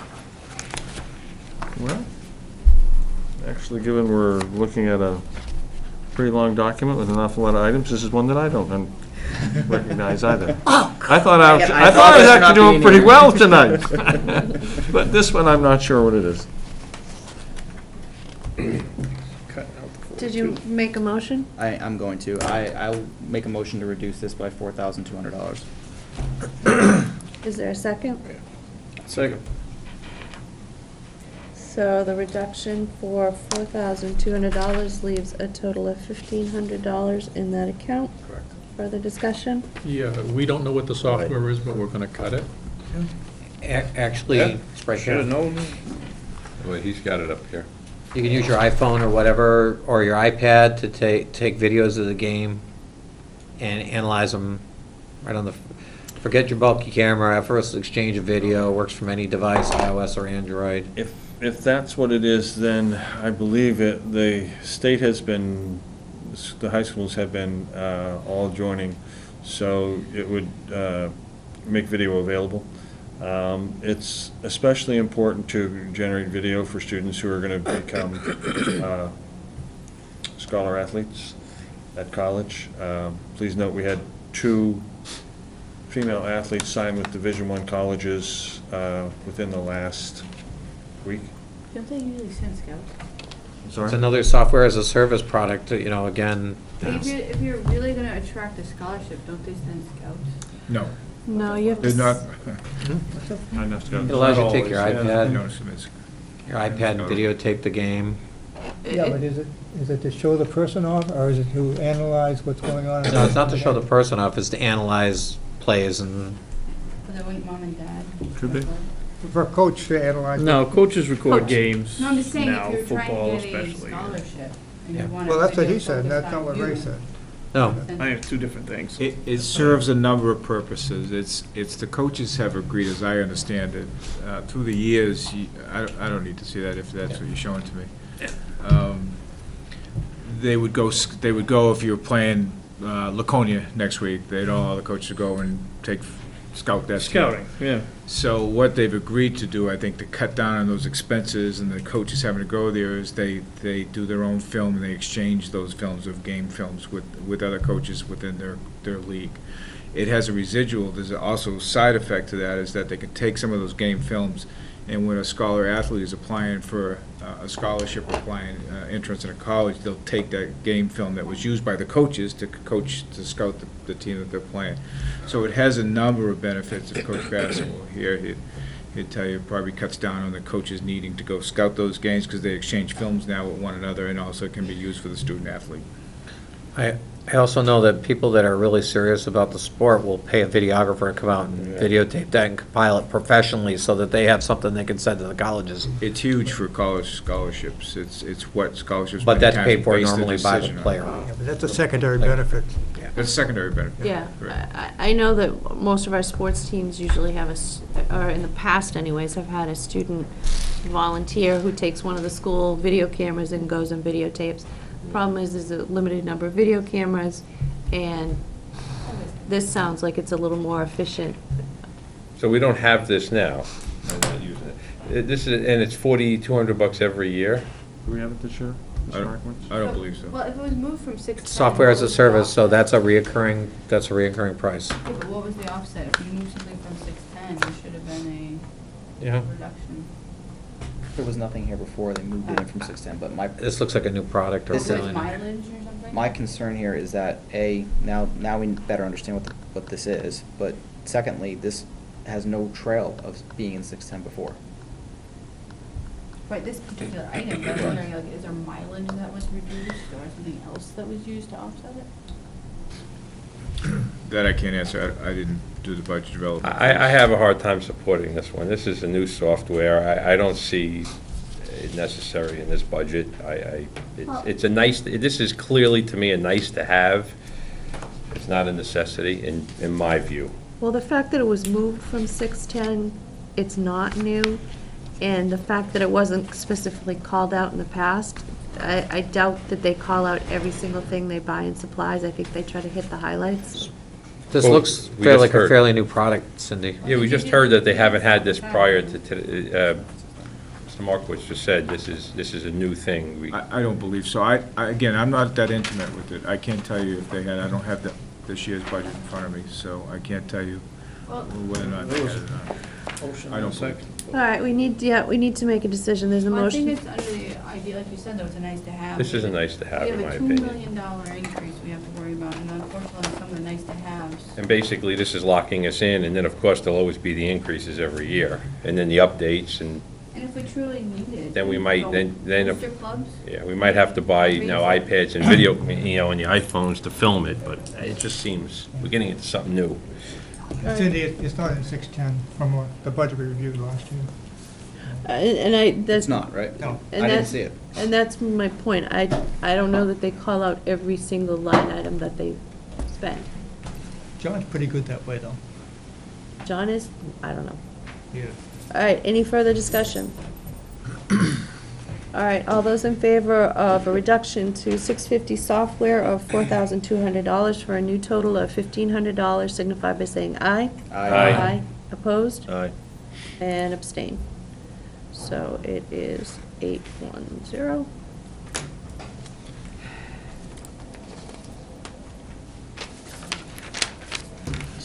$28. Back to 27, 734, equipment additional. 1,000 last year, allotted weights, bench, clips, et cetera. I propose to go back to 1,000. Second, It's been made and seconded. Any further that discussion? was exactly my number. Well, wasn't even spent last year? Yeah, no, I mean, they're solid dumbbells. I mean, they I really know, don't go but what I'm bad. I saying can is- see a new bar every now and then. It's the new equipment, right? Right. That's what I was concerned about, right? How much new equipment are we actually buying year over year? I mean, it clearly shows Have we spent? not a lot, because we haven't spent a lot. Right. Any further discussion? I still think that gives sufficient funding, $1,000, I think in so. case there is a need. Upgrade to buy new anything or equipment. replace anything, and Not zeroing actually, out. that's replacement's the next item I'm gonna go to. All right, line 734, equipment additional, a reduction of $1,000 for a new total of $1,000. All those in favor signify by saying aye. Aye. Any opposed? Aye. And any abstain? 810 passes. And I'm gonna go to the next item, 738. I'm gonna go to $1,500 on that one. I'd like to cut $500. So that's 103. So a motion to cut $500 for a new total of $1,500. Is there a second? Second. It's been made and seconded. Further discussion? 2,000. I think it's allows to upgrade or repair any of those miscellaneous items they have there. I don't know what kind of timers and clocks they may need. I know they're not that expensive. Poles, weights, pads. I mean, I can see pads and maybe some kidney belts being upgraded. Wrestling pads? No, No. No. General. no, it's weight room. iPads go on the floor. Yeah, unsafe clocks is kind of an intriguing. Yeah, they've pretty. Yeah, they time themselves, they sit-ups, push-ups, I mean, no, I'm fine with that, but I mean, I think there's room to cut $500 from there, probably more, but I'm comfortable with 500. Well, their actual expenditures are 1910 and 1636. 36. Any further discussion? All right, all those in favor of line 738, a reduction of $500 to a new line of $1,500, signify by saying aye. Aye. Any opposed? No. Aye. No. Aye. Ayes. Ayes. So these are the I thought he these are the said no, yeses. yeah. Yes. 1, 2, He's the only 3, one he said said no. 5, and the noes. Those were four. Oh, Okay, so it passes 5-4.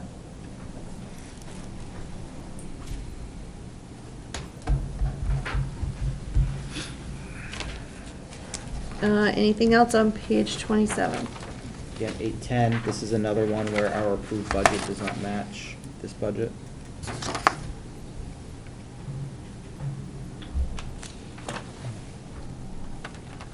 The Could you repeat that? 9345, you saying? Right. We approved 8,780 last year.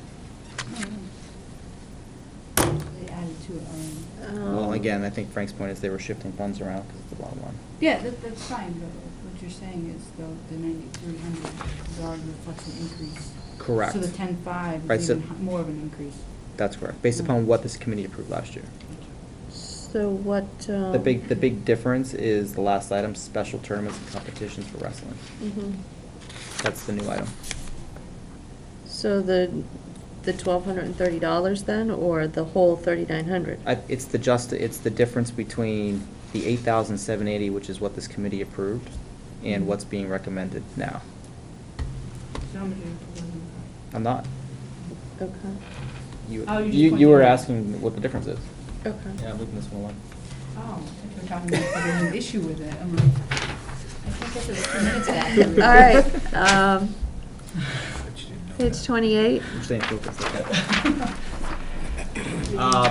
I have a big problem with transportation. Yep. 519 transportation, never been spent.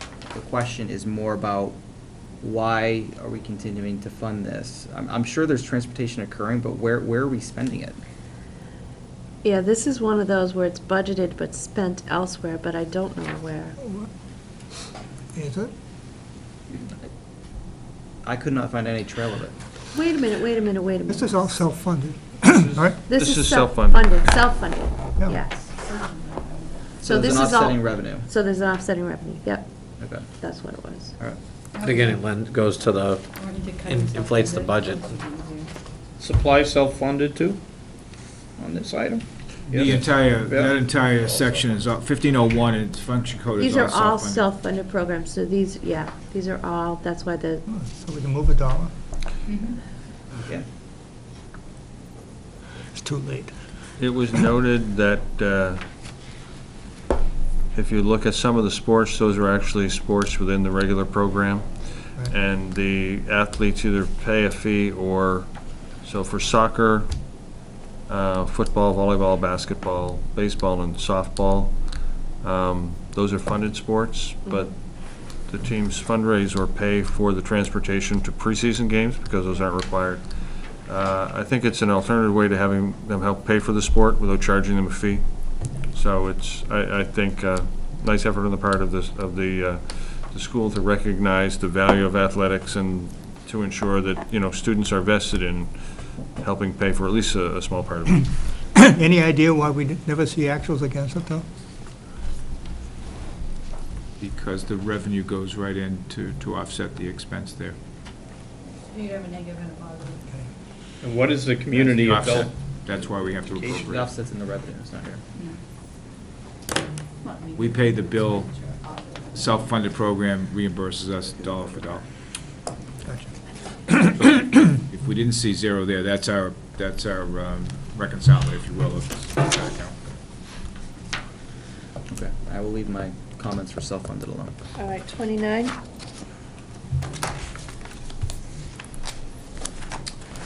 29.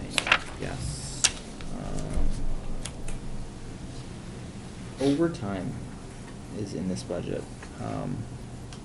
which I didn't see elsewhere, but that's okay. I'd like to reduce overtime 130 by $550 to $250. Motion to reduce overtime by $550 for a new total of $250. Is there a second? Second for discussion. Quick comment, if we do change the student information system, the high school guidance secretary will be extensively involved in doing and overseeing some of the back of house work, the constructing of the transcripts and making sure that they're correct, the GPA calculations, the credit numbers. It's a very labor-intensive process. So if we do the SIS migration, I would think that we'll need all of the 800 that's there. If we don't, we'll probably be back to the old number. Now, why could all of that extra work not be done during her regular time? I'm sorry? Why could all of that extra work be done during her regular time? Well, there's a full-time job during the rest of the school year that's actually very busy. And the person will be pretty much swamped anyway, but by the time we get around to doing that piece, the setting up of the report card structures, and it will be well into the summer. None of that money is in your $10,000 consulting line? I'm sorry? None of that money is in your $10,000 consulting line? The consulting part is, but not the paying our people to do. I think that your structure, like your report card structure and everything, would be set up during your consulting hours that you would burn. But this person will have to be working with them in terms of, I mean, this is the person who'll be doing the input, the ones who wouldn't have to understand it, so there will be some significant cost to it. Wouldn't the... You're not migrating your data over? Yeah, Sorry? wouldn't teachers be entering their data and then having it pulled in? I'm sorry? Wouldn't the teachers enter their grades in one module and have it pulled into the report cards? But you have to create the modules, and you need to talk to people about what our existing structure is. What are the weighted GPAs, and learning how to use the software and make sure that it's calculating properly and all that sort of thing. So you think this should be able to be phased out once that module is up and running then? It would be reduced by whatever it goes up for the SIS migration. I can't speak to, obviously, this new system that's going to take the extra hours or the current full-time position or duties of this person that you're talking about, because I clearly don't know. I want to speak just to the overtime. I do know when you get a full-time employee, at least in my world, and you say, look, I got an additional task, get it done. You got 40 hours a week, get it done. You might hear, well, how do I get it done? I don't know how you just get it done. Just fit it in, manage your time, switch some things around, get it done. I know it, to some that might seem very mean or arrogant, but it's the truth. And at least that's in my world. And my world isn't the educational world. My world is you go to an employee, say, look, I know you're working 40 hours a week. I know you seem like you're working real hard, and you are. We got an additional product. Get it done. At the same time, Chris, if your employee doesn't work on Saturday and the only day that can get done is on Saturday, such as like the summertime, then you're gonna pay that person overtime, or you're gonna, that's how it works. No, that's how it works. I say, get it done. Okay, but it can get done on Saturday, and your employee doesn't work on Saturday. You know. You don't know, exactly. You some take off on a Friday and you work on a Saturday instead. I mean. Doesn't work on Saturday. She doesn't work in the summer. That's why it's overtime. It's a school year contract. It's not a school, it's not a full year contract. I guess I'm having a hard It's time not reconciling construction. Dr. Cochran. It's not like what comments we're to used the to. line item. I'm salary, I work 65 hours a week. Sorry, this led me to believe it was more about awards, banquets, graduation. I know, it doesn't reporting. it doesn't capture the need. I spoke to it, I believe, when CHS presented the budget. Okay. Again, I was speaking generally. If you guys tell me that this could only be done on a Saturday and it has to be this person and it's that many hours, well, then the money stays in there. If we do the SIS migration, the cost will be a lot more than what's in there now. You keep Quite saying honestly. if we do. We'll just find it. If we do that migration, are you not committed to that? Because you keep using if in that sentence. Well, Dr. Carr. I'm not sure if we'll be able to, depending on what happens with the vote for the position. And then we'd have to see if the position is not there, then we'd have to use consultants to do the entire migration. Then we'd have to use the consultants also to perform the PD. I'm hopeful. The professional development, Is or, this for the IT guy? All the users, so as train. opposed to having somebody who would be doing the work and then be able to train internally. So, I'm sorry, but what position are you talking, you're talking about an IT position that you're hoping to have? The one that's on the warrant article. Okay. You haven't seen that warrant article yet, the school board's still Right, so this having that person. discussion. Alright. So when you include that in the warrant article, then? Yeah, so I was Because thinking- if you don't have, I mean, if the warrant doesn't pass and this doesn't, so I would think you would include the total cost in the warrant article, would make more sense to me. This isn't exclusive of, I can speak to the high school, because I know it, they're looking for, when graduation's coming up, there's a lot of add-on responsibilities that is part of their job. I hear you when you say it's part of their job, but they still gotta get it done, and they might be crunching at the last minute, and I guess part of it, if Mrs. Rothaus was here, she would tell you, unfortunately, she doesn't get her graduation date till late in the school year, so a lot of the last-minute preparations is not necessarily their fault, but they gotta crunch a lot into a short period of time. Now, from what you just said, now my comments do stand, and I stand by them, that if that's the case, then there shouldn't be any extra money for that overtime, because that's clearly, hey, you know, this is what you gotta do. I would like to tell you that the Department of every Labor year. and the public sector doesn't necessarily agree with you. I know, Department of Labor and the public and private sector are totally different. Well, attorneys at $300 an hour to defend our position that we know ultimately would probably end up losing, just doesn't cost justified. And there's I a know about difference that. That was between pretty- salary and hourly. What's that? I'm sorry. Salary people, you Yeah. might be able to get to work a little extra because then they work a little less the next week, but an hourly person Yeah. is different. True. Doesn't work that way. No. Yeah, you work less when you're like 70. All right, if there's no further discussion, line 130 overtime, a motion has been made to reduce it by $550 for a new total of $250. All those in favor signify by saying aye. Aye. All those opposed? Aye. It passes 530. 5-3 or 6-3?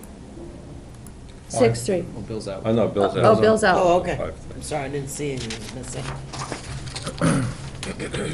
All right, 272 conference and workshops, I guess we'll leave that one alone for now. okay. Anything else on page 29? Oh, I have one question. Are you still gonna be using Edline with your new student information system? Or No, will that, so, that should go away, but,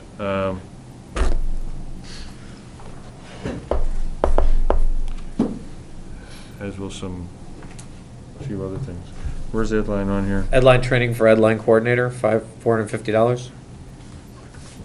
272, conference workshop reimbursements. I thought we were holding off on 272s. Pardon? I thought we were holding off on 272. Yeah, 272s and 580s, Yeah. I'm not gonna touch. Yeah, I was just asking that while we were there about, will that be will that continue to go on after you do the new student information? But they It shouldn't. That number should equal this. 24 on that side. In my opinion, part of the warrant, there should be a deduction of 550 also. If that passes, that means the other one automatically cuts out.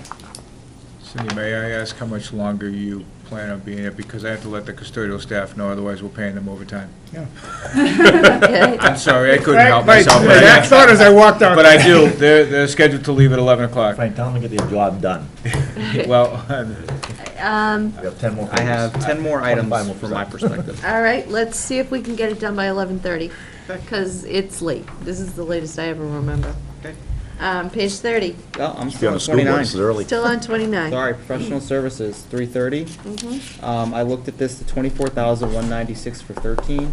Never, that's the only year where there was a spike Sorry, in what this. page you on? Still on 29? Thank you. Yep. Looking at this one and considering all that we talked about for needs, I'd like to make a motion to reduce this by $3,000. Okay, there's a motion to reduce by $3,000. Is there a second? Should we wait till the special ed person's here? This isn't in special ed. These are for 504 students. You reducing 330? 330 by $3,000. Where does it say 504 in it? Sorry. How much have they spent to date? for a new total of We $5,000. we can table this one to the special ed. That's That's fine. So I will withdraw my motion. Nope, fair point. Yeah, because I think that's pretty, spelled out pretty tightly there, but. I think we wind up looking at professional services as a bottom line number anyway. Right. Page 30, page 31. Page 30, 561 tuition. This isn't special ed, right? I don't think so. These are the students that are in, that, yeah, Where does that fall? the at-risk students. Thank you. I mean, is this? Between Londonderry Night School and Nashua Night, we have a fairly consistent, high, but fairly consistent number. Note that the existing 10.5 is less than the 2014 actuals, and the projected student enrollment is about the same as this year.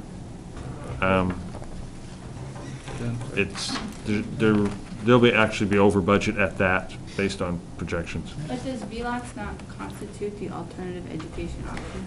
We have to. VLAX is more of an enrichment. These are kids who are Is this the struggling. one where you were talking about sending kids to Pinkerton too? No. No. That was the, No. These are the kids that are at risk of failing and dropping out. Okay. So the number looks pretty good to me. I didn't make a motion. 2013 I know. actuals were I'm looking at 89.75. 11:30, you know. Yeah. If we're gonna vote on something, let's vote on it. If you but believe in otherwise, two-year let's move averages, on. it's about the two-year average. Yep. All right, page 31.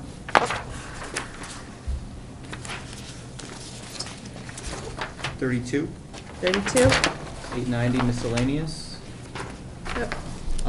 There's a new item being added back in here. This was a school, the $500 was a school board reduction last year and added back in this year. I'm planning on making a motion for $500 unless there's good rationale. Well, it's good rationale that feeding a student and a fed student does better on test scores. And that wasn't important this current year? It was. There's been a motion to reduce by 500. Is there a second? Further Say he discussion? was making the motion. They did. I make the motion. He did. What's to prevent a kid from bringing a granola bar? They don't have one. This is the school's effort to improve test scores. Any further discussion? All those in favor of reducing $890 miscellaneous by $500 to a new total of $150 signify by saying aye. Aye. Any opposed? Aye. So it passes 7-2.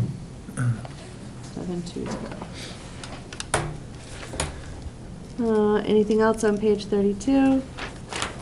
33? 643 periodicals print. I did analysis on this one. Never appears to have been spent. We have formally budgeted in 640. Yep, so I did look at that, and they were in 640, however, they still weren't spent. So I'd like to make a motion to reduce this by $660 to a new line of 1,057. So there's a reduction, a motion to reduce it by $660 to a new total of $1,057. Yep, and essentially, we're in discussion, right? Essentially, all I'm doing is removing the newspapers part of that, the 4 newspapers. Which are now available online. Right. But they do, you're saying they had not spent, but I mean, they received the periodicals, so. No, I don't know where it's hitting. And I'm not touching the periodicals. But they received the newspapers also, that's what I'm saying. Yeah, the newspapers were above. Any further discussion? What's the reduction, Andrew? 660 to $1,057. Yeah, because, I mean, I know at one point we had somebody who dropped off free papers. I also know that some of the papers have, and I forget what the program's called, but newspapers in education, where the newspapers were actually, people will add $1 to their bill and they go to that program. Yep. And the school board had already reduced to $330, so they cut the newspapers in half.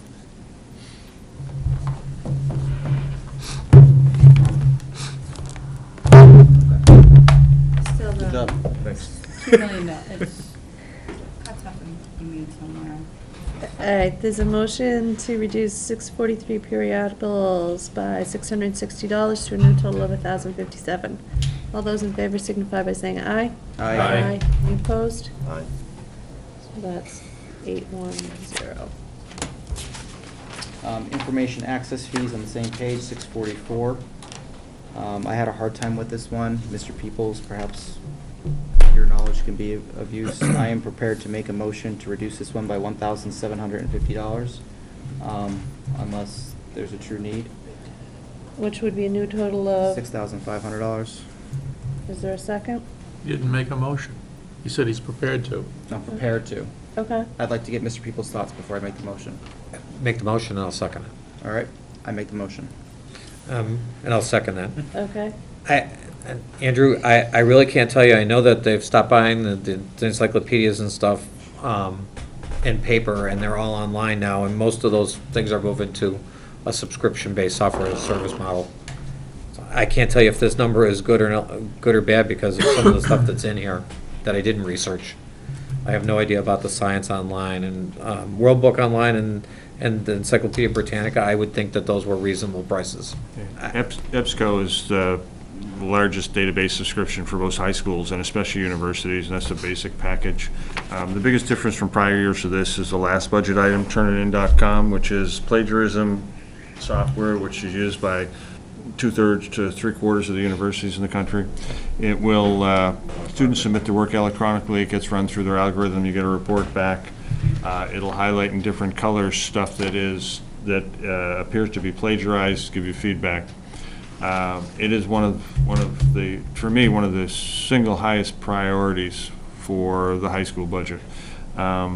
It would be used, that would be an annual subscription for all roughly 500 students, and teachers would be able to use it. So basically, you submit it to turnitin.com, it gets analyzed, a copy goes to the student, a copy goes to the teacher, and it really helps give students feedback on how to cite correctly, how to summarize correctly without being nailed for plagiarism, and generally, it will help improve students' ability to write at a college level.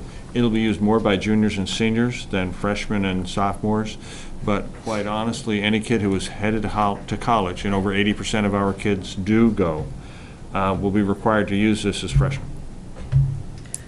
Again, I'm concerned, it's another software as a service item that'll be there forever, just to add to Andrew's discussion. I don't know if it's good or bad. So what's your opinion?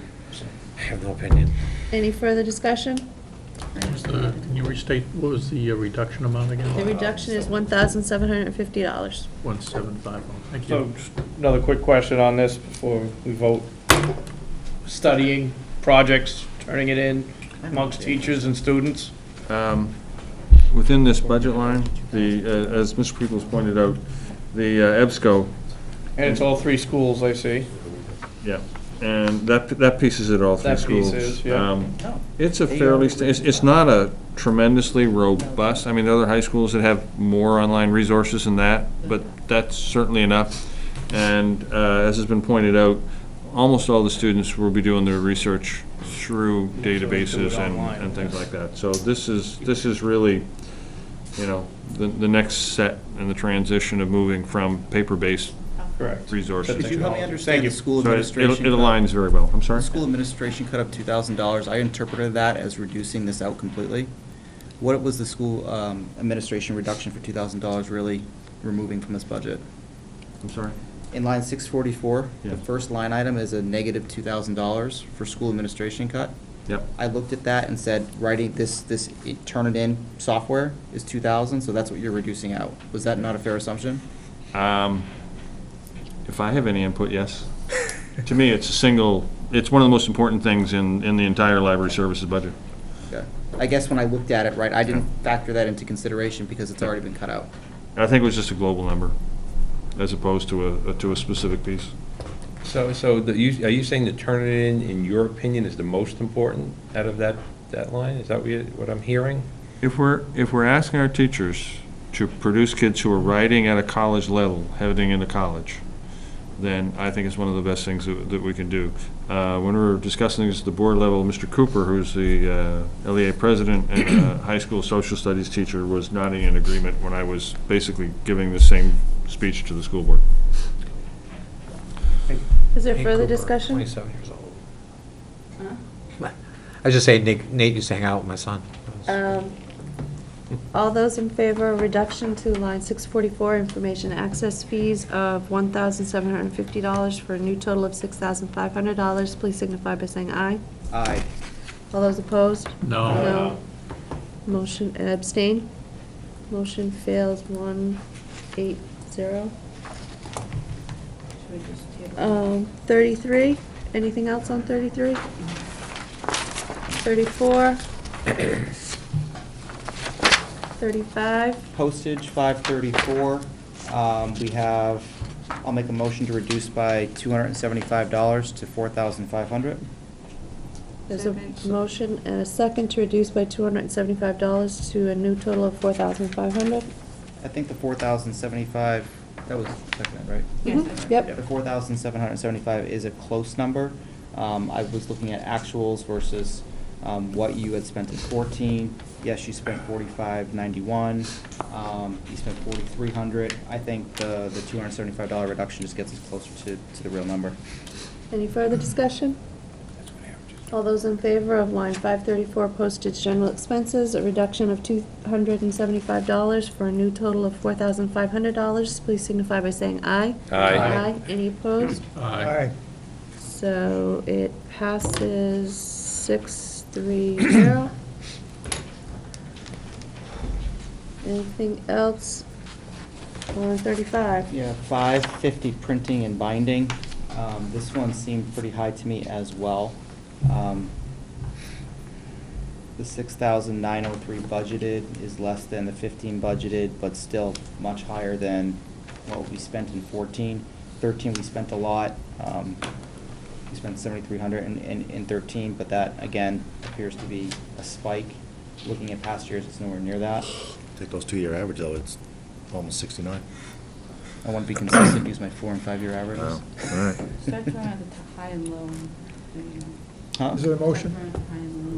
Did you make a No. motion? I have not made a motion yet. I'm hoping that Dr. Cochran can provide a little bit of justification for the number before I make a motion to reduce by $1,200. Looking at the 2013 actual and the estimated costs of the agendas and staff handbooks and the program of printing of the program of studies. Printing of the program of studies, we're not printing as many because it's available online now. So, but there are some other known costs there. I think conservatively a reduction of 903 would not hamper their ability to do the major pieces there. Okay. But mainly because we're not printing mass quantities of the student handbook. I will make a motion to reduce 550 by $903. Second. It's been made and seconded. Further discussion? Hearing none. All those in favor of reducing line 550, printing and binding, by $903 for a new total of $6,000, signify by saying aye. Aye. Any opposed? Aye. So it passes 720.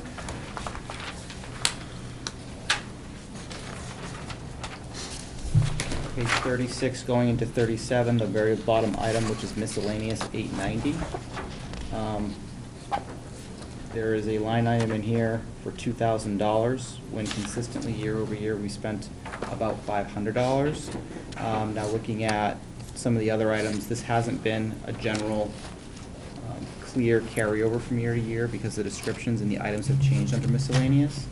But looking at the meeting supplies for students and forums, that specific item for that 2,000, which is being budgeted this year, again, it's about, you know, I'm gonna say about $1,500. So I'm gonna make a motion to reduce this one by $500. So this is 890 miscellaneous? Yep. A motion to reduce by $500 to a new total of $1,500. Yep. Second. It's been made and seconded. Any further discussion? Hearing none. All those in favor of line 890, or the 890 miscellaneous, a reduction of $500 to a new total of $1,500, signify by saying aye. Aye. Opposed? Aye. So that passes 810.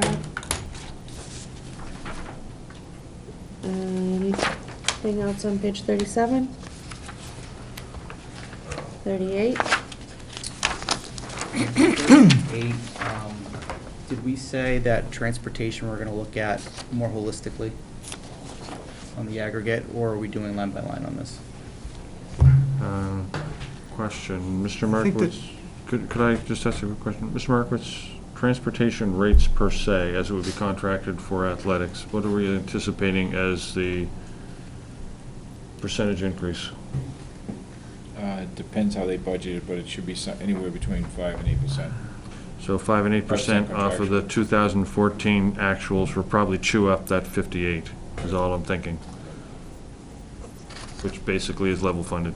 And you can't take the kids there and then not bring them home. Yeah. Number looked decent, and With that information, it is, yeah.